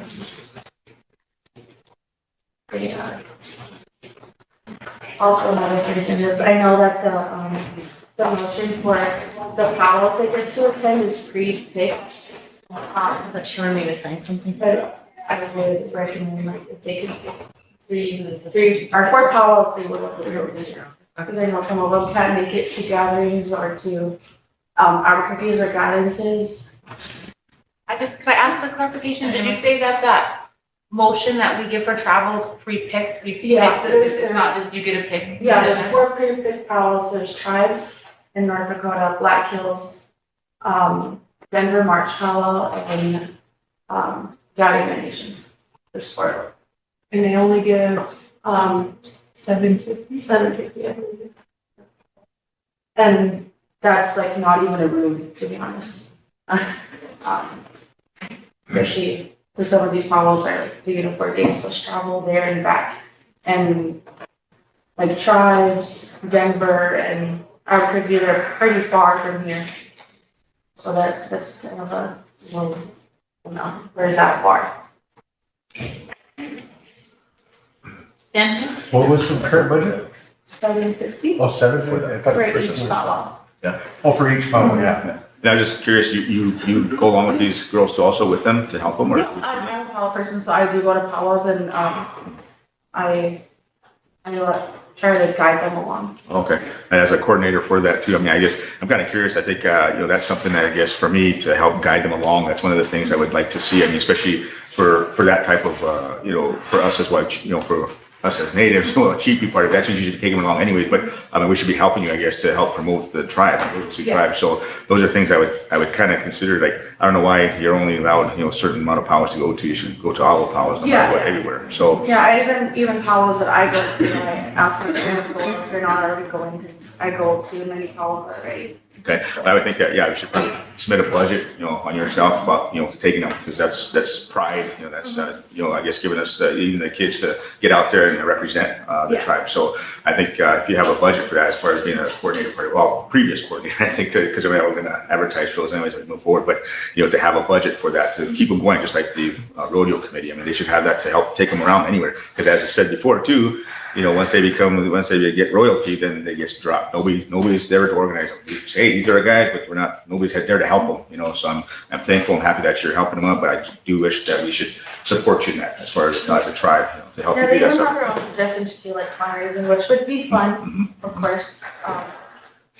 Like, they can get their own name out there as well. They can do many events and stuff. Yeah, so I think that's something that we should probably do too, is maybe look at a budget for you also. I mean, I know you do power, which is great too. I'm glad that you're doing that too, but to also bring our royalty out there too. So again, that's something I think we need to look at and specify. Why don't we ask the royalty here, so they can go over their ideas as well? Oh, yeah, that could be another thing too. Yeah, suggest the royalty to come in so we can have an idea what they're looking at too. But yeah, I don't think you guys should be just limited to certain powers and stuff though. So, but anyway, I'm supporting that. So yeah, if you have a budget or something, that's what I would like to see. Thank you. Carrie? Thank you. I would like to suggest that we do remove the stipulation that we only help with those 4, that they can choose which ones they want to go to. And back in the early 2000s, the council representative Fern Bordeaux made a motion to make those a part of the tribe's line item. So the travel budgets for the princesses on both rodeo and Wachipi are going to be in our budget tomorrow. Something for you guys to consider whenever you look at that. I just wanted to share. Any other questions? Questions, comments? Andrea, thank you for stepping up. It's good to see young ones move up into those roles. So remember, it's a learning experience. Me ever doing anything wrong, just asking, everyone's there, especially Sheriff, to help. So thank you for stepping up. Chris? Yeah, like I said too, I understand what it's like to be a young one trying to figure it out in your first try, but you're doing a good job. I know that. And taking to what you said into consideration, as well as Councilor Plank, right? I think it would be a good idea to bring our royalty in both the Wachipi and the rodeo, so that they can tell us what they want to do, because it's a year-round thing for them, They're representing us all over this nation. I feel like it'd be a good thing to do. So maybe I'd like to make a motion to bring them into one of our October meetings, so that they can go over on whatever they want to do with how we can help them or listen to their ideas. So invite them in for sure to a meeting. I have a question. Motion by Chris, second by Ben, and I just have a quick question. Emily and Lila. Just quickly, I was wondering if we could extend that invitation to any previous royalty as well that may have a learning experience or something to offer that they weren't given the opportunity to provide. I didn't know if that was an option. The ones that can attend, what she said. Okay. Lila? As amended. What can I do? Taking on this task, it would be nice if the royalty, probably the rodeo and our royalty here, that, we have their pictures up there. Or, they need to be a part of this because they're out there representing. These are the events that I really want to support, and they go out there and they're representing us. But And I know it's tough to jump because you used to do this pageant stuff, but, it'd be nice if you could maybe put something together for us, a dream list. Because I know those sashes and crowns, they're, if anybody else made those, they would be really expensive, but thank goodness we have families here, the Black Spotted Horse family, those sisters, they have a history of their older sister being Miss Rosebud. So they stepped up and they did it, but they do beautiful work, you know, so our artists out there are also, you know, involved with this. I think it really, makes me proud when I see that because it's our own, so put something together, maybe bring it to us. Yeah. So we can look at it realistically, and I know they go to more than 4 powwows, but that's all we fund this for. So, thank you. Just another comment on that is, yeah, the Black Spotted Horse, they made their crowns this year. And they're older ladies and I really don't wanna rush them, you know? I think this year they have like 2.5 weeks to finish 3 crowns. And, I can't imagine that as a beater. Like, I can't imagine trying to put together 2 crowns within 2.5 weeks. Okay. I have a motion by Chris, second by Ben. I need a question. Votes. All in favor?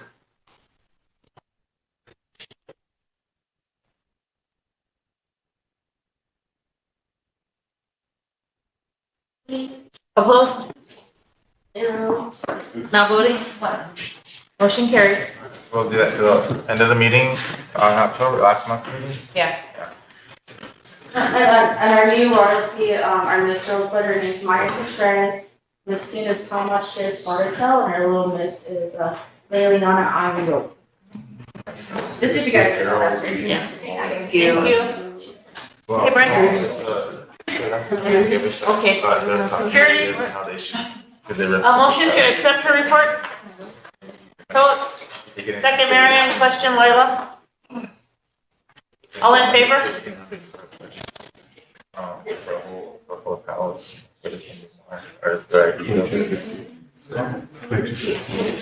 Not voting?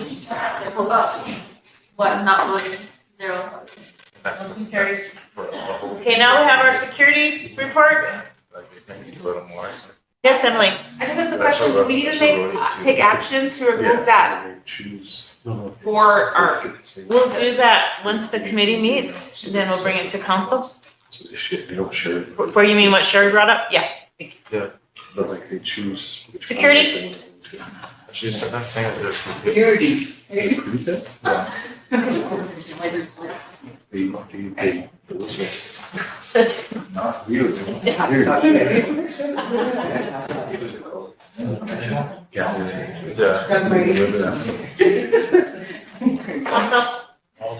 did our security. Okay, so Brenda just told me that she passed off that report, so, I got the security bid for the Rosebud Fair. This was the 2nd year.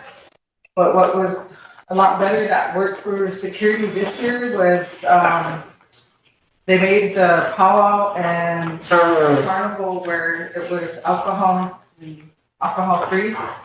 But the year before, it was really difficult because it was kind of like the whole fair was alcohol related. But this time, they made a few changes with those 2 areas. And so it worked out a little bit better.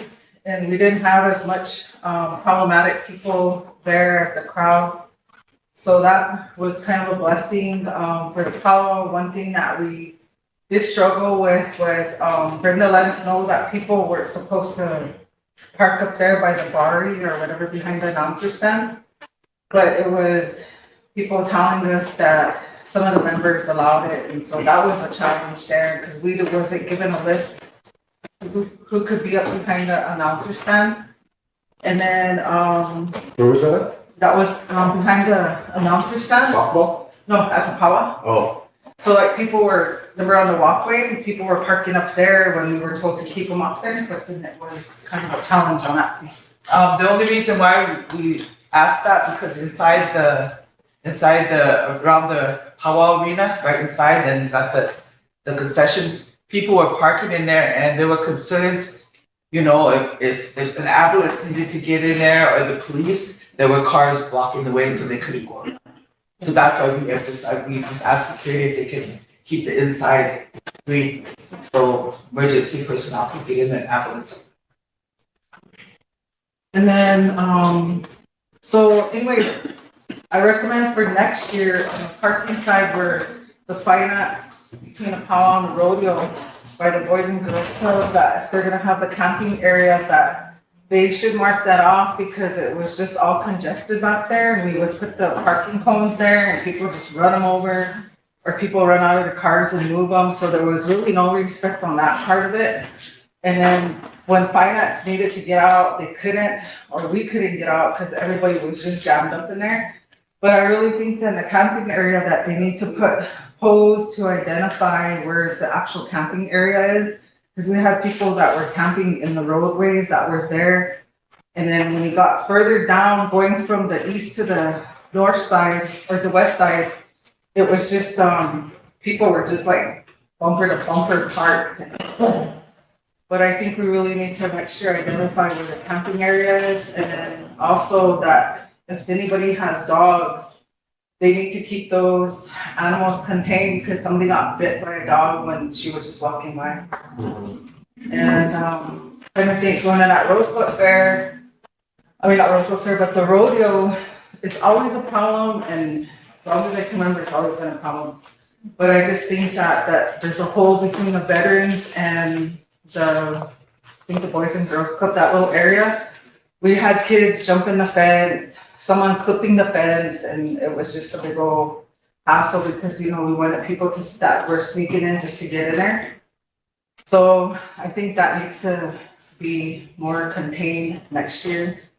And then, as far as like the security, we did like the rodeo, we did the baseball leagues, the carnival, the powwow, the rodeo, and we worked in collaboration with the police department and PCF. And everybody kind of has their own identity. Was everybody dressed in black? There was lime green shirts, the construction color that kind of separated everybody from the crowd. But from my opinion, I think it worked out better because of the non-alcohol that wasn't allowed the powwow and the carnival. Chris? Yeah, first off, thank you for taking care of the security part. So after hearing it, I was gonna ask, well, you kind of answered it. So your security kind of overseeing the entire fair, then from the ball games all the way to the rodeo and everything in between? All right, so I guess one thing that I want to ask, and maybe we can consider too going forward, is the possible idea of having all these events, all these special events have their own security team too, so that they can slowly focus on their area parameter and whatnot, and then having the lead person of each security team be in contact with every other one, so it's not all one big mesh. Because you see you see all these people at the fair, walking in unison, like all 20 of them wearing that line green. But then something happens at the ball game, so they're like, I'll take off to the ball games. But then 5 minutes later, something happens at the rodeo, so then they split up and go to the rodeo. Maybe in the future, it'd be easier to start contracting that out to each of the other events, so that we're not all displaced like that either. But again, thank you though. Yeah, thank you for coming and giving us a report on that. I think those are some things I think you might want to address too, because we just had the same problem with the rodeo part of it too, to upgrade those fences and also the parking area. So that's something that we'll probably have to look into as we move forward in this. The other thing too is I was kind of, I think before the fair started, the anticipation of everything that's happened. I know over to the west of us, they had a shooting over there. So there was really concern about security, in that area. So that was one of my biggest things, was that, what are we doing to prepare for it? I sit on the Judiciary Committee as a chairperson, so we did have law enforcement to make sure that they were visible, to make sure that they have, places so corrections is actually over in the corner there. So these are things, again, that, to help prepare and help plan. That was one thing that I wanted to do. The other thing too is technology, to bring up technology. I said, it'd be easier if we had something going on. Like I know that at the rodeo, there was a bull that got loose to us and over there. And I'm sure a lot of people didn't know what was going on because everybody was rushing over it for whatever reason. But I mean, to get a handle on it, with technology, being able to throw up a drone, to have a drone and be able to go over and find out, see what's going on right away with it or something. But these are things that I think we need to upgrade because again, going back to the old thing is what, my colleague here was saying, everybody runs to one area and run back over to the other. If you get older people in the sun, I don't think they'll be able to handle that. But to me, it's just being able to be prepared in planning stages on that. So those are just my concerns on it. Security itself too. If we plan better before you actually do this, and I know this past year it was like really crunch time. Everybody had to do things right away and stuff though. But right now, I think if we plan ahead of this, even before the end of this year, so I would like to see something, I guess, maybe even in the January timeframe about what Rose Fair is going to look like next year. Whether, you get the contract again or whatever, but just having these concerns, safety, the security part of it, so we can at least have an understanding of what we're going to go to, probably even before June. So those are the things I've had concerns on, security there, because again, too, there was a lot of issues, a lot of things, and it was good that we did make that motion that, no non-alcoholic type stuff being over at the Fairgrounds or, anyplace else. So these are things, I guess, for me, when we know what's happening, especially if you had it before, the anticipation of what to expect, what's going on, especially if it's fresh in your mind right now. So those are just my recommendations, I guess, as far as having that type of technology I can move forward in it. But anyway, thank you for doing that. Great job. Yeah. Thank you. Sherry? Thank you. Is the traffic control portion in the security? They said it was, and then again, they said it wasn't, but from that's why I was saying that we worked collaboratively with the police department, because my security, and I kept that equipment from last year, was the two-way radio. So if I had something happen at the ball games, they were able to call and we were able to, because we were all on the same frequency with the police department. So they were able to get on the two-way radio and notify, so that we're not having somebody running from one end to the other. So then that way the cops or the PD would be notified and then they would be there. Okay. So everybody kind of had a station, over at the ball fields or at the carnival and then the rodeo. So there was groups everywhere, but it was just the two-way radios and every year you learn something from that year to this year, and then next year, you just take into consideration what you could better each year. So I'm sure that next year we will address a lot of issues. I think it would be good to have the security and implement the traffic control within that. And then also the placement of the porta potties, especially the ones between the Wachipi and the fair, the carnival, because they were facing the road and then there was lines on the road. It was just really dangerous for kids and elders and people, even if they had been turned around facing the carnival. Do you know which one I'm talking about? Yeah. Okay, so that was such a huge inconvenience, and then I noticed that our police officers were having to direct traffic, which I'm not saying that's beneath them, I know it's part of their job, but I would much rather have them patrolling since they have the certifications to be detaining or arresting or, enforcing our law, where the security could, do that with the traffic. So just a suggestion that I wanted to make. Because I know they helped with the traffic control part of it was with the parade. I sent them over there to help with that, and then PD did the overall part of it. Okay. Yeah, I think that it turned out really good, and I've heard that there wasn't a lot of fights and. No, it was good. I thought it was better than last year. Well, good job. Thank you. Thank you. So, Emily, Chris.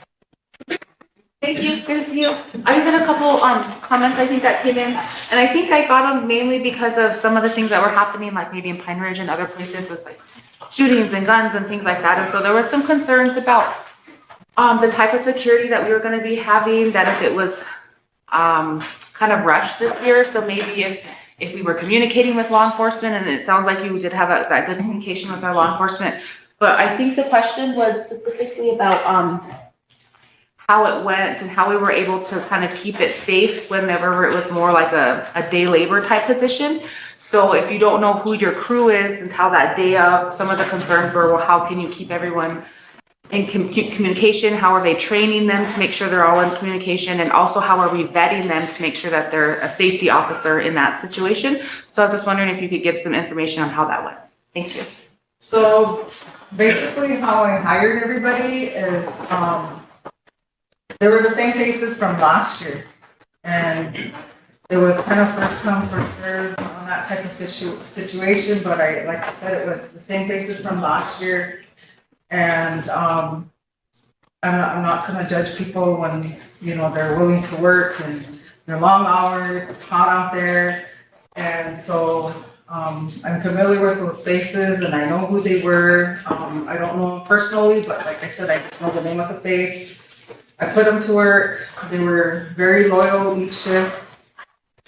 They stayed, they wanted to do extra. And as far as like for any type of training, I know there was a big concern because of the issue in Pine Ridge, but we met four-handedly on that situation with Bobby and his crew and Mr. Ironheart, just because of that situation. So that's why we had a dress code this year with all black and the construction vest.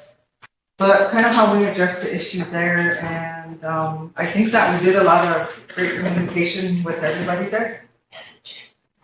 Emily? Chris and Michelle. What are you gonna say, Brenda? Just to, along the lines of what she asked, Wayne was gonna make a comment about what we took some extra precautions because of what you mentioned about Pine Ridge. Yeah, we had a couple meetings with all the law enforcement, the ambulance, the game fishing parks, these guys, twice before the fair started, so. There was a game plan. Golf collections was there. Well, I was gonna make, if you're okay with that, I was gonna do the, report. Okay. One last comment. Security was. I need a second to his motion I first. second. Okay, and then it's Michelle and then you. Just wanted to say thank you because we didn't really have any big incidents and I was happy to see the collaboration with the police department and there was cops and security everywhere. So happy about that. And then wondering, I don't know if it would be you or who, but try and put signage up, like you said, for the parking for the finance people, parking for the handicap, like Totes mentioned, if that's something that we can look That's into. what we can look at when we do the planning. Yeah, okay. Thank you. Okay, Wayne. Thank you, security, and we're working pretty well with the police department. I mean, I barely acted up at the softball games and they were there. They were everywhere. I got a quick one. I think with that in your budget too, to probably start looking for, you know, I guess clothing for your security, or even in that budget for the security. I mean, if you get the bid again this year, I mean, I would like to see at least something in. I know it's hot. It was hot, like 100 degrees out, I think, this past little fair. So I mean, something that'll be more, you know, that we know who they are. And at the same time too, you know, to make sure. I think I've heard maybe once where a kid was lost. You know, I think it was at the Palo Grounds, but to have that organization, I guess, to make sure that we're able to communicate back and forth about that. Because again, too, I think they said the biggest issue was the carnival. They didn't have any loud or sound system there. So if a kid was lost, they didn't have, you know, with the parents and stuff on there. So that's something I think, you know, we can probably look at when you get your rest of your stuff in there, especially like the budget. Because I mean, the uniform is what we got to look at too. I mean, anybody can carry a construction shirt on no matter what. So anyway, thank you for doing it. And yeah. Need a question? Oh, Bob? Got a quick question. You put in your budget too that you get some yellow lights, put it on top of your. I don't know if it's gonna be her security or the planning, but is there any way to address the problem of people taping blankets on their benches around there to reserve the seating? I've seen a lot of people standing there, there's a whole row of bleachers that were empty because somebody taped some blankets on all of them so they couldn't sit down and they were standing outside the arena there. Is there any way a person could address that, or security guards could go and take the blankets, or what? I don't know if that's your department or if that's part of the planning. It'll probably need to be a part of the planning. People get mean. Yeah, by the time I start, that chicken dance, I'll do. We need a question to their motion to approve our report. Sherry, all in favor?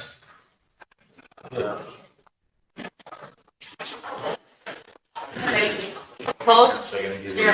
Not voting? Madam Chair, just one more thing for the Fair Board to consider. I had a phone call from a community member, elder and veteran, and he wanted to address the fair or the Wachipi itself, the grounds, I mean. And he said that he would come and help if need be, but he's worried about the staining that's supposed to be done to the wood that's up there, that it hasn't been done, so I don't know if that's something we need to budget for and make sure it's done. But also with a lot of people camping there throughout the non-fair season, that's kind of been posing some issues and damaging the standards. Thank you. That's it. Okay, all right, thank you, everybody. If there's no more here from the Fair Board, then we can move on to Red Cove. One last. Okay, Brenda has one last thing. In conclusion of my report to you guys, I just like to make some recommendations that I have seen this year, last year, and that will go into the planning of all of you at the Fair Board. There's really some inconsistencies when we put out bids. One, sometimes some of these guys bid, and I don't know how they know how much is budgeted, maybe because, well, of course, last year we used the same budget, but some of these guys bid and some of their bids, some of them charge us coordinator fees to run that event, and some of them don't. But some of these coordinator fees are half of the budget. Yep. So I think that, and some of them are events, like for the fast pitch, those run for days. And then there's some events I just run for one day for like 4 hours, but they're getting like a humongous fee to run it. You know, and I think there needs to be some guidelines along that, you know, taking into consideration how long you're gonna be running the event.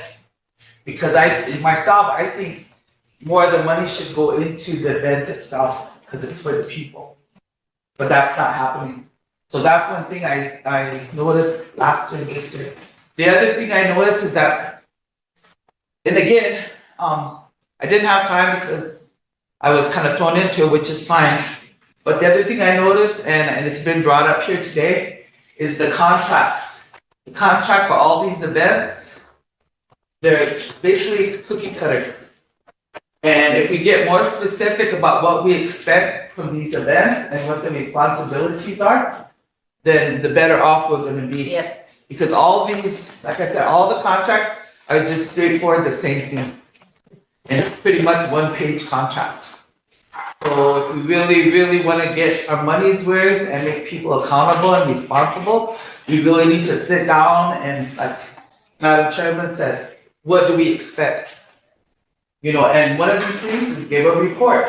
This is probably the first time that I'm aware for years that you guys have received something like this. You know, and you guys should be, as much money as the fair costs us every year, you guys should be getting all of these. And they should be more lengthy, not just half a page. Because like you said, how are we gonna know what's working and what's not unless they come in and give us that report? So these are some of the things that I really noticed, but you know, I'm always looking out back there to save money for this tribe. And those are some of the inconsistencies I've seen. And what can you say, you know, if only one person bids, and that's again, if you bid out early, that'll give people time. And they can do fundraising, they can do whatever they need to do. But again, that last minute stuff of, we have to take what we can get. So if we get this bid out early enough, all these people that are running these events, you know, even if they're first timers, a lot of them are really enthusiastic, but the other ones, I only have a month to do this, and they're like, yeah, well, we'll help you, but It's also has time to get sponsorship if you do. Yes. And I really commend Craig, because Craig went out there and got sponsorship for, I don't know if any of you went to the rodeos, and inside the arena, there were banners. From Lakota funds, buoys, different places, and it put their banners inside the arena. They made a donation to the fair. So that's some ideas to, to think about. But again, the biggest thing I see is getting some consistency with how we bid this out and make the bid itself, because that's another cookie cutter. When you put a bid out, it says the same thing. So these persons ask questions, well, how do I bid this? It's so generic. So there's a lot of improvement that needs to be done. And I think once we do this, I think that, maybe our budget isn't gonna be as big as it is right now. And because we could do a lot of things, but it's just that preparing beforehand, not always putting out fires, and having to, here, take this or leave it type thing. And that's, somebody even said that to me. Well, where else are you gonna get it this late in the game? You're right, we'll take it. Lila? Thank you, Madam Chair. Thank you, Brenda. I really appreciate what you did and putting it together. This is really nice, having people come in and talk to the council. One thing that I don't know if it's been advertised or what, but somebody's gonna have to be ground maintenance person up there. And they need to start May, June, July, because the area up there is really rugged, there's prairie dog holes. The inside, like Toltz mentioned, if we have to go and buy what are they called? Sod. We should do that. We need to put pride in our arena. We need to make it look nice. And we, like you said, so some of this money or however needs to be put into the grounds. They could start watering it every day, turn it off. So I didn't see that in here from the grounds person. We've had our programs do this stuff, but then they can't be consistent because they have their regular job. So I thought it was, but towards the back of the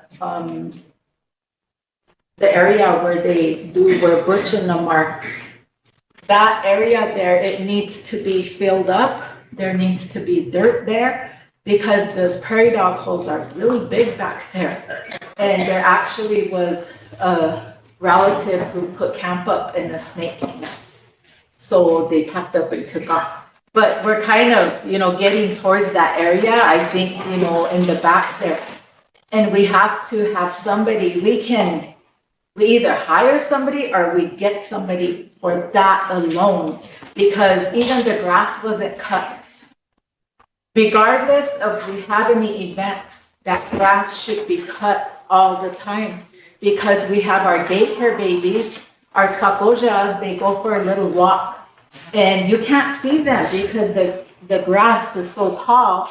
And then they walk through there and I get worried about rattlesnakes. So we need to be mindful of that. And I'd like to see something added to this of that sense, because she's busy with all the events. These guys are all busy. But by the time everything's there, you have maybe 3 months. And then the ground should look really nice. We should start organizing that, put up these little fences, designate areas of, security, law enforcement, the school's fed. They did really good, but we need to make it look better. Mm-hmm. And it's dusty as heck all over. So even start watering it. I don't know how long you would have to water it. That's the somebody who works with that, but that dust. Just to make it comfortable, because there's elderlies there. They couldn't breathe. They had to cover their mouth, And so, do better. Make those recommendations. A ground person, so that way that person is working with Brenda. And even helping, like Craig, get the grounds ready for the rodeo, So we have the equipment here, if they need them to do something, maybe, you know, she can do that administratively. But we really have a nice area, and I wanna see it, you know, look really nice for visitors that come. Yep. So, thank you, everybody. Michael? Thank you, Madam Chair. So Brenda, in applicants, looking at this report that, there's a resolution on there that seems to say that there was a certain amount of money that was made available. After all expenses and income, what was the bottom line? That's what I mentioned at the beginning of my presentation, that we're not through closing out everything and reconciling. That's, these guys. Estimation? We're still waiting for reconciliation to be done. And Lori does that, but she had to take her annual leave. We'll see that at some point. Yeah, so, but I did say we're trying to get you guys by, maybe by your report in October when you guys meet. Okay. We'll actually have if we were under budget, over, we'll have that for you. Okay.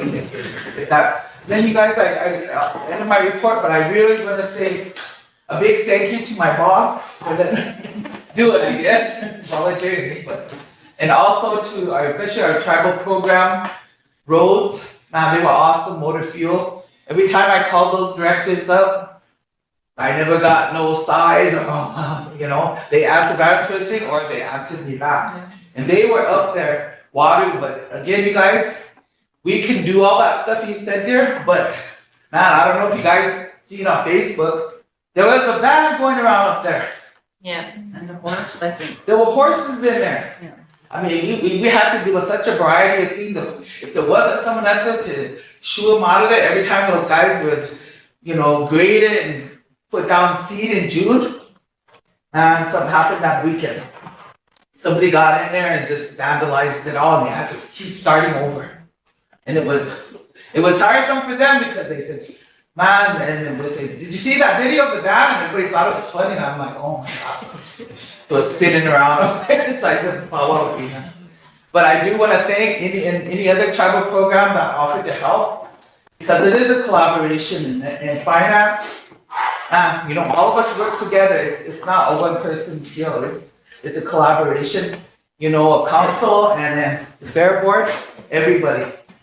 But I'm really glad you guys got to see entail what work it takes to put on a fair. And we did it because of our people, because that's a good time for a celebration, and for our visitors to showcase our reservation.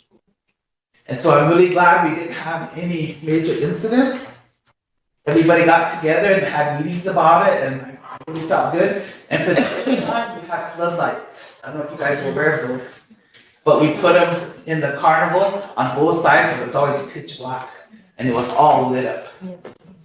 So, and we had a lot more people. We got a big special events tent, so we had a lot of visitors come in there and hand out information and do things. So, my last year, you guys, it was a learning experience, but I learned a lot, and I want to thank everybody. Chris? Yeah, I'd like to motion to approve a report, the fair report. Okay. Second, Emily? Question, Marianne? All in favor?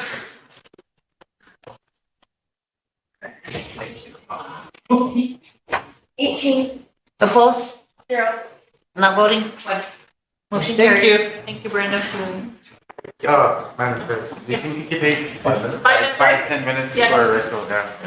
Take a 10-minute break before Red Coat comes on. Have a long, productive day.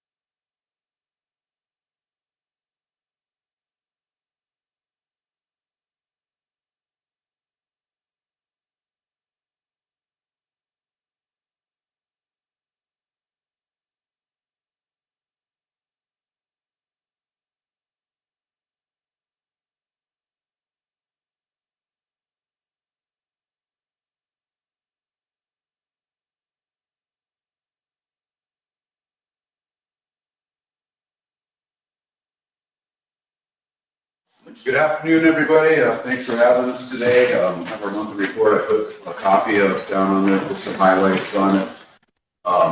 And the year-to-date financials and last month's. Some of the bigger ones we get on, we saw on the news last week, we were awarded a $3.5 million EDA grant to help construct a housing and manufacturing facility. The houses that we're building out to Kewapala, that's what we use. We borrow stuff from this company called Build Smart in Lawrence, Kansas. They actually sold their business. We looked at potentially buying that, but they sold it to somebody who was going to keep all their employees in Lawrence. So they're going to kind of copy their thing. They're cool with that. And yeah, it should be good. The building will be on the northwest corner of the Kewapala development site. There'll be more to come on that, but really excited about it. You know, the houses that we're building out there will obviously be utilizing that, which help buy it from ourselves, transportation process. So we're really excited about it, working about for a while. We kind of had an indication this would be awarded a while ago. The official announcement came out yesterday.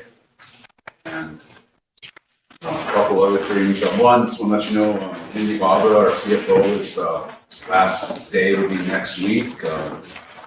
Worked with Redco for at least 12 years. And wish her well. She's going to be kind of moving around remotely working, so pretty excited about it. But we have that position advertised, as well as a finance officer position. Looking to do that. In the meantime, we do have a Whitfree county clerk who tries finance officer, that as well as maybe helping us get some stuff done, get together, and making sure everything's going. Other things, Egito is. I have a question before you move on. Emily, thank you. Sorry, I'm seeing you back here. I just had a question on the housing grant that you got. Has there been any collaboration or communication, I guess, with housing or OEP? Yes. Okay, Yeah. I asked at our last housing and no, there. Well, we I had was told there wasn't any. So there's been some in the communication and there's not background. really any- And the reason why I'm asking is because I think something like this is very needed, it's very important, it's awesome that we got it, I don't want to take away anything from that, but I would just hope that in a situation like this, like, we're complimenting each other and supplementing each other, not trying to say, hey, I can do it better over here. So regardless if that was the intention, that's the appearance of it. Okay. And so I'm just wondering, you know, why there hasn't been any more better communication and why we would kind of compete with our own tribe on some of these things rather than try to help build us up together. Yeah, no, great question. And I guess, one, we had to make sure we were going to get it. And, the intention of it, again, is to build these panels that, we could sell them to housing too, build houses. It's not trying to compete with OHBC in any way at all. It's a completely different product, just allowing more options. So I think just to follow up, this is a little bit side, but at our Economic Development Committee, there was a motion made requesting that we have somebody from Redco at our Economic Development, and it's kind of for precisely that same thing, is because you guys are doing wonderful things over here, we're still the tribe, supposed to be working together for each other, and it's like you're doing things separately when really it should all be us, you should be us, we should be you, it should all be the same, so it just gets a little bit, I don't know what the right word is, but to learn about things from Facebook or from the news or from a non-Rosebud tribal member, or asking questions at, housing or something like that, and everybody not having a clue of what's going on. It just looks really sad, and like, why aren't we working together? Yeah, and out of that last meeting, I don't remember, I had something come up today, and Michael did too, but we're usually planning on being at those, was that one day we couldn't do it there. Thank you.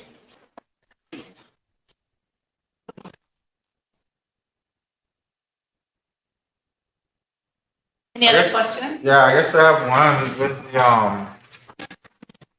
the childcare, new budget and schedule is almost completed. This has been in the works for the last 4 or 5 years. And, I guess I could ask the same question that we can all want to know, our people probably want to know too, but what's been the hold up on that as well as for Rico? On childcare, it's, that we, there's obviously issues we've talked about here, RCI has had on that going through COVID. Now just trying to get it finished. We had a lot of turnover at RCI, and, clarify on that, I've hired or brought in an external construction company to help just get it finished rather than try to find somebody that can do it. Somebody that we know we can do it. We got this company out of Minnesota. We've been letting, keep in contact with Gail on that. They're actually got us proposal from a more local company can do it. I just got that today. We'll get that finalized. I called Gail this morning on that. And once we get that, we can establish, hey, this is when it's going to get done. All the information that Gail needs to know, so it just gets done, completed in a good way. It's just, trying to find, hire somebody around it, from Rapid and whatnot. It hasn't worked in the past. So I'm just trying to, how do we get this done? Get it done as quickly as possible. Right, and then, yes, we do have that budget. It's, some of those costs have increased, but it's, again, I need somebody that can get the job done. So that's what I'm getting. Okay, and then I guess my next section will wait after this next part. I want to hear what you have to say. Chico? Yeah. Okay, so construction is completed. We are getting the security system and the cameras all operational, which we're waiting for to get, start training employees. Those will be done on the 7th of next month. They had come out multiple times. I don't know, working with the wires, getting it mixed up. Then we'll be done talking with Soul today. Then you'll start getting people lined up so they can get in there and trade, so we get open soon after that.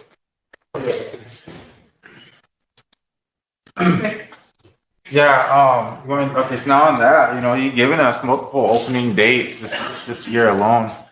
And so what was the reason behind those versus obviously why we haven't been opening? I don't know why, but I know you know why. And so I'd like to understand why would you give us those dates in the past versus, still holding up on it now? We were really pushing on it, and one thing, there's a lot of delays in construction that came up on it. Hey, we're pushing this, and we say yes, we can make that date. And it just kept going and going. And it's like, okay, pushing on it to get it done. Getting the electrical hookup was a big thing.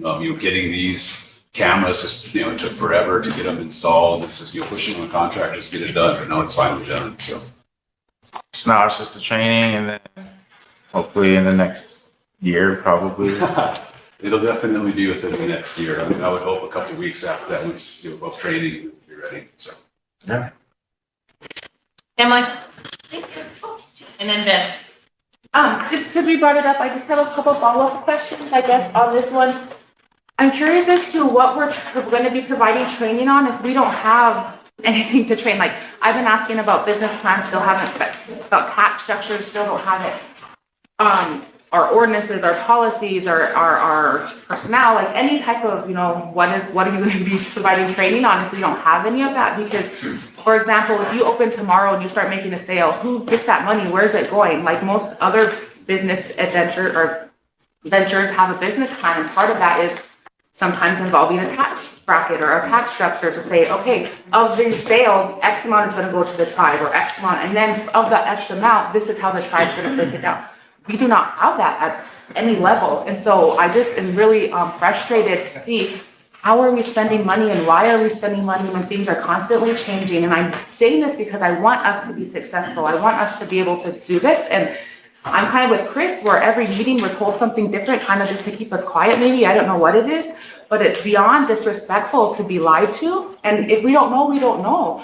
But to come here and have millions of dollars and all of our people that are working there doing this hard work, and for us not to be able to have a plan or have a document or have anything for us to be all on the same page is really difficult. It's hard for our people because it makes us look like we're doing everything in secret. And I'm like, I don't even know, and I'm in the circle, so it's not that. So I guess what I'm saying is, can we have a real answer on what the holdup is? And if we don't know these things, and if we don't, have something in place, then why aren't we pausing until we get that in place? Because we're spending money, we're just doing things after the fact, constantly in crisis mode, and I think our people deserve better than that, and I think we have enough resources at our disposal, enough amazing, intelligent people living here that we can move forward in that way. So I'm just really curious, I guess, first of all, what you're going to be providing training on if we don't have any of that in place, and then secondly, why are we continuing to be lied to? Thank you. I never tell a lie in front of this council. You told me that you provide me a business plan, and I've asked you about 19 times. We're So still that is a lie. working, so. Thank you. Okay. To clarify. Still updating that, as I said last I time. didn't want a complete plan, I wanted what you guys are going off of, so again, why too, thank you. Okay, As far as that, our consultants, all of them have brought in all the SOPs for training and whatnot that are consistent with the cannabis industry, and that is everything that's going to be. So we don't have anything local that they're gonna be trained on what local for Rosebud? Well, it's obviously it's going to be, looking at our ordinances, everything's going to follow that, but that's what, our consultants put together. But I was told that economic development, that we don't even have some of this stuff in place, so how are we gonna be? Who told you that? I think our chair. Chair, please correct me if I'm wrong, but I thought we discussed that economic She sent it development. out. And we don't have a lot of that information, like the ordinance structure or what they're gonna be told. No, I was talking about the Cannabis Commission. Commission, not the Yeah. ordinance. I'm pretty sure this got brought up by economic development, but still, I think it's still an issue. Well, I mean, again, we'll have to follow the ordinance. We have no control over that. I mean, that's this body that puts that together and enforces it. We just have to follow it. We've got what's been provided to us, and that's what we're tailoring things off of. Ben? Okay, yeah, again, too, I'm just kind of making sure, I guess reiterating on that because it did come up. And I don't know if it was brought up here prior to, so I'm not in the circle either, but there were some disturbing things that we got out from the public about this company. And I know it was brought up a while back, I think. So I just wanted to get some information because I think it was even actually addressed that we just shut it down.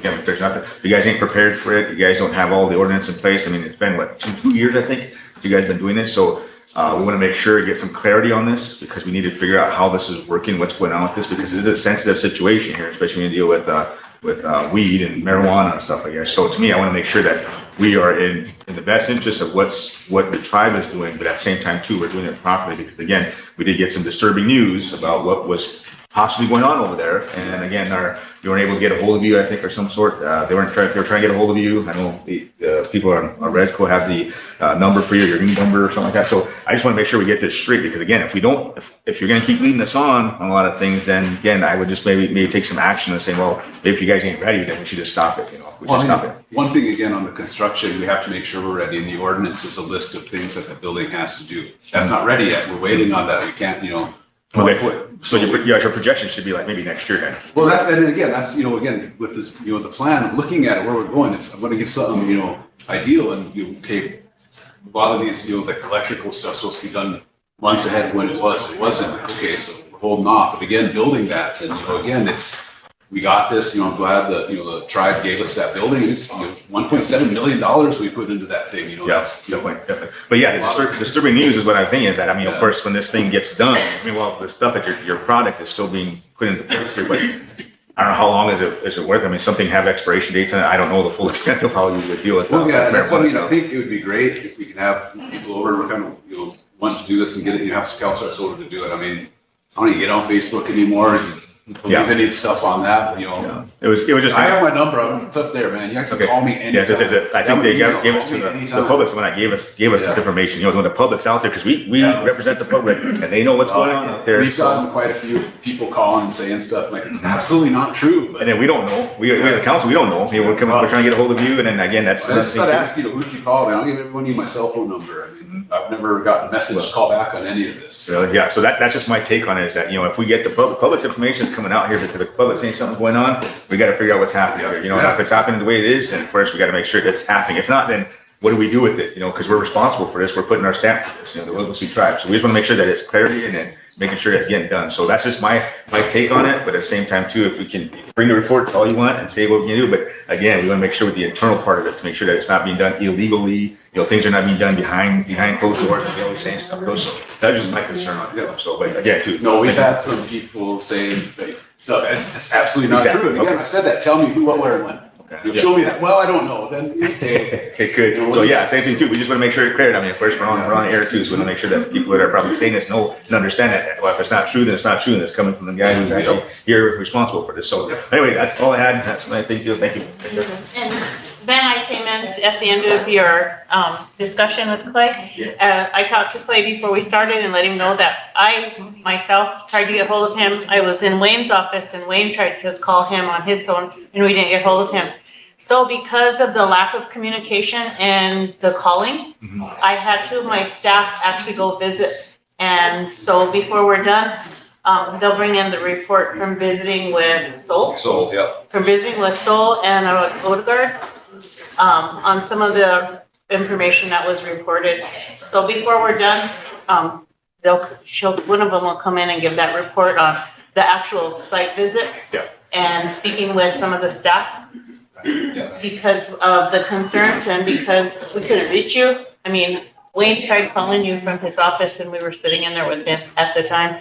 So we did a follow-up just to make sure we knew what was going on with the recording. Yep, definitely. That's why we're trying to get hold of you, is because of the concerns that we're talking about right now. Concerning and important. Yes. So Totes.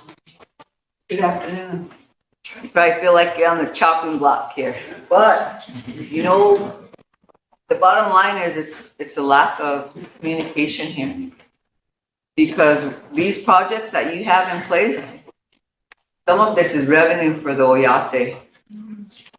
So everything, especially over there, everything you do, you should, do reports. Don't wait till you come to us to give these out. Keep that communication going so it doesn't ever have to feel this heavy in this room.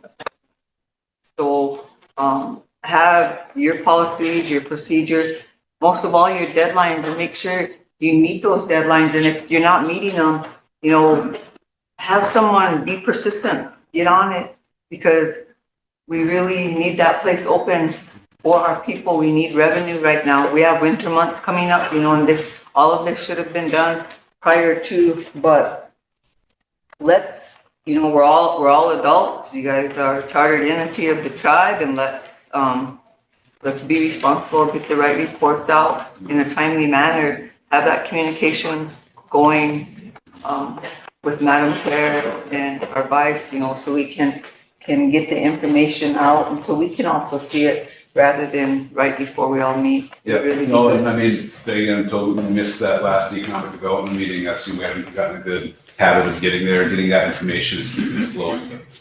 And maybe you have plan A, B, and C too, so if you can't make it, then someone else, and if they can't make it, then let's send someone else, because this communication really needs to start rolling, Yeah, no, I was Rather at now. that day that we usually do have that, and everybody couldn't make it that, that's good. Chris and then Mike. Yeah, we have people in here that really vouch for you, not really for you, but for Chichangaco. And I really want to believe them, because I really want, Chichangaco to be what they're supposed to be, their mission statement, to be a revenue arm of the tribe to bring in revenue. But yet, we still haven't seen all these projects other than I don't really see anything else that these other projects are bringing in yet as of right now. And so, maybe you could correct me on that if not, but just going back to a statement that one of my colleagues said about this misinformation given. You told us at the beginning of the year we're gonna have a soft opening on April 20th or 20th. And that didn't happen, so what would you call that, misinformation or a lie? Anyways, thank you. It was, at the time, we were working to try to get that. Again, after that meeting, I did contact people, say that was not going to happen. We tried, and I was hoping for it. And this, construction wasn't done there. Again, the resources putting in there, we're putting a lot of money and, investment into this thing. And I think it is gonna be a great investment for the tribe. But, putting all that up, we had to cash flow that whole thing too. And it's, keeping those guys on schedule was tough. Construction everywhere, keeping people in line with their things has been tough. But we got it. Main thing is making sure that it's getting done right. And that's what we're doing. That thing's built out, it's being inspected, all that electrical thing, all the equipment is good. It's gonna produce a really good product. And it's taken a lot longer than we have. I've never come in and tried to, intentionally mislead anybody on that. That's what we were working at the time. So we're shooting for it. It didn't happen. But once, again, when we do these things, it's not gonna, if it's this, we can go and do some, cut corners on it. We're just not doing that on this place. We're making sure that it's built and it's built correctly. Mike and Emily. Hey, are you going to get into these financial? Sure. Were you going to, or are you waiting for questions, or? We're going step by step, Mike. He's going down the list and questions are coming up as he's going down. Oh, okay, all right. Go for it. Okay, I just wanted to over. There's two statements here. The way I'm understanding the first one, that was your financial statement was exclusive of grant. And the second page is inclusive of grants, is that kind of fair? So one of them, is, the top one is just for August, and the second one is year to date. Year to date. So on August, there wasn't any grant revenue coming in. All right, then, is it, fair to say that, Rosebud Lending is providing kind of bankrolling whole operation? It's doing pretty well, yes. Yeah. Is that a fair statement? That and our DPA, our mortgage lending program. And mortgage lending program is involved? It's Redco that does it. As an arm of the tribe, we're able to give these, they're forgivable down payment assistant loans to people. We work with a mortgage company called Click and Close. They're the parent company of First Tribal Lending to Overnet's company in Sioux Falls. They bring us these things. They, actually, the owner of their company helped fund this thing that gives the money out.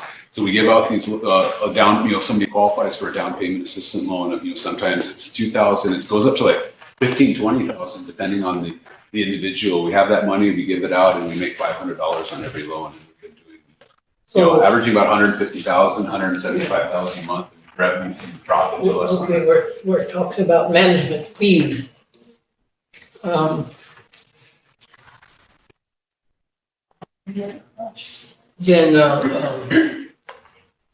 the $500 per transaction, you sort of. Yeah.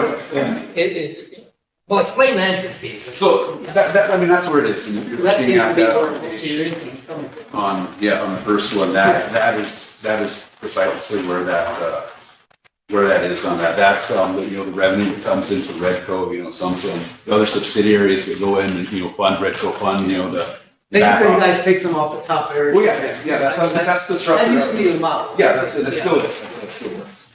So that's what that is. Yep. And, again, we're trying to get this in a presentable form. We're still trying to work on that. There's a ton of information on that. And you're head of budget and finance now, right? I mean, this, again, if anybody could sit down and show a more elaborate thing, but just getting that in this report sometimes kind of tough. And when we get into a format that's, understandable and we can follow. So. Emily, thank you. Madam President, I'm just wondering if I could request that you reach out to maybe Redco or PepsiCo or the Cannabis Commission or all of them, and maybe set up a special meeting, probably with economic development, but I'd really like to have anybody from council who's interested in it, because I just keep hearing, he's right here telling us one thing, I'm hearing things from over here, I'm hearing things over here. I mean, like I said the other day, I'm hearing wild things from the streets. Like, I just think that this is an important enough endeavor that it needs some attention, and I'd like to set that up, or I'd like to request that you could set that up with the entity so that we can make sure we're all on the same page, that we're not basing things off rumor, but if there's truth to the rumor, that we're addressing things. Thank you. Yeah, that would be great. Mike? Yeah, one more question I should have asked. I caught the announcement on Carolina TV about the $3.5 million work, they call it workforce development. That's the same one I did. Yeah, I saw they sent us that. Give us a little more information on. Yeah, so the houses. I understand generally what you're talking about, but what's the plan there? Yeah, so the first model house we have out of K-Walk Paula, it's built with these panels. It was from a company, we used a company called Build Smart. Right. We're using that basically same model of what they were doing. That company sold. We actually, with this, trying to get this grant, we're looking at, hey, can we just purchase that company and all their equipment? They sold to somebody in Kansas where they're at, because they keep all their employees employed. We would not have done that. But the new company, the people that bought it, are willing to let us use that same model of how it works. So, we presented it to the EDA, they're asking us some things to do. We looked at it. So that's how we got that grant. That's to build it out. We're going to build that facility on the northwest corner of the K-Walk development. So what kind of components will it produce? So it produces, and I'd love to give you a tour out at those houses of how we do it, but they're all, the walls and everything come in just panels, and you put it all together. It takes down a lot on the construction time of rather than traditional stick built, which it still is, but it's just like putting a puzzle together, like Legos almost. Some similar manufacturing concept is basically just handling the building, handling the walls. Yes, yeah. Yep. It's not the 4-inch, not the. No, yeah, Okay, cool. yeah. No, we're excited. So, what about the facility, the houses and all that stuff? That's what this grant will do.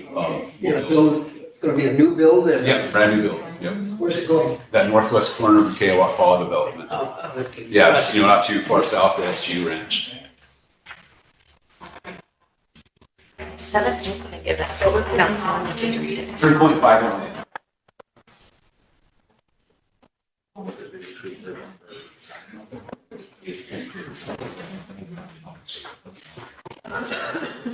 Madam Chair? Sorry. Yeah, sure. Thank you. Thank you, Clay, for coming. Just looking at some of the financial statements and, we wanted to know, as far as the childhood propane goes, I didn't see anything this summer for their summer field program. I'm looking at the income for, I guess, I just want to make sure that you guys are prepared for this winter. If the vehicle or your equipment's ready and that you have a plan that we no longer have ARPA funds. The past 2 years, Sioux Propane had very good revenue stream, but that was due to the tribe and our ARPA funding and CARES funds. So does the general manager have a plan? Is he prepared for this? And do you guys have enough drivers and are your vehicles all up in working condition? I'm very glad you asked that. Vehicles, everything is good. Drivers, we have 2 right now. We're desperately trying to get them to apply, and they get out everywhere. There's a lack of CDL drivers out there. To be honest, the ones that, that we lost, we took other jobs. One of the biggest complaints is just, the stress and a lot of times how they get treated. And just wanted to do something else that couldn't handle it anymore. I mean, it is hard job, especially in the winter months. So, no, I've been meeting with Travis on that, and I know he was wanting to meet with you and all this. What the gist of that is I think there's a couple people who have applied. They got to get their CDLs. They got to get that hazmat training before they can do it. So we'll work with them to get that built up and start training them basically. But we just got to get it out to the public. We have 2 drivers. This is we have a certain amount of deliveries we can do per day for community. I mean, this is we're not going to be able to do anymore. So we'll be keeping that up, get that information out as much as possible, keeping it as up to date as possible. Okay, and it's not just a CDL, there's another specific, It's a hazmat training. that has to be on there as well? Mm-hmm. Sherry and Clay, Lori did speak to Travis. You wanna let them know what Travis told you? Okay, good. Good morning, or good afternoon, council. So Travis and I met on Saturday because I usually do a contract with him for LEAP during the fall season. He said he didn't want to do the contract because of the crude oil, the prices. We got stuck at $2.19, it's down to $1.89 now. I asked him about the drivers because there was concern that Sioux wasn't going to be delivering because he was the only driver and he has his office administrator. Yeah, and he has one other driver though. She is driving. Yeah. He said he was gonna be doing 5 interviews this week, as well as interviewing for an office administrator. So for LEAP, we talked about having Greece do our southern half, our St. Francis in this area, and then CHS doing the western and the northern, and then Sioux just doing Antelope and Rosebud in this area because of the lack of employees. Yep. Thank you. Thank you. And one other question too. I know that the idea has been talked about, but I don't know if any action's been taken on it. Of potentially choosing a community that's within a like a smaller community and doing metered propane. Has there been any action taken on that or? I know Travis has had that idea for a number of years, and he's asked a few. We tried doing it a few times, and it's just where does that the cost of that come from? We could definitely much probably bring in next economic development committee to do on that because he does still has that plan. I mean, it could be done. Let's figure out how who's going to pay for the meter. If there's a subscription fee and whatnot, just figure out how we can all that done. So. Okay. Sherry and Clay, I'm sorry. Got, information on the meters is. So he did mention the meters, he said it was $100 for the meters, he has them all stacked up in a warehouse somewhere, is what he told me, and that, the $100 fee and then the internet, so that the elders, every time the meter went down to 20%, that it'll ding them at the office and it'll ding somebody on their phone saying you're at 20%, you need an order. The only problem was the cost, I think, but he said he did have them on hand. Yeah, it's good. He's been talking about this for a while. Okay, tell Emily and Ben. I was gonna ask you if you were prepared for the winter months coming up also, but I have to ask this question. What about Turtle Creek? You know, what's going on there with Turtle Creek? Because that's disheartening to me. That's one of our own. We have our own local businesses here, but I heard that Bowie's is trying to take it over and make it a hardware store. Is that true? Could we go to executive session for that? That's not up to me, but it's up to this body, Yeah. and we don't keep things from our Well, people. this- But this, this is a monopoly here. We're talking about our people. Yeah. And if this monopoly was really in it for our people, our Taco John's wouldn't be in a storage container. We'd be in a nice air-conditioned building like Winter. And our cases of water wouldn't be 99 compared to the other ones, so I'm just, I'm all about supporting our locally owned businesses here. There's another reason I asked for that is there's an active litigation on that, which I can't. Okay, all right. Emily, Ben, Sherry. Thank you. One of my questions was also on the Turtle Creek side of what I understand there's the lawsuit or there's a case or whatever, but I was just wondering, when or how is council involved in the long-term planning of that? Because I understand there's, a current situation, again, crisis mode that we're doing right now, but I'd like to be able to see that there's also being work when we're out of that, what we're gonna do and how we're gonna move forward so that we can kind of streamline our transition into that. So I'm just curious as to, are those talks happening and how are we getting input from either the council or our people? Because again, a lot of this seems to be happening on the Redco side without any input from the tribal side. And so I'd like to just know that there have been other options thrown around, that we're kind of costing out those options, that we're considering that money is the only thing of value, that we're considering providing services to our people, providing services to our family also have value. So I'd like to make sure that that part's in consideration there. And then also, there was another thing. Oh, and here I read about this trip that you guys funded for the NASA something, and we also got a request from to fund maybe like spending money for the students to go along with that. So because it was in there, I was gonna try to sneak that underneath the ask for council to say that Sioux has paid for the trips the students to be included in that, but that the request from the school is that the tribe or somebody can provide some spending money because they'll be gone like a week or something, and a lot of them, the economic climate our families are in. Yeah. So I wanted to squeeze that in there if I could.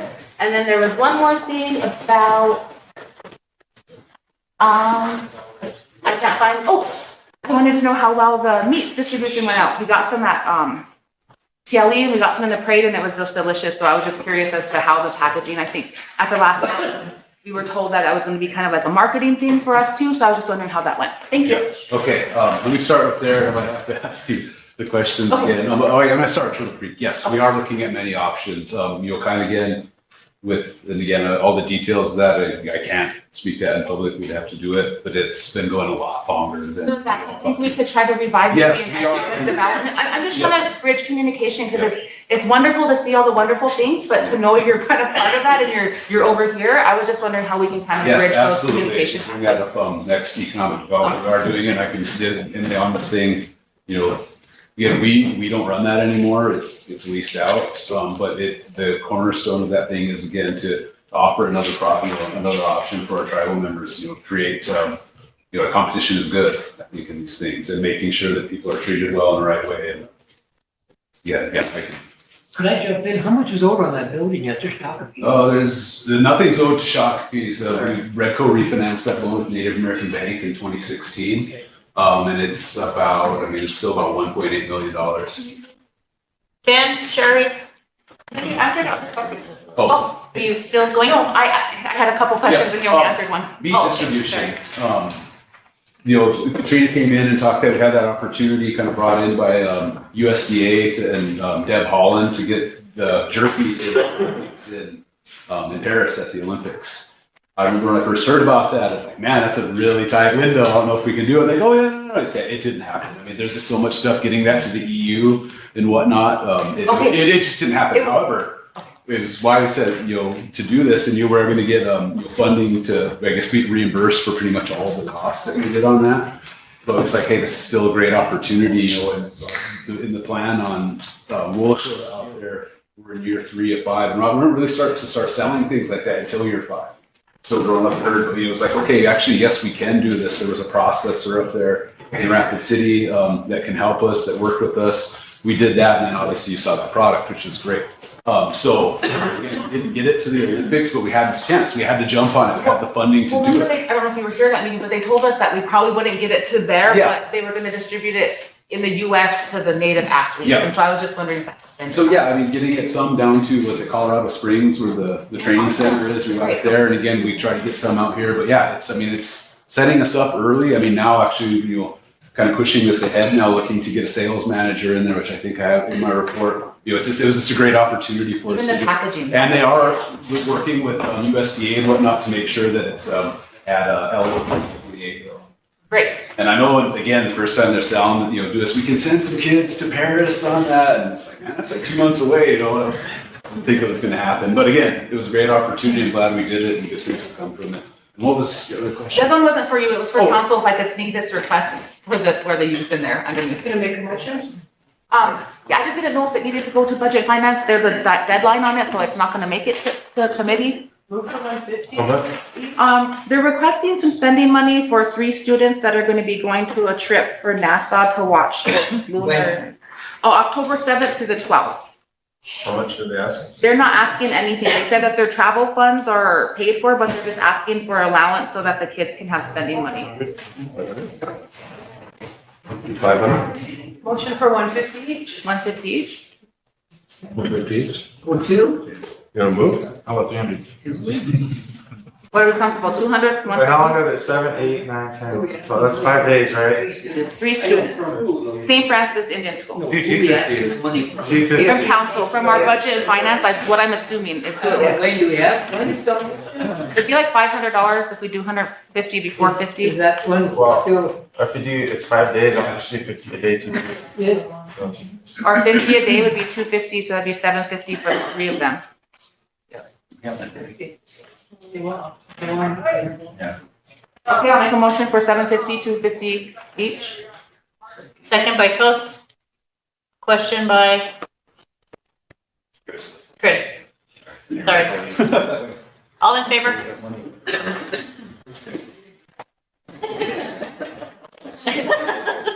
Sorry. That's all right. All in favor? All in 19. Opposed? Not voting. Motion carried. Thank you for letting me sneak that in. Ben and then Sherry. All right, well, thank you again too. I guess I just got up with some of the questions I had with the CDL part of it with jungle propane.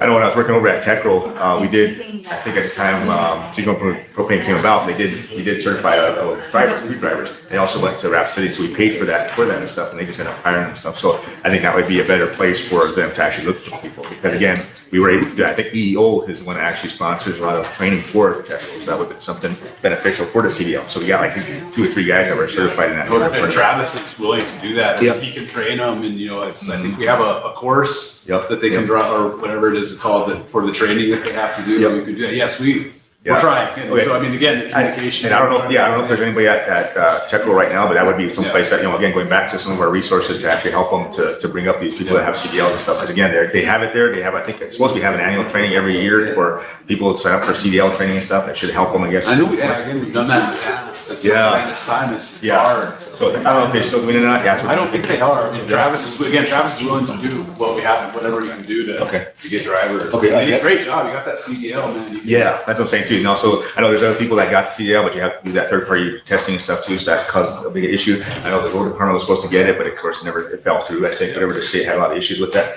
Anyway, the second was the building, the building of the houses to, that grant that you guys got. Is that going to be sustainable after? How long do you think? Yeah, so we looked at that and just what we were doing out there, cash flowed to a break even for the first 2 years. And then we look at what's the potential market of it is, housing. Can housing by some other tribes? It's even. I mean, these things are used around the country with all the development in Rapid City and Sioux Falls. I mean, there's potential to make over $1 million a year net on that thing. But it does. Just if we do here, it's a little over break even. So that's what I'm thinking too. It's just kind of curious. I know housing makes those, the house that I was in, it's so sustainable for the past, like maybe 10 years, I think, and got through some pretty bad storms. So I want to make sure that they're sustainable at the same time. Oh, yeah. But anyway, that was the reason why I was asking, just to see if that, if you're going to build a building, just like OHCC has one there, are you still be able to stay in it, be able to move it around in the next probably 5 years? Like you always say that too. We're going to be at 5 years, we're going to be at 10 years. So at least we have that sustainability for that. Yeah. So those are the questions I have, I guess. And then, no, they're good house. And that model home we have out there,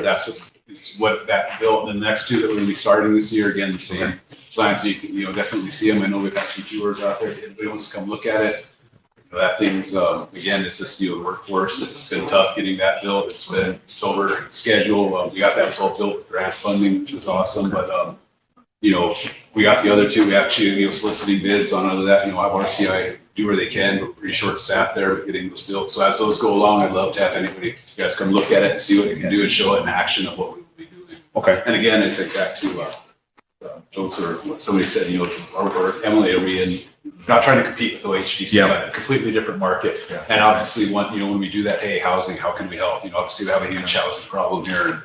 all right, yeah, that's the only thing I had. All right, thank you. Okay, Sherry and then Emily.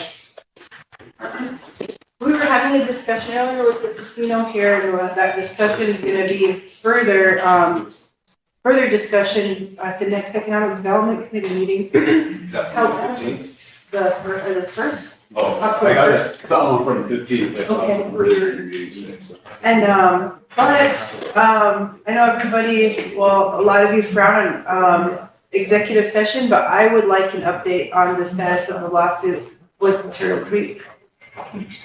So I'm gonna make a motion to go into executive session regarding political issues. Can I ask about something else before we go into executive? It's about a previous motion, it'll take like a second. Is that okay? Yeah. Can I ask a question real fast? 2 questions and then. It just had to be about the previous one that I made for this payment for students. I was asked if I could ask you if you know if any other students from Todd or White River or one of our local schools are going, because if we're gonna be doing that for the St. Francis schools, we were asked if we could do that for any Todd County or for the $50 students. Message Larson, ask for that. Yeah, I think so. I mean, If so, you can amend it at that time. Okay, thank you. it was, there was some local students and, this one came out really fast too. And NASA, provided this funding, this opportunity. And with the deadline of it, typically we do like an application process, but we took referrals and did it because we had to because you have to get clearance to go in there. It's like, it needed to be done extremely We can fast. just get like the Yes, I'll get you. schools, then we can amend that. Okay, thank you. Okay, Mike, and then after that, we're gonna go into executive to discuss the lawsuit. Feasibility aspect of it, what was why are we going into the buffalo turkey? The margins, able to sell it. Right, I mean, that's a tough market to get into. Shelf, we're all about shelf space. It is, and a lot of the funding. I guess I'd like to see what kind of marketing research went into. So a lot of that comes from, most of the funding started with Lakota, it's through the World Wildlife Fund, Federation, they helped us, and they are actually, we stopped this idea, they said, great, and they're actually gonna bring in funding to help get an updated business plan on that. Those guys have such a big reach of getting it into, like the Whole Foods and whatnot, it's a good opportunity. Yeah, and I mean, and right now, you know, we got grant funding to do it now, we got the product placement, but we haven't invested in, you know, we don't have a processing facility, we outsource that. So I mean, right now, it's, you know, it's still, you know, making sure that feasibility is everywhere, that's how we haven't invested anything, we're getting reimbursed for everything we've done, so. But we have our name out there now too, so. But that was always the plan at the end to, you know, to sell product, and a portion of it was jerky. Simply because, no, a little bit about food business, you know, unless you come up with I'll find out. something Give us the status. different than anybody else has, you know, it's pretty tough. Yeah. It's tough business. So before we go into executive, I need to know, because we have said that we're not going to do this. I respect what Sherry's asking us to do. Is this an active case? Is it something you can discuss without giving names? We're trying to be transparent. I know, and I want to talk to the attorney we have on that. Yes, it's an active case. I'm hoping it's going to be done soon, but I was told that we can't speak about it in public and anything would be done. So can you even speak to us about it? Yeah, I can. But yes, we can speak to you. Our attorney said to keep it in executive session if we do it in front of full council. Okay. Yes, Mike? Well, we need a motion to go in executive session. Yeah, please. I will make that motion if we don't take more than 5 minutes. Motion by Mike? Oh, Sherry already made the motion. Second by Mike. The second by Mike, question? I'll question. And you guys just gonna do a straight out vote, or do you want a roll call vote? Roll call. Roll call vote. Does the motion state it's only for 5 minutes? Did you amend your motion to state it? No, Sherry made the motion, not Mike. I just made the motion. You accept the amendment plan? Jeez. Did you get it done in 5? You'll be able to give us an overview. We just don't need to get into an hour, 2 hour discussion. Sit on your hands. I'll accept that for 5 minutes. Did we get a question? Yeah, we had a question. She fits. Who was that question is? I did. Brad. All right, we'll call vote. Votes one. Yes, and I'm gonna state because I wanna know what's going on. I always ask questions about it. So yes. Christopher Eagle Bear, Yeah. Todd Bearshow, Oh. Cowboy Wright, Yes. Stanley Woodamack Jr., Oh. Michelle Holohan, Roy Yellowhawk, No. Robert Rattling, No. Carlos DeBrey Jr., Yes. Bill Marshall, Yes. Wayne Goodrum, Yes. Emily Boyd Blanc, Yes. yes, Yes. Alvin Bearhouse Sr., Sherry Redlink, Yes.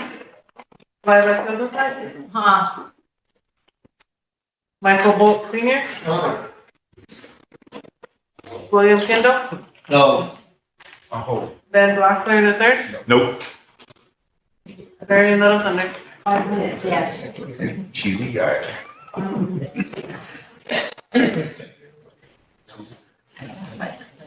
Probably must have left the name in the throat. 14 yes, 4 no, and 1 no. Okay, on Thurston. Who's starting the timer? Where's our IT person? We need to have him shut us down. Unplug it. Okay. Seriously, let's be quick about this. Reputation's on the line.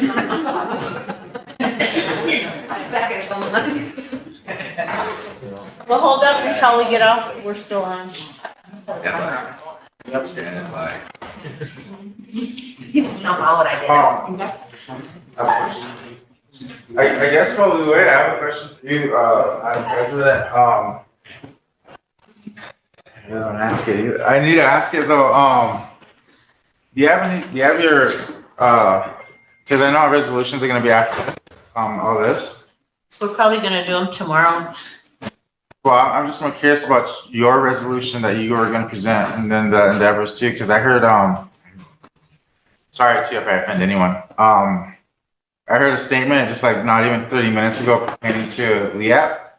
So I just wanna know what's going on with that too. But I wanna know if it's gonna come with the resolution that you're gonna present, if that was gonna be a part of the resolutions or not. It's gonna be a part of my report, remember? Yeah, and you said that was gonna be today, so I was just curious. No, the first, No, our you said regular. the end of the month, September. You said that. Right. Yes, you did. I'll give it to you tomorrow then. Okay.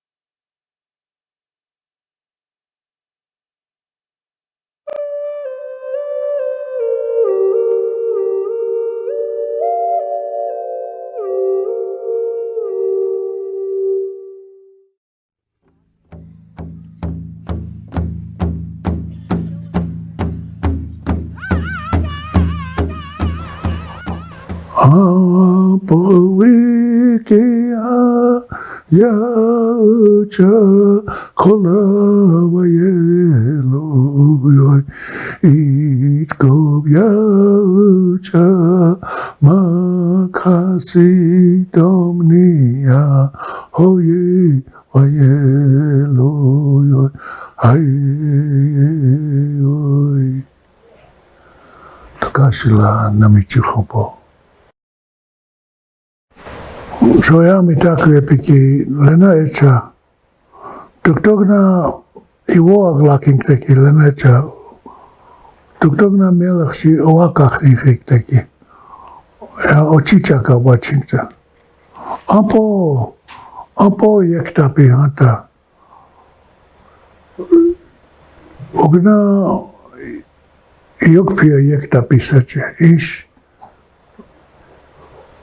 Yokshicha yekta pi hachi. Apete ke otro ka tako chanuk teki hena echa. Ampo wiki wana echane kasane hinapringte.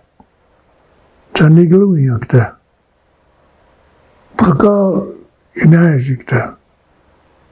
Inayajikte na uyong yapeta ke eatona. Apawi hechata ukte. Kasanya uki niecha apawi ki ayapringte. Oyu ha nichi au. Oche ki lana gulhana haji bikte.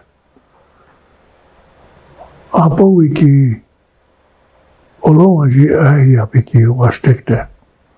Ich olongaji Tuktok na nitchachi ogna ionik pi ish ionik shichi sache.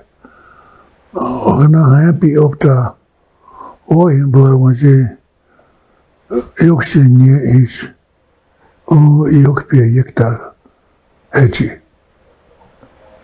Cha otkokal na nye nitchachi ki Aniglutana ha leampetiki doshke chamukta ha apetiki le atke wajibla chamichicha ke chane wichablo khichikte eshona oeteki kichowekte esh da ko chamukte lena autre kaya wochekia Woche ki he toke yachakite. O heche. Apeti iyo woche ki miuha tokata kia mayani ki awani chiglakite nithawa chiki. Doshke wiluk chana. Daakwe hikte ki hena. Daakwe chanik te kilana. Doshke chamuk teki. Due chalea petu atu yoik tau. Ish. Daku woashi bruha eti. Ogna ena doshke miglu yak tau. Apete wa lemitcha. Cha ishki michinkte. Iushkia. Cha hena echa. Apawi hina prishnyani. Nikpasikte. Apetu akelechil.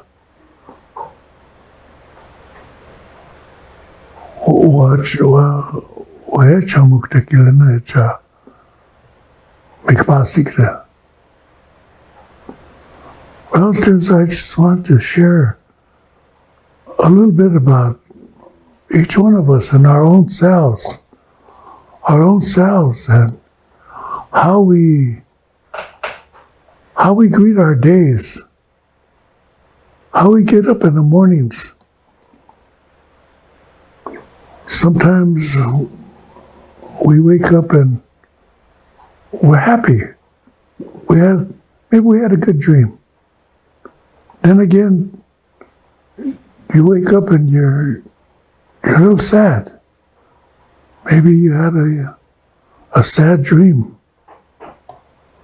But before you start to begin your day, each day should be greeted with a prayer.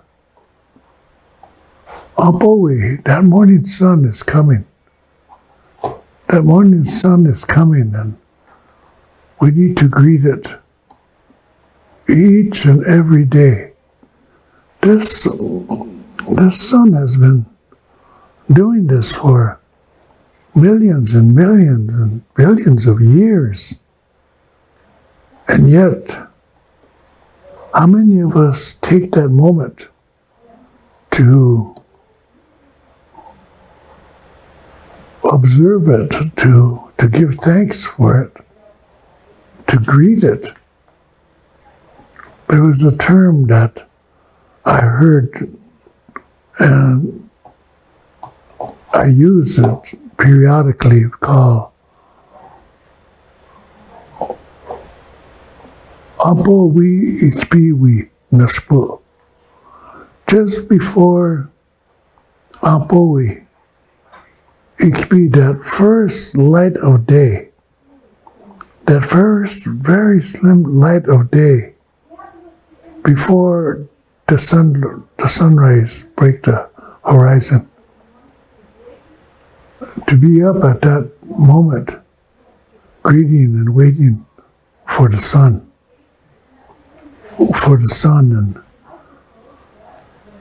the sun is going to bring gifts of the day, and we want to be there to receive those gifts with a prayer, acknowledging this relative, Apewi, with the energy, the strength, the life-giving energy that it's going to give us.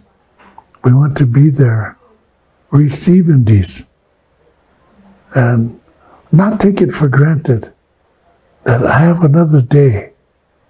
I have this another beautiful day, and accepting the day, whether it's a beautiful sunrise in the morning, or even perhaps when it's cloudy, or it's drizzling, or it's raining, or if it's snowing, or if there's a strong storm out there. It's still a beautiful day. There's nothing terrible about it. Every day is a good day, and we need to give thanks for it. There's a reason, there's a purpose for the rain, the snow, the wind. And it's ours. And we're a part of it. And so we arise each morning to greet that day. I say, oh, this is my day. This is what I'm going to work with today. Do I go out? Do I stay home? What am I going to do? How do I plan my day? The first